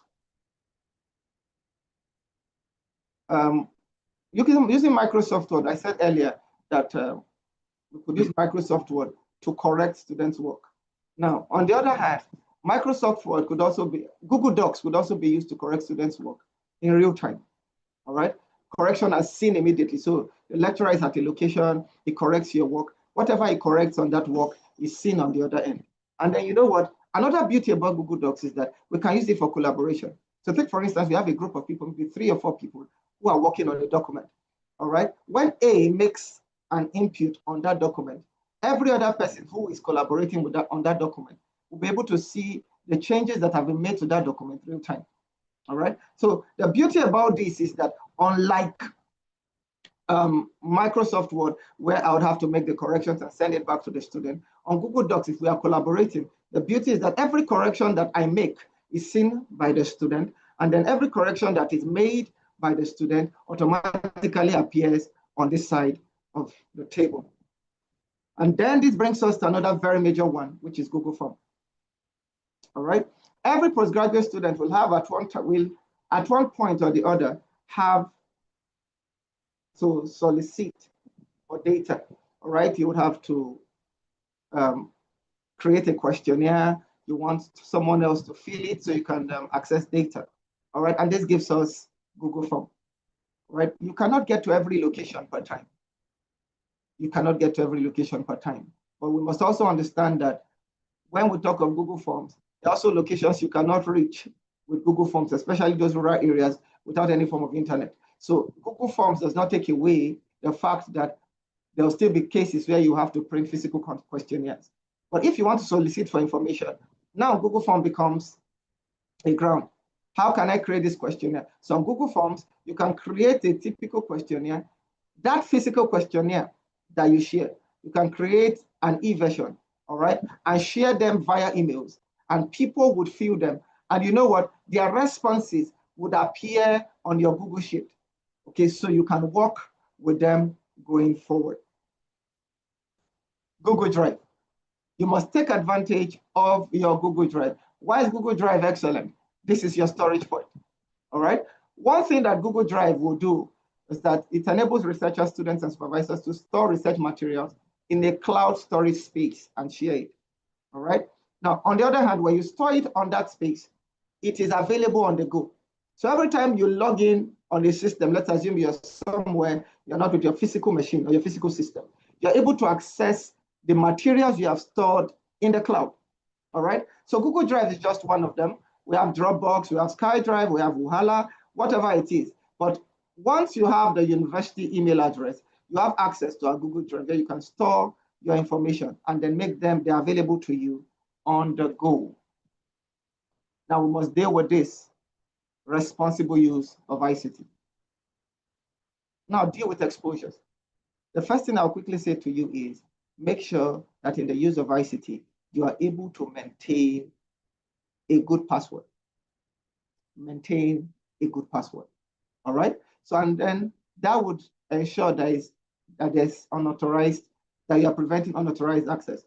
A lot of people today, even at this level, all right, they still use general passwords, all right? Somebody, you say, what's your password? It says it's 1111, it says it's 2222. No, those are generic passwords, all right? Every strong password must have a capital letter, it must have a small letter, it must have an alphabet, and then it must have a symbol. So if I know this, to prevent unauthorized access, I must have a strong password, all right? 2, I must make sure that I disclose these things sparingly. Someone will not come to me and say, please, what's your email password? No, that's why a lot of people fall prey online, because someone writes and says, calls you and says, send me the code that was just sent to you. What business do you have with such? All right, so beware of disclosures, and then understand the framework of information security. Understand the disruptions that could take place. Someone could modify your account, all right? And then we understand that in this current age, there are people who surf the internet trying to hack and take advantage of the lapses that people create. So in all of this, information security must be your watchword. And then in computing, there's something we call CAI, all right? We'll talk of confidentiality, we'll talk of availability, and then we'll talk of integrity, all right? At every point in time, make sure that you keep information confidential. You must ensure confidentiality, all right? Like I said earlier, your password is not for the public domain. And a typical example is beware of where you have a diary, and then on one page in the diary, you're writing my email password, my phone password. Please keep those kind of information with strict confidentiality, all right? Then we talk of integrity. Whatever information is given to you must be kept in trust, all right? It must be kept in trust. Don't tamper with information that is put under your care, all right? Integrity says that once data has been distorted, integrity is lost. And then we're saying responsible use of ICT, you must learn to curb distractions, all right? You are postgraduate students. I will not tell you not to spend too much time on movies, no. You're old enough to know what to do and what not to do. So how do we maximize people on duty, visiting websites, all right? A student who should be on the internet watching videos that will develop him in a particular area of study spends all his time is on one movie that doesn't add anything of value to his growth process, all right? Now let's quickly get into our conclusion. Research, teaching, and supervision will be more interesting if people harness all the appropriate tools available both online and offline. There are tools available. All right, even if you don't know the tools that are available. With AI today, you can go and find out the tools that are available for your help. Now, ICT has improved the processes associated with these activities. All right, the aim of ICT is to make your work easy, starting from the lectures. So take, for instance, we usually advise students, don't be in a hurry to run to Google. All right, you've not had a lecturer, because in Google looks like a dump site. Everybody is saying everything. All right, one thing we say is get the perspective, go develop on that perspective, and then build your knowledge base. So that's for lectures. You have gone beyond that one, you now go to the next level. The next level says that beyond lectures, when I come to research, all right, Professor Ozoma has done a lot of justice to this. What's the process? All right, AI is available, but AI will not do everything for me. Even if you are going to use your AI tools, a lot of people struggle with AI. What's the reason? Someone goes to maybe ChatGPT, all right? He goes to Perplexity, he goes to Meta AI, and you know what he wants to type? He say, write a full research on this topic. That's the height of stupidity. You should write a full topic, all right? Now, do you know that the AI doesn't understand what your table of content looks like in University of Nigeria? You're going to train AI to understand that this is how it works, all right? Because of the laziness that artificial intelligence seems to have brought in, what a lot of people want to do is to just go to the internet and have it throw things at them. No, you're going to work. You're going to allow it to think like you think. You're going to channel its thoughts to the way you think, all right? So you're going to put it bit by bit, okay? You're going to put it bit by bit. When it comes to referencing, for instance, you have gone to copy the references that it has given you. Are you able to check and confirm that those references are still intact? All right?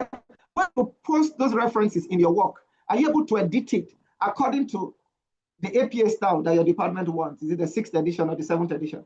So yes, AI will do the work, but it expects you to still be able to correct and go through it. Check those things that in the course of copying should not be in a proper work that will be sent out to your supervisor. So all these processes are available to us, but we must do our own part as we progress. Students and lecturers can communicate synchronously. All right, so we know that students, lecturers, wherever they are, we can make this work easy and things could get better. Thank you so much for listening.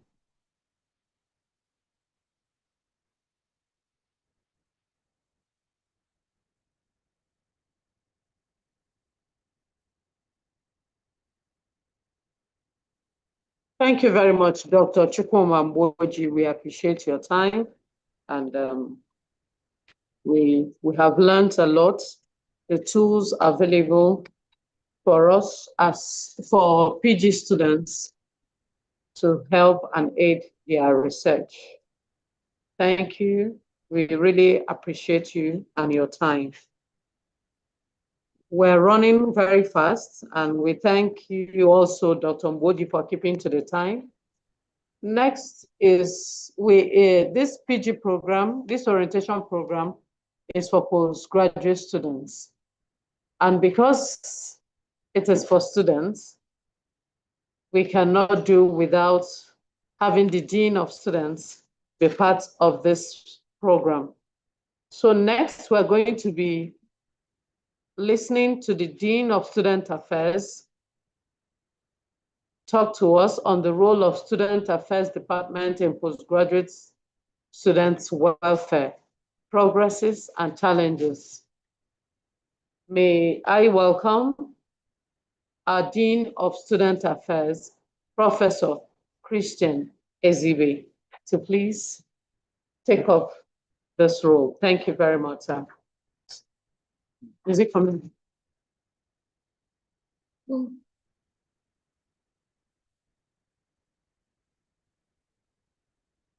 Thank you.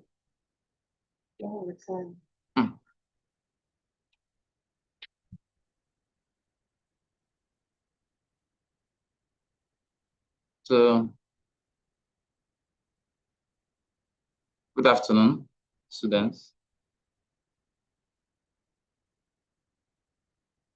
I am happy to be here this afternoon as part of the presentations for the 2025-2026 postgraduate students orientation.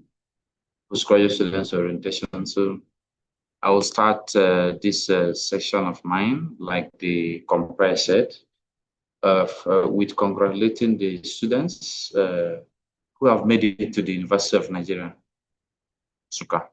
It is not easy to be counted amongst the super lions and lionesses of the University of Nigeria. So on behalf of the University Administration, I would like to welcome you once again to the University of Nigeria, Nsukka, where we train real-time experts.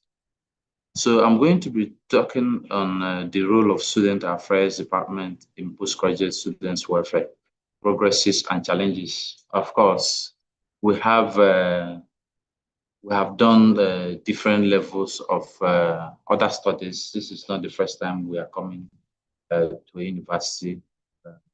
During our undergraduate programs, I'm aware we are all conversant with Student Affairs Department and what Student Affairs, the roles that the Student Affairs play in the lives of students.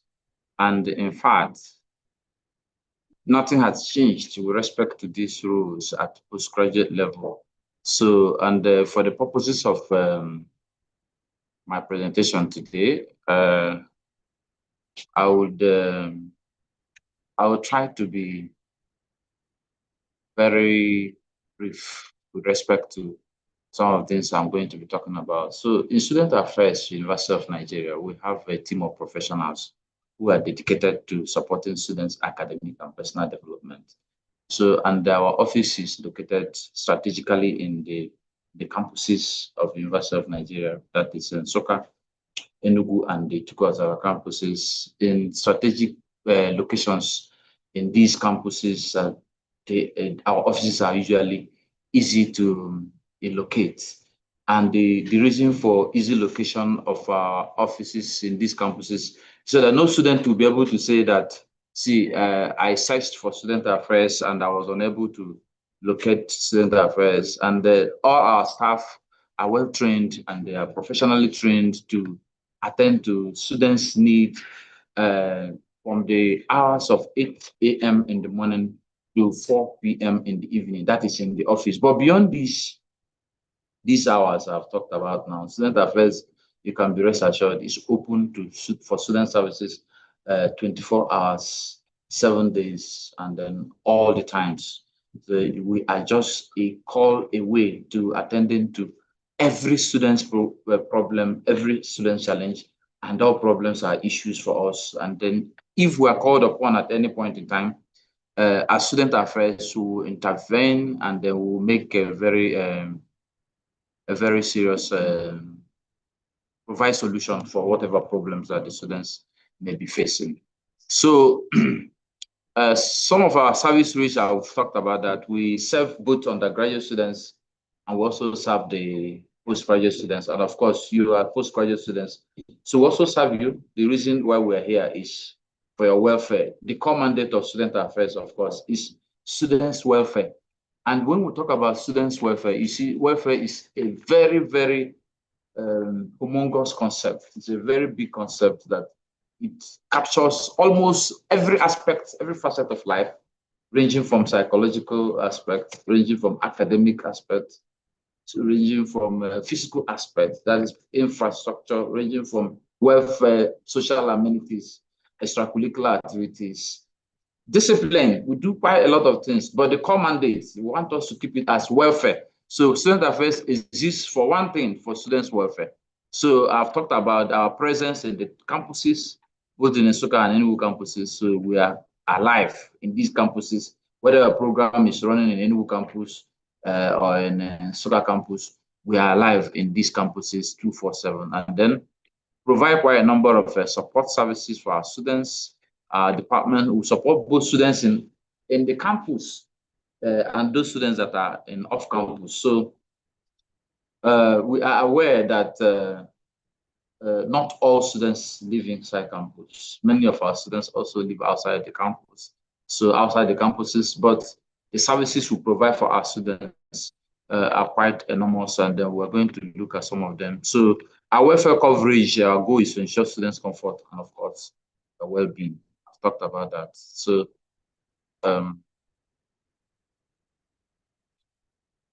we're going to be looking at some of the functions of student affairs in the course of this discussion. We're going to look at also leadership structure in student affairs of late. We're going to look at progresses we have made in postgraduate welfare, challenges in service delivery, and then I'll try to conclude. And then for the purposes of this section, one of the things we do for students at postgraduate level is that we are responsible for registration. So every postgraduate student that comes to University of Nigeria Nsukka is expected to be registered with the Student Affairs Department. We're expected to have documentation of our students, and that documentation is supposed to include even your hostel details, whether you're living in our hostels or whether you're living off campus. For our students that are going to live off campus or that are living off campus, we're supposed to know where you live off campus. We're supposed to know details of your off-campus residence. For instance, we should know about if you have a landlord or if you have a caretaker, phone numbers, detail, address. We're supposed to have information about who is responsible for your accommodation if you are not living in campus. This will help us not just for the data availability, for purpose of data availability. It's going to help us for other things, including for planning quite a number of things, especially security in this era of insecurity in Nigeria. And then, of course, we're responsible for administration of financial programs such as scholarships, bursaries, and of course, need-based assistance. Okay, we're responsible for this. Of course, many industries, many partners of the university, also beyond approaching the Directorate of Scholarship and any other department in the university. Student Affairs is one of the units of the university where people who are interested in sponsoring people, in supporting students in different postgraduate studies, they also approach us and then make requests and tell us conditions for such scholarships. So students also can access different kinds of scholarships through Student Affairs office. And then we have done that proudly over the couple of years in University of Nigeria Nsukka. Okay, we also define student standards and values. We define student standards and values, which means we are responsible for beyond the welfare. Like I've talked about this at the beginning, discipline, issues of discipline. We define acceptable behavioral patterns for postgraduate students. There are some behaviors that are not acceptable in the university.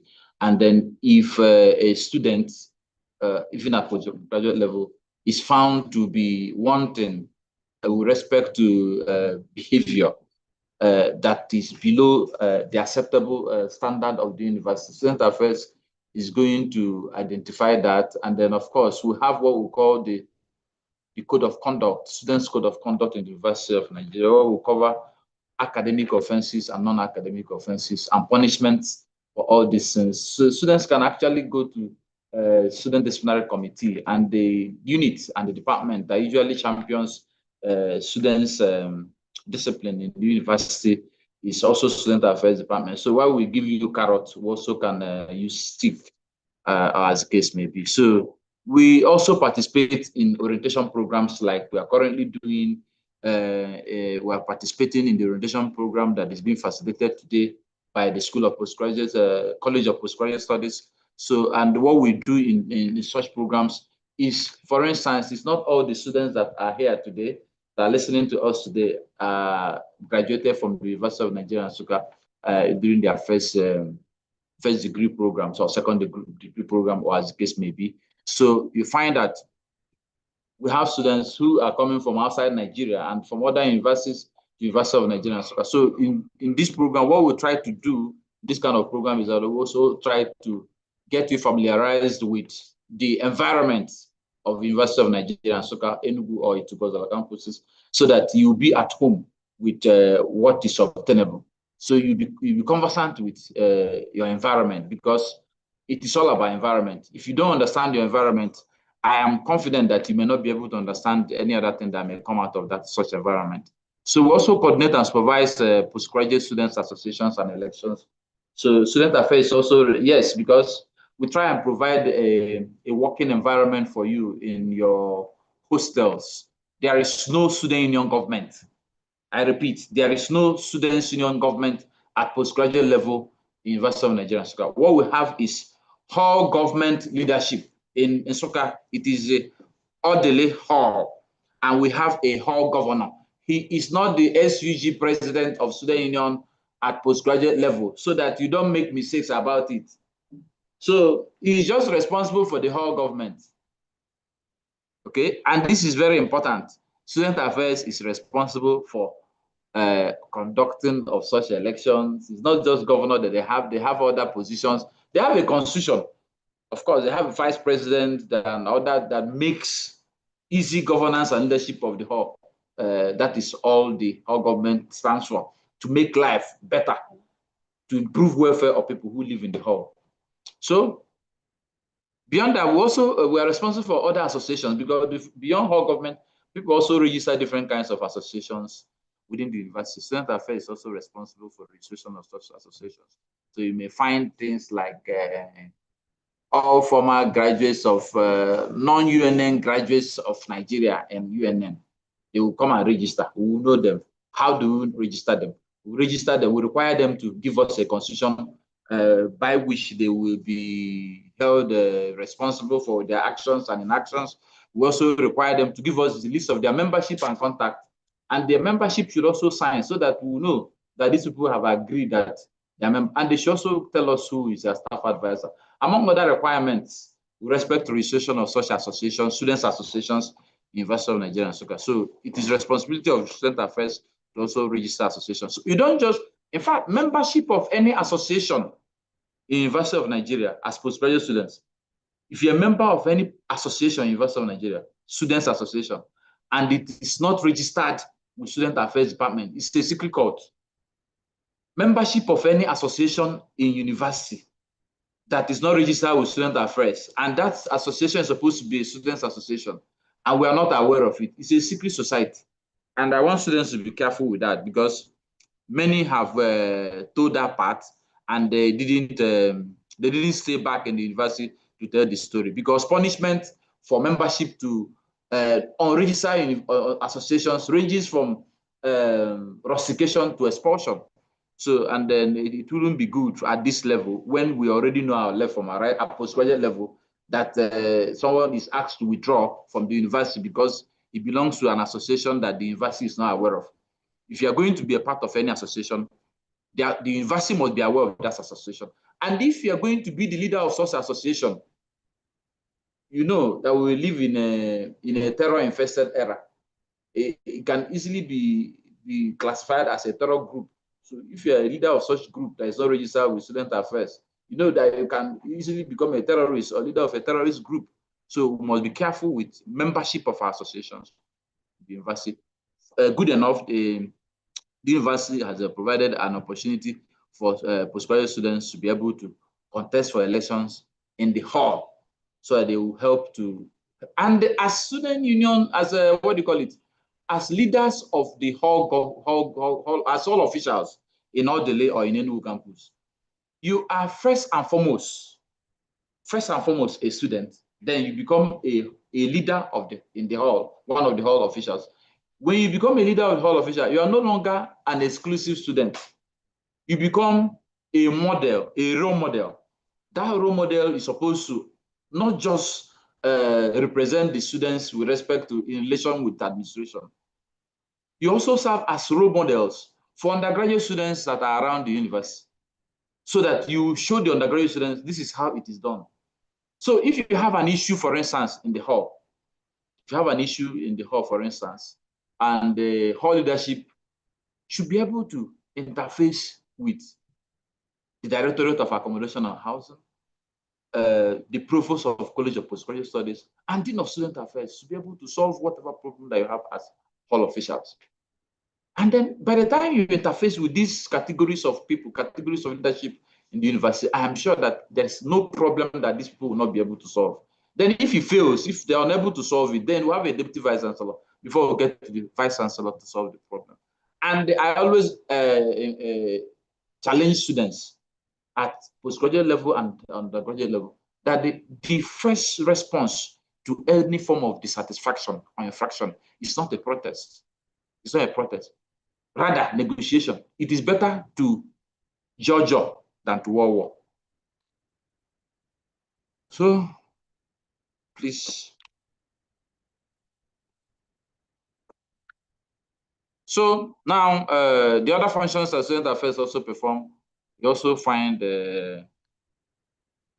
provide professional counseling and career services. We have a unit in student affairs department that is responsible for counseling of our students. For any reason you need to speak to somebody, our doors are open 24 hours 7. Be it psychological counseling, career counseling. You have experts in the student affairs department that provide these services. And then, of course, even scholarship counseling, expert advice on scholarship. Student affairs is, the doors of student affairs is always open to do that for our postgraduate students. We also support students with special needs, inclusive participation and services. So, in fact, at postgraduate and undergraduate levels, we also registered their unions, students with special needs of any kind. And of course, as God may have it, the vice chancellor has in recent times approved, or rather established a committee for drafting of a policy document on taking care of our students with special needs. And then very soon that committee will be done with their work. And then our students with special needs, I'm aware, they're also in the orderly hall. What I used to know is that they used to have occupied the rooms in downstairs so that they don't have any need to climb or upstairs for that. That is all I know, what I know as far as I'm concerned with respect to students with special needs. I will provide them quite a number of other services, including attraction of different kinds of bursaries for them from partners of the university, and of course philanthropists for different kinds of assistance that we do. Handling of students' misconduct. I've talked about this. We handle all forms of misconduct, and what is misconduct is what is misconduct, and it's contained in students' handbook. Bullying is not allowed, be it physical bullying or online bullying. In the era of social media prevalence, the major form of bullying we find is cyberbullying. So UNN maintains zero tolerance policy on all forms of bullying. You cannot publish whatever about the university, whatever problem you face in the university, maybe it in the hostel or your department. You cannot, for the first time, without exploring internal mechanisms of reporting such problem or solving such crisis or conflict, you cannot go to social media as first port of call. It is not allowed in the University of Nigeria, Nsukka. And then if you are here for this degree, you should know that the University of Nigeria awards her degrees in character and learning, and we expect that students should be able to explore internal mechanisms of dispute resolution. And then there is no need to go to social media. Like I told you, 3 categories of people that I believe that if you go through them, you should be able to solve whatever, you should be able to get results, because I believe in results and solving problems. If you explore the Provost, Dean of Students, and your Directorate of Accommodation and Housing, there's no problem that you have as postgraduate students that would not have been solved effectively to your satisfaction. So we also organize programs for physical and mental health care, example, sports, and of course, all forms of debates. We do that. So what is the leadership structure in student affairs? So student affairs is under student affairs, under the vice chancellor, and the dean of student affairs is under the vice chancellor. And I have told you some of the things that student affairs is responsible for in the university. And then this dean has 3 associate deans that are directly under him. And all they do is that they represent the dean in these 3 campuses, except the one in Nsukka, who acts as dean in the absence of the dean. So in UNEC, you find there is a representative of the Dean of Students, and his office is located beside the administrative block in UNEC. The same thing with Ituko's campus. And then, of course, the RCD in Nsukka is with the Student Affairs Department. And then what is the mandate of this? Who are the people under these people? Before now, accommodation and housing used to be under the Dean of Student Affairs, but for administrative efficiency and for efficient service delivery, it was unbundled, and the Directorate of Accommodation and Housing was created to take care of that aspect of student affairs. And then the Directorate of Accommodation and Housing, I believe, will be able to talk about accommodation if he's in participation in this orientation exercise. So the next thing we will talk about is we will talk about some of the progresses student affairs have recorded in promoting postgraduate students' welfare. So one of the things we've been able to do is that we've been increasingly involved in organizing extracurricular activities for postgraduate students in the university, and this helps to improve the academic and emotional social stability of students. So student affairs also often adopts open method in making decisions in management of PG students in both Nsukka and Enugu campuses. And this helps us in resolving conflicts more effectively. So, and then you see, in line with the vision of the current Vice Chancellor, Professor Twine, to reposition the postgraduate program for global competitiveness through timeliness and excellence. And of course, ethical conduct. Student affairs will be committed to strategic planning, which has contributed to improving the quality of service delivery by student affairs postgraduate students in the two campuses. We are collaborating with students leaders to monitor the use of basic supplies. This has proved effective in promoting the use of basic amenities. Student affairs is responsible, and we are interested in it. Whether student affairs is responsible for students' accommodation or not, we are still responsible for monitoring of what happens with these basic amenities. Squatting is not allowed in the hostels in the University of Nigeria, Nsukka, squatting of any sort. Because what you find over the period is that 300 students will pay for accommodation in the hostels, but the hostels will be inhabited by 900 students. University is aware that it's 300 students are paid that are supposed to be in the facility, but 900 students will be inhabiting it. And then university will make provision for water for 300 people. Then 900 people will go and use the water. And when 900 people use up the 300 provision, the other 600 who are not even supposed to be there in the first instance, they are the people that usually rush to the road to go and say, we no go agree, we no go agree, for services that we are not supposed to benefit from in the first instance. Imagine what will happen to a toilet facility that is supposed to be used by 300 people, that is being used by 900 people. Imagine the implication of this for electricity consumption. The volume, the quantity of electricity consumption for 300 people that 900 people are using. So the university, the student affairs is still committed to monitoring what happens in some of these facilities. And then, of course, we are relying solely and very importantly on the student leaders, core government leaders in doing this. So there are challenges, of course, awareness gap, poor knowledge of student affairs among postgraduate students. Most postgraduate students, in fact, don't know there is something they call student affairs in the University of Nigeria, Nsukka, and that student affairs is responsible also for their welfare, or that if they have problem that they should come to student affairs, they don't know. The only time they come to student affairs is if they want to do clearance when they are graduating. But no, if you come to student affairs to do clearance when you are graduating, you should know, therefore, that you should have a relationship of that department is responsible for your welfare reasonably during the period of your study here. So, but then one of the other challenges that we also experience is limited financial support. Financial aid is insufficient, making deserving students lack support. We need more resources, of course.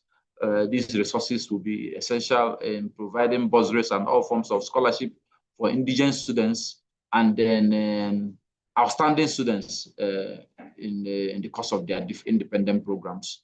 Higher mental health demand. The pressure of postgraduate students combined with financial stress, isolation, and demand of research create a high need for mental health services. Of course, sometimes you know that we don't have adequate manpower in this area.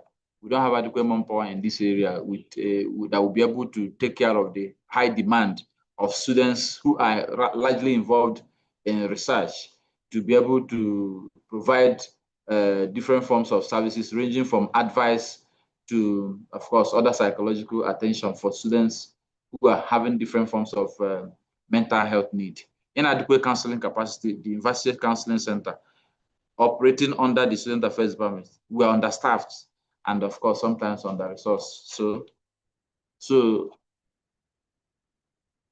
I will end this section by saying that Student Affairs continues to improve support services for postgraduate students despite existing challenges. Of course, the university also has consistently invested beyond its revenue.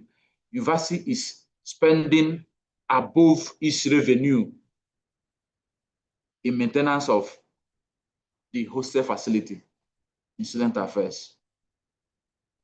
The university is investing beyond its revenue. Let's be practical with this information that I'm giving you now. The university, you pay about 45,000 naira for a hostel fee, right? That is what you pay, hostel fee for 5,000 naira. The cost of a form, one of these forms that they give you when you sign in, is 37,000. If you remove it from that for 5,000, what is remaining? Governor of hostel, I want us to do this before I conclude. So I say you pay 45,000 naira for hostel fee, is it not?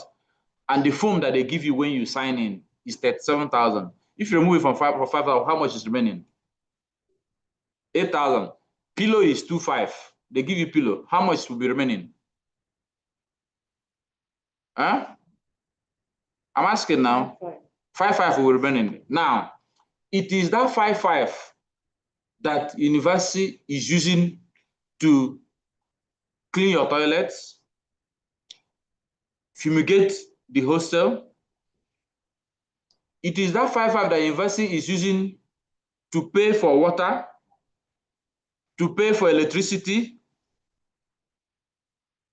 to provide security, to repair fallen windows, leaking roofs, and all those things. You can see that the university has been performing miracle over the past couple of years. It's miracle. The university administration has been a miracle wonder, miracle performer. And then the irony is that nobody is acknowledging this miracle they've been performing. This is equivalent to using 2 fishes and 5 loaves of bread to feed 5,000 people. That is what the university has been doing, and then it's not appreciated. And I want to urge us to, even if not for anything, to appreciate the university administration for such miracle they have been performed, because they have been miracle performers. Sustained progress requires collaboration with students, alumni, and partners to enhance funding, infrastructure, service delivery, and of course, students' welfare. Thank you very much.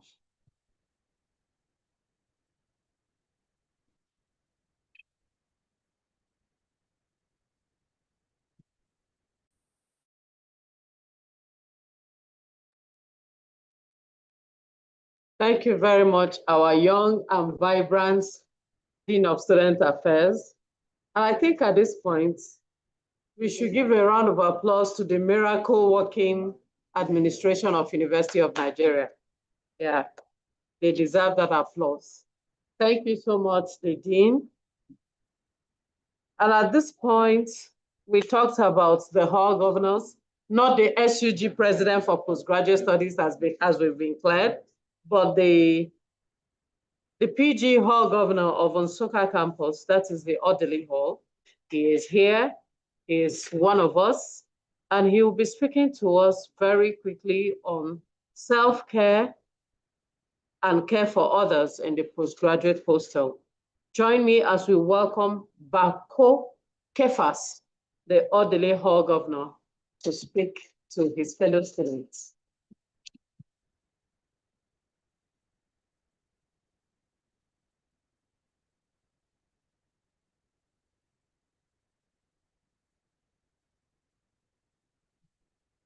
The Vice Chancellor, the Provost of the College, the Dean of Student Affairs, the staff of the Postgraduate College, and my distinguished and distinctive postgraduate students of the University of Nigeria, Nsukka. Good day. My work is simply simplified because I'm to just give a speech in this orientation. I strongly also believe that we are making significant progress in our various departments and faculties. First and foremost, I want to return all the glory to God, the maker of heaven and the earth, for taking us thus far and the opportunity given to me to speak on this topic, self-care and the care for others in the postgraduate hostel. My name is Comrade Bako Kefas, the 11th-hole governor of the UNN Orderly Postgraduate Hall. The University of Nigeria Nsukka has a facilities that serves the needs of the teeming postgraduate scholars, both in Nsukka and Enugu campuses. The UNN Orderly Hostel, for instance, consists of 179 rooms and houses over 400 postgraduate scholars from diverse locations of this country. Life in the hostel is a life of purpose, which entails that we must take care of ourselves first before venturing into taking care of others. Care for oneself is not selfishness, but a necessary precaution, often called filling your own cup. That ensures we must have the stamina and the patience for supporting others.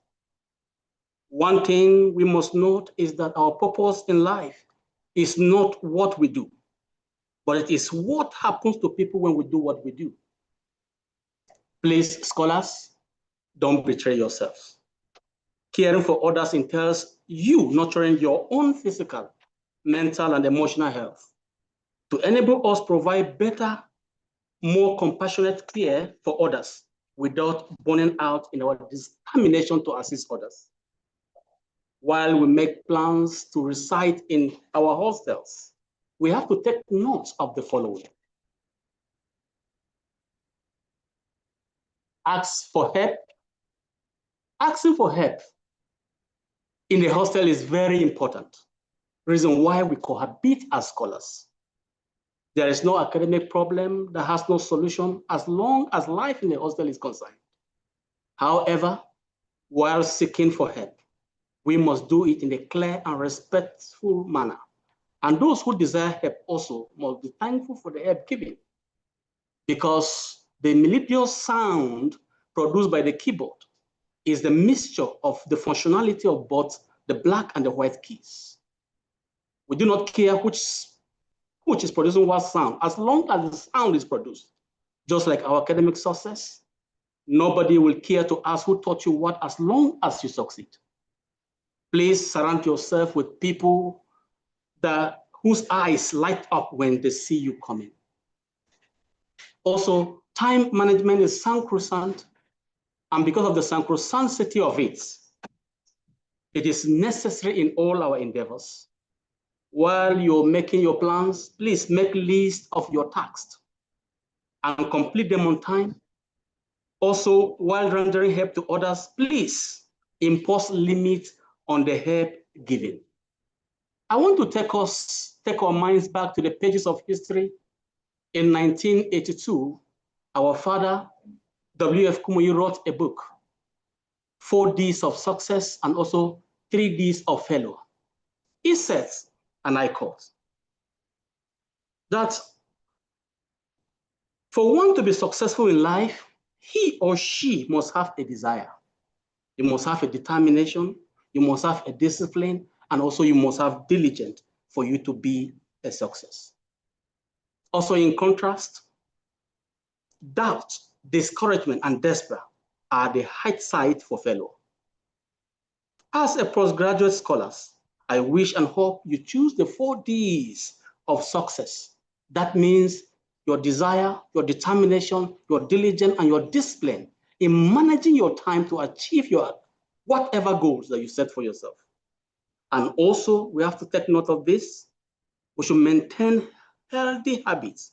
Please, I beg you, while we embark on academic pursuit as postgraduate scholars, let us try by every means necessary to exercise on a regular basis and also devote time for rest and sleep. I want to say this before I end. In 1958, when Chinua Achebe wrote the famous book called Things Fall Apart, in chapter 4 to be specific, the elders asked, where are the young suckers that will grow when the old banana dies? This also call us to mentor and mentee relations. While you recite in the hall, please, that relationship is very important. I also want to picturize the banana plantation and also the mango plantation. In the banana plantation, the old banana and the young suckers grow together. When you cut off the old banana, the young sucker is already ready to produce while you cut off the other one. The same thing with us. We are trained to take charge. When the Vice Chancellor is no longer the Vice Chancellor, you are trained to take over. When the Provost is no longer here, you are trained to take over. Even we that we are in at the level of the old banana too, we're going to graduate. You that you're coming, you are to take charge.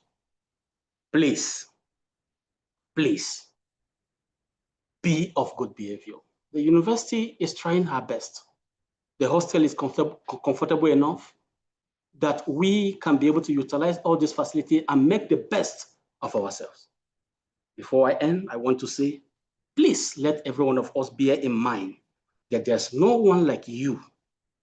There has never been anyone like you, and there shall never be anyone like you. So therefore, know yourself and be yourself. Authenticity is everything. I want to appreciate the management for putting up this for us. I want to say thank you to the management. Thank you and congratulations for the new postgraduate students. God bless you and God bless University of Nigeria.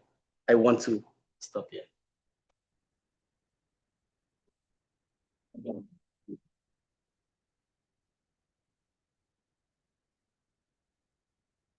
Thank you very much. His Excellency, the High Governor of Odili. The takeaway here is know yourself, be yourself, for there is no one like you. Thank you, Mr. Bako Kefas, for that wonderful charge. We have almost come to the end of this orientation program, and I want to thank the people that are still around, those that have still been with us.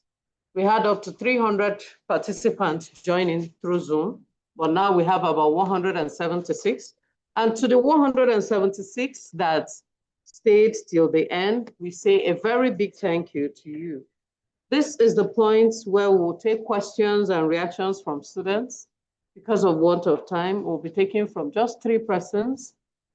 Ask your questions so that we give the answers, then we take the closing remark from the College of Postgraduate Studies, and then the closing prayer, and we'll go.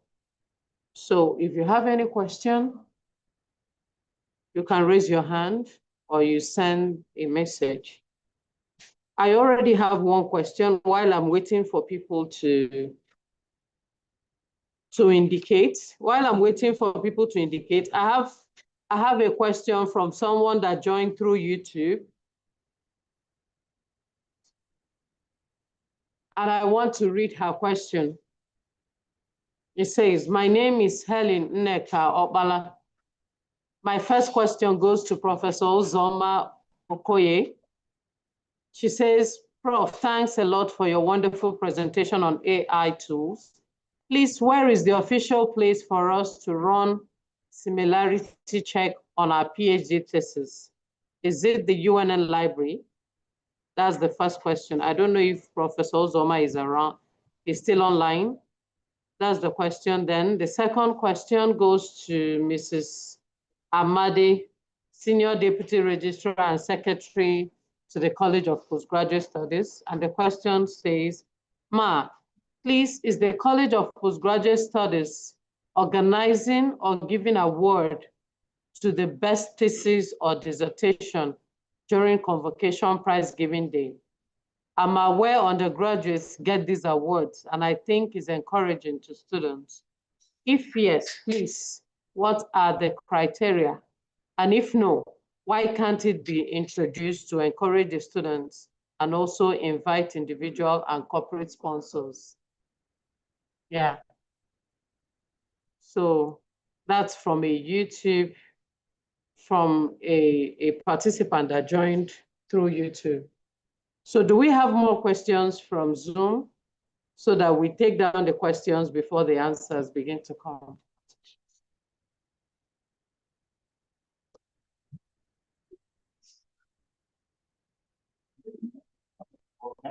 Check chats.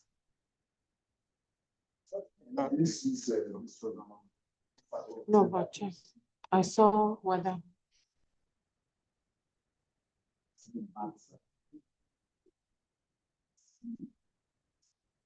Okay,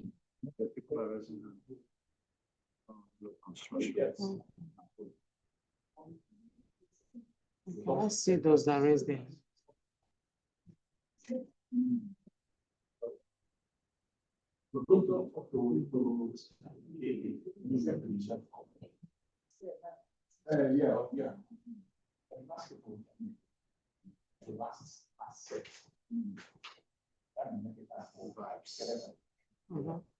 Have you unmuted?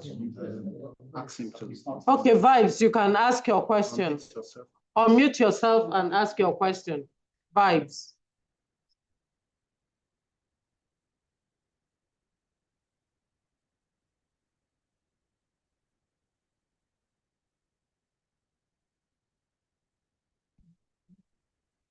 Then Ben Mario, you can unmute yourself and ask your question.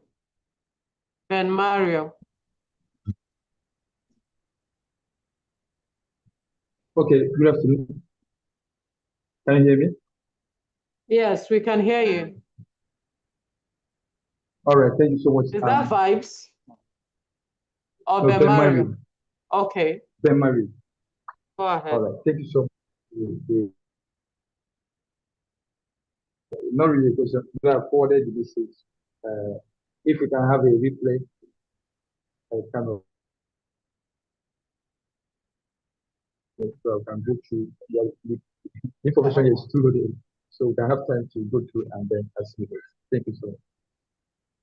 Is that Okay, Ben Mario is asking if we can, they will be able to get the recorded version of this training program, right? If I got it correctly, is that what you said? Ben Mario. Okay. So Madina Chukuma, you can unmute yourself and ask your question.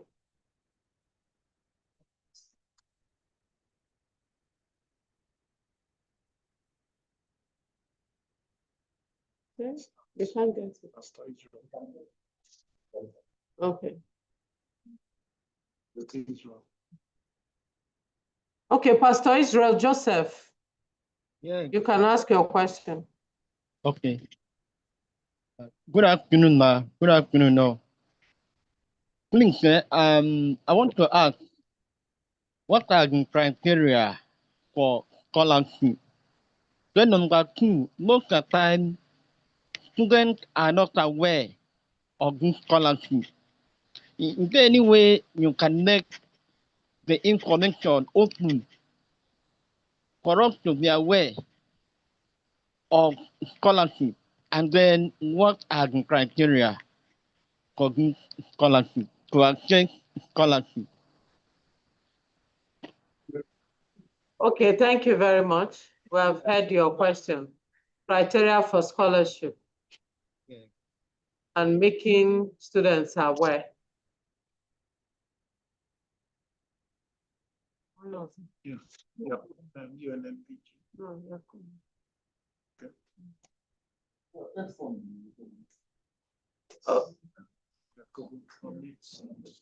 Yakubu, you can unmute and ask your question, and that will be the last question.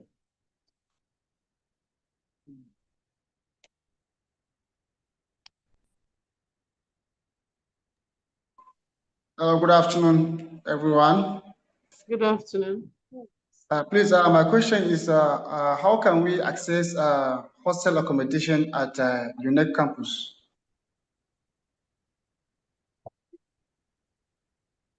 Okay. Mute. Any other question? No. Okay, thank you. Let's get the answers.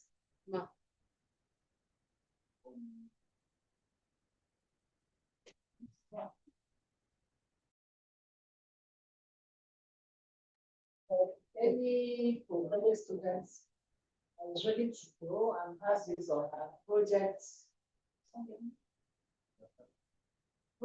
to run checks, should go to the university library. That's why it's done official. Okay, the next question is the award for thesis and dissertation, whether PG students are. Yes, there's what we have as a Vice Chancellor's Research Award for PhD best graduating student, not a master. I will pray that we'll have more donors to institute prizes for all this. But right now we don't have. So we have best graduating in the faculty. That's each faculty will have to nominate one best graduating amongst them. We have prizes too. These are the ones that are running. So have anybody, if you can sponsor it, yes, we're so glad to have them, student to run them. Okay, now the next question is on materials. How they can get the materials for this workshop? They'll get the papers presented. UNN website. PG school website. Can we repeat it?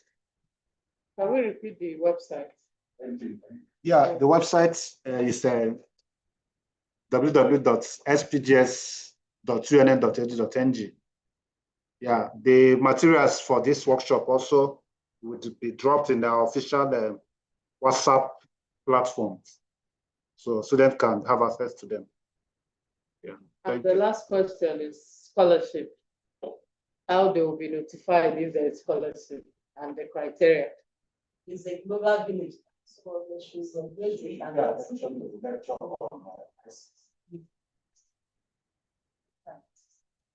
Okay, the internet is the answer. Be on the internet. Okay. There are also TED Fund scholarships that is available for students. All you need to do is to keep checking the.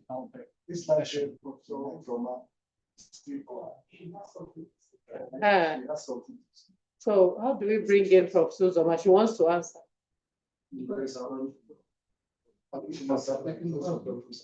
Are you sure she's not? Allow her to unmute.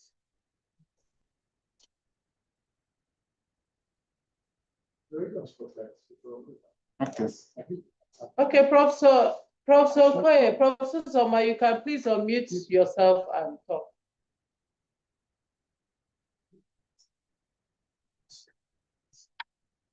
I'm not sure she's here. Okay.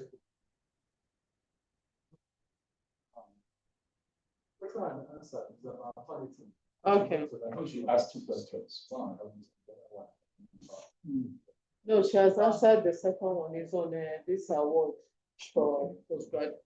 Then somebody asked about accommodation for UNEC accommodation.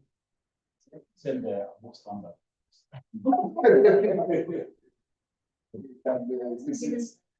by now.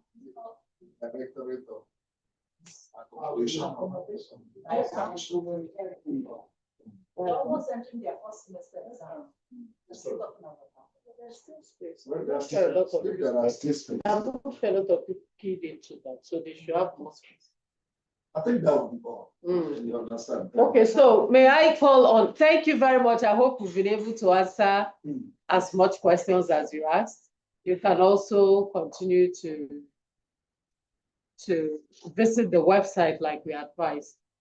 May I call on the chairman, or you can also go to PG, yes, go to our postgraduate office, the college, to ask your questions from the office of the secretary. I'm handing over to the chairman organizing committee for this year's orientation. He's been doing it for so many years. We thank you, Prof, for always organizing this seamlessly.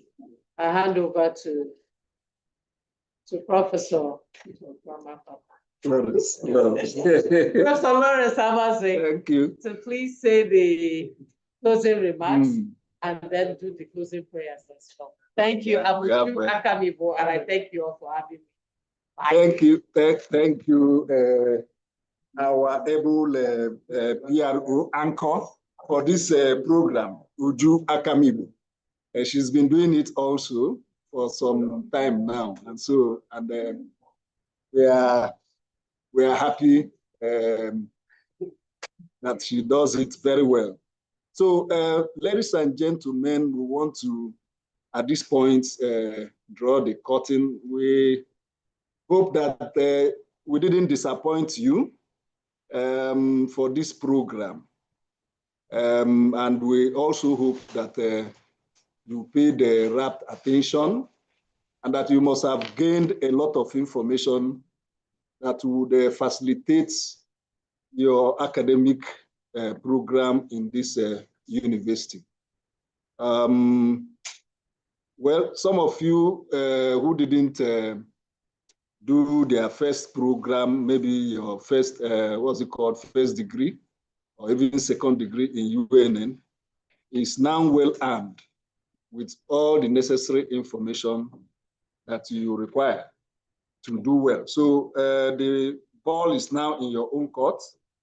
It is everything, it depends on you, what you actually want to make out from this program. So at this point, we want to thank you for joining the program, and I hope that you have benefited so immensely for this program. We want to also thank our Vice Chancellor, Professor Otuanya, who also gave us the enabling environment, who was also represented by the Deputy Vice Chancellor Administration, and who also, because of a lot of programs that are going on at the same time on campus for today, he has been very busy and couldn't come up here to at least say a word to you.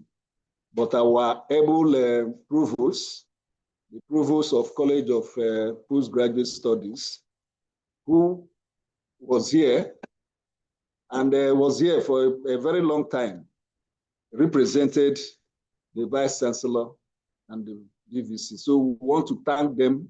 We want to thank the provost very immensely. We want to also thank the Deputy Provost, who is here also. He has been here from the inception of this program to the end of the program. So please, can you give these people a round of applause if you're still there? Thank you very much. We want to thank our resource persons. You can agree with me that their lectures were well measured to give you all the necessary facilities or information that you require. Whether we are talking about the ICT, we are talking about the use of the library, the use of ICT, or even the regulations. Because if you don't know the regulation, I wonder how you navigate through the programs of the university. So we want to thank them immensely. And we want to also thank members of the committee who have toiled and worked, assiduously to put together this program. We say that may God bless them as they make these sacrifices. So at this juncture, we call it a day, and we want to invite Dr. Bebu to say the closing prayer. Please, I'm sure that the contacts of these resource persons are on the slide they shared. So in case you want to make further inquiries or further contacts with these resource persons, you can also, okay, just a minute, just as the point where we're about to rise, the DVC just walked in, just walked in, and it will be necessary for him, having made effort to be here, to say a word to you. You know, I told you that he has been very busy moving from one activity to the other. So the DVC is here. Sorry? So, yes.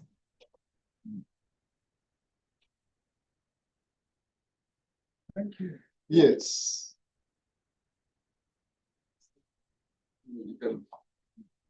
Thank you. You're welcome. Yeah. So we are just about to round up the program, and I have already informed them that they've been very busy with other programs, but just to say a word to them. So I can talk now? Yes. Okay. Principal officers of the university here present, the Provost, College of Postgraduate Studies, Deputy Provost, College of Postgraduate Studies, Deans of Faculty and Directors of Institute here present, distinguished professors, heads of academic and administrative units, distinguished academics, chairman and members of the Orientation Planning Committee, our invited speakers and resource persons, old and new postgraduate students, lions and lionesses. I warmly welcome you to the orientation program for fresh postgraduate students admitted in the 2025-2026 academic session.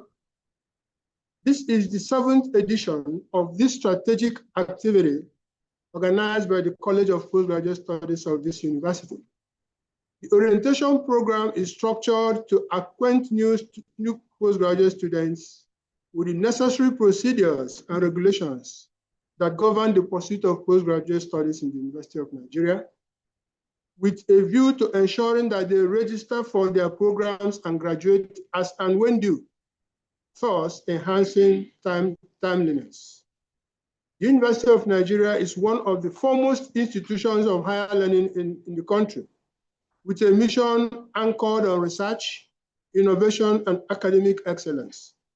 The university is charged with the mandate to train specialized manpower and produce expert personnel equipped with requisite knowledge and skills to address diverse socioeconomic, health, environmental, agricultural, and other challenges that encumber the society.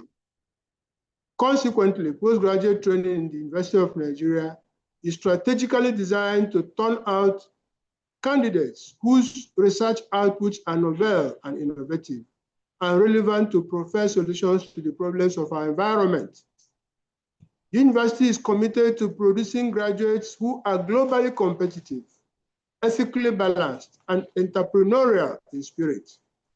Our postgraduate studies have been repositioned for global best practices and visibility through timeliness, mentorship, impactful research output, ethical conduct, and excellence. Elevation of the postgraduate school to the status of a college confers greater autonomy to the College of Postgraduate Studies and reduces the bureaucratic bottlenecks that slow down the wheel of seamless administration of the college. This has made for greater efficiency in management of administrative processes, including admission, examination, and funds by the college. In order to provide a more conducive environment for teaching, research, and digital advancement, the university has expanded its e-learning facilities and we are steadily upgrading our infrastructure to strengthen our academic programs. I admonish you to take full advantage of the opportunities provided by our Center for Entrepreneurship and Development Research, CEDR, and the Lion Science Park, which are strategically designed to nurture innovation, strengthen research capacity, and transform your ideas into viable enterprises. We have equipped the university library with many relevant resources and databases that will help to improve the conduct of research by our students. In the same vein, some state-of-the-art scientific research equipment have been assembled in the Central Science Laboratory of the University of Nigeria for the benefit of staff and students. Therefore, we expect high-quality research output from our postgraduate students' projects and theses. The research results of our postgraduate students should be publishable in reputable index journals. The university encourages originality in research and has zero tolerance for plagiarism. As a result, the university has subscribed to the use of the Turnitin software for similarity check. All postgraduate projects and theses must be subjected to the Turnitin software before submission to the College of Postgraduate Studies. I am glad that the effort of the university administration to maintain international best practices in our postgraduate training is yielding expected dividends. There has been progressive improvement in attraction and retention of international students in our postgraduate programs. New postgraduate programs have been mounted in some departments, especially in the fields of conflict resolution, security, insurgency, and studies on environment. The number of candidates that subscribe to the university's postgraduate programs has increased in recent times, and this is concomitant with increase in number of admitted students per session. In the course of this orientation program, you will listen to a number of seasoned speakers and resource persons. Their knowledge, experience, and expertise will put you on the path of progress, of success in the pursuit of excellence in your postgraduate study. I urge you to pay careful attention to their presentations. As I warmly welcome you, I hereby declare the 2025-2026 Postgraduate Students Orientation Program open. Thank you. Professor Simon Uchenna Otoya, Vice Chancellor. If you are still there, can you a round of applause for our Vice Chancellor, ably represented by the Deputy Vice Chancellor, Professor M.E. Onya. Good. Thank you very much. Thank you very much. Yes. Thank you. You're welcome. Well done. Thank you. Thank you for coming. All right. Thank you. All right. Thank you. All right. Let's bring to the program to a close by inviting Dr. Mbebu. By the way, I'm Professor Lawrence Amazue. So thank you very much, Mbebu.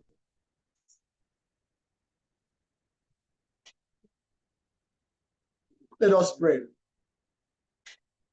In Jesus' name we pray. Amen. Our Heavenly Father, we thank you for today. Thank you for the University of Nigeria and Nsukka. Thank you for our Vice Chancellor. Thank you for the Provost, College of Postgraduate Studies, University of Nigeria. Thank you, Lord, for the LOC. Thank you for the PRO. Thank you for the ICT. Thank you for the successful orientation for the fresh students for 2025-2026 academic session of the College of Postgraduate Studies. We give you all the glory. Father, we are coming to the close of this program today, and we have looked back, and we want to say thank you for all you did. Thank you for the speakers, from the keynote speaker to other people that you used to give us the requisite information for us to thrive in the course of our program as undergraduate, as postgraduate students in this university. Lord, we give you all the glory. Our prayer is that the information they have received today will help them in the course of their studies, that they will excel and they will, of a truth, be great beacons of light in this university and even when they graduate, in the name of Jesus Christ. Amen. Receive all the glory, King of glory. As we go from here, we pray that your presence will remain with us. Blessed be your holy name. In Jesus' mighty name we pray. Amen. Anthem. And with that, we have come to the end of this program. Do enjoy the rest of your day. Bye. Bye.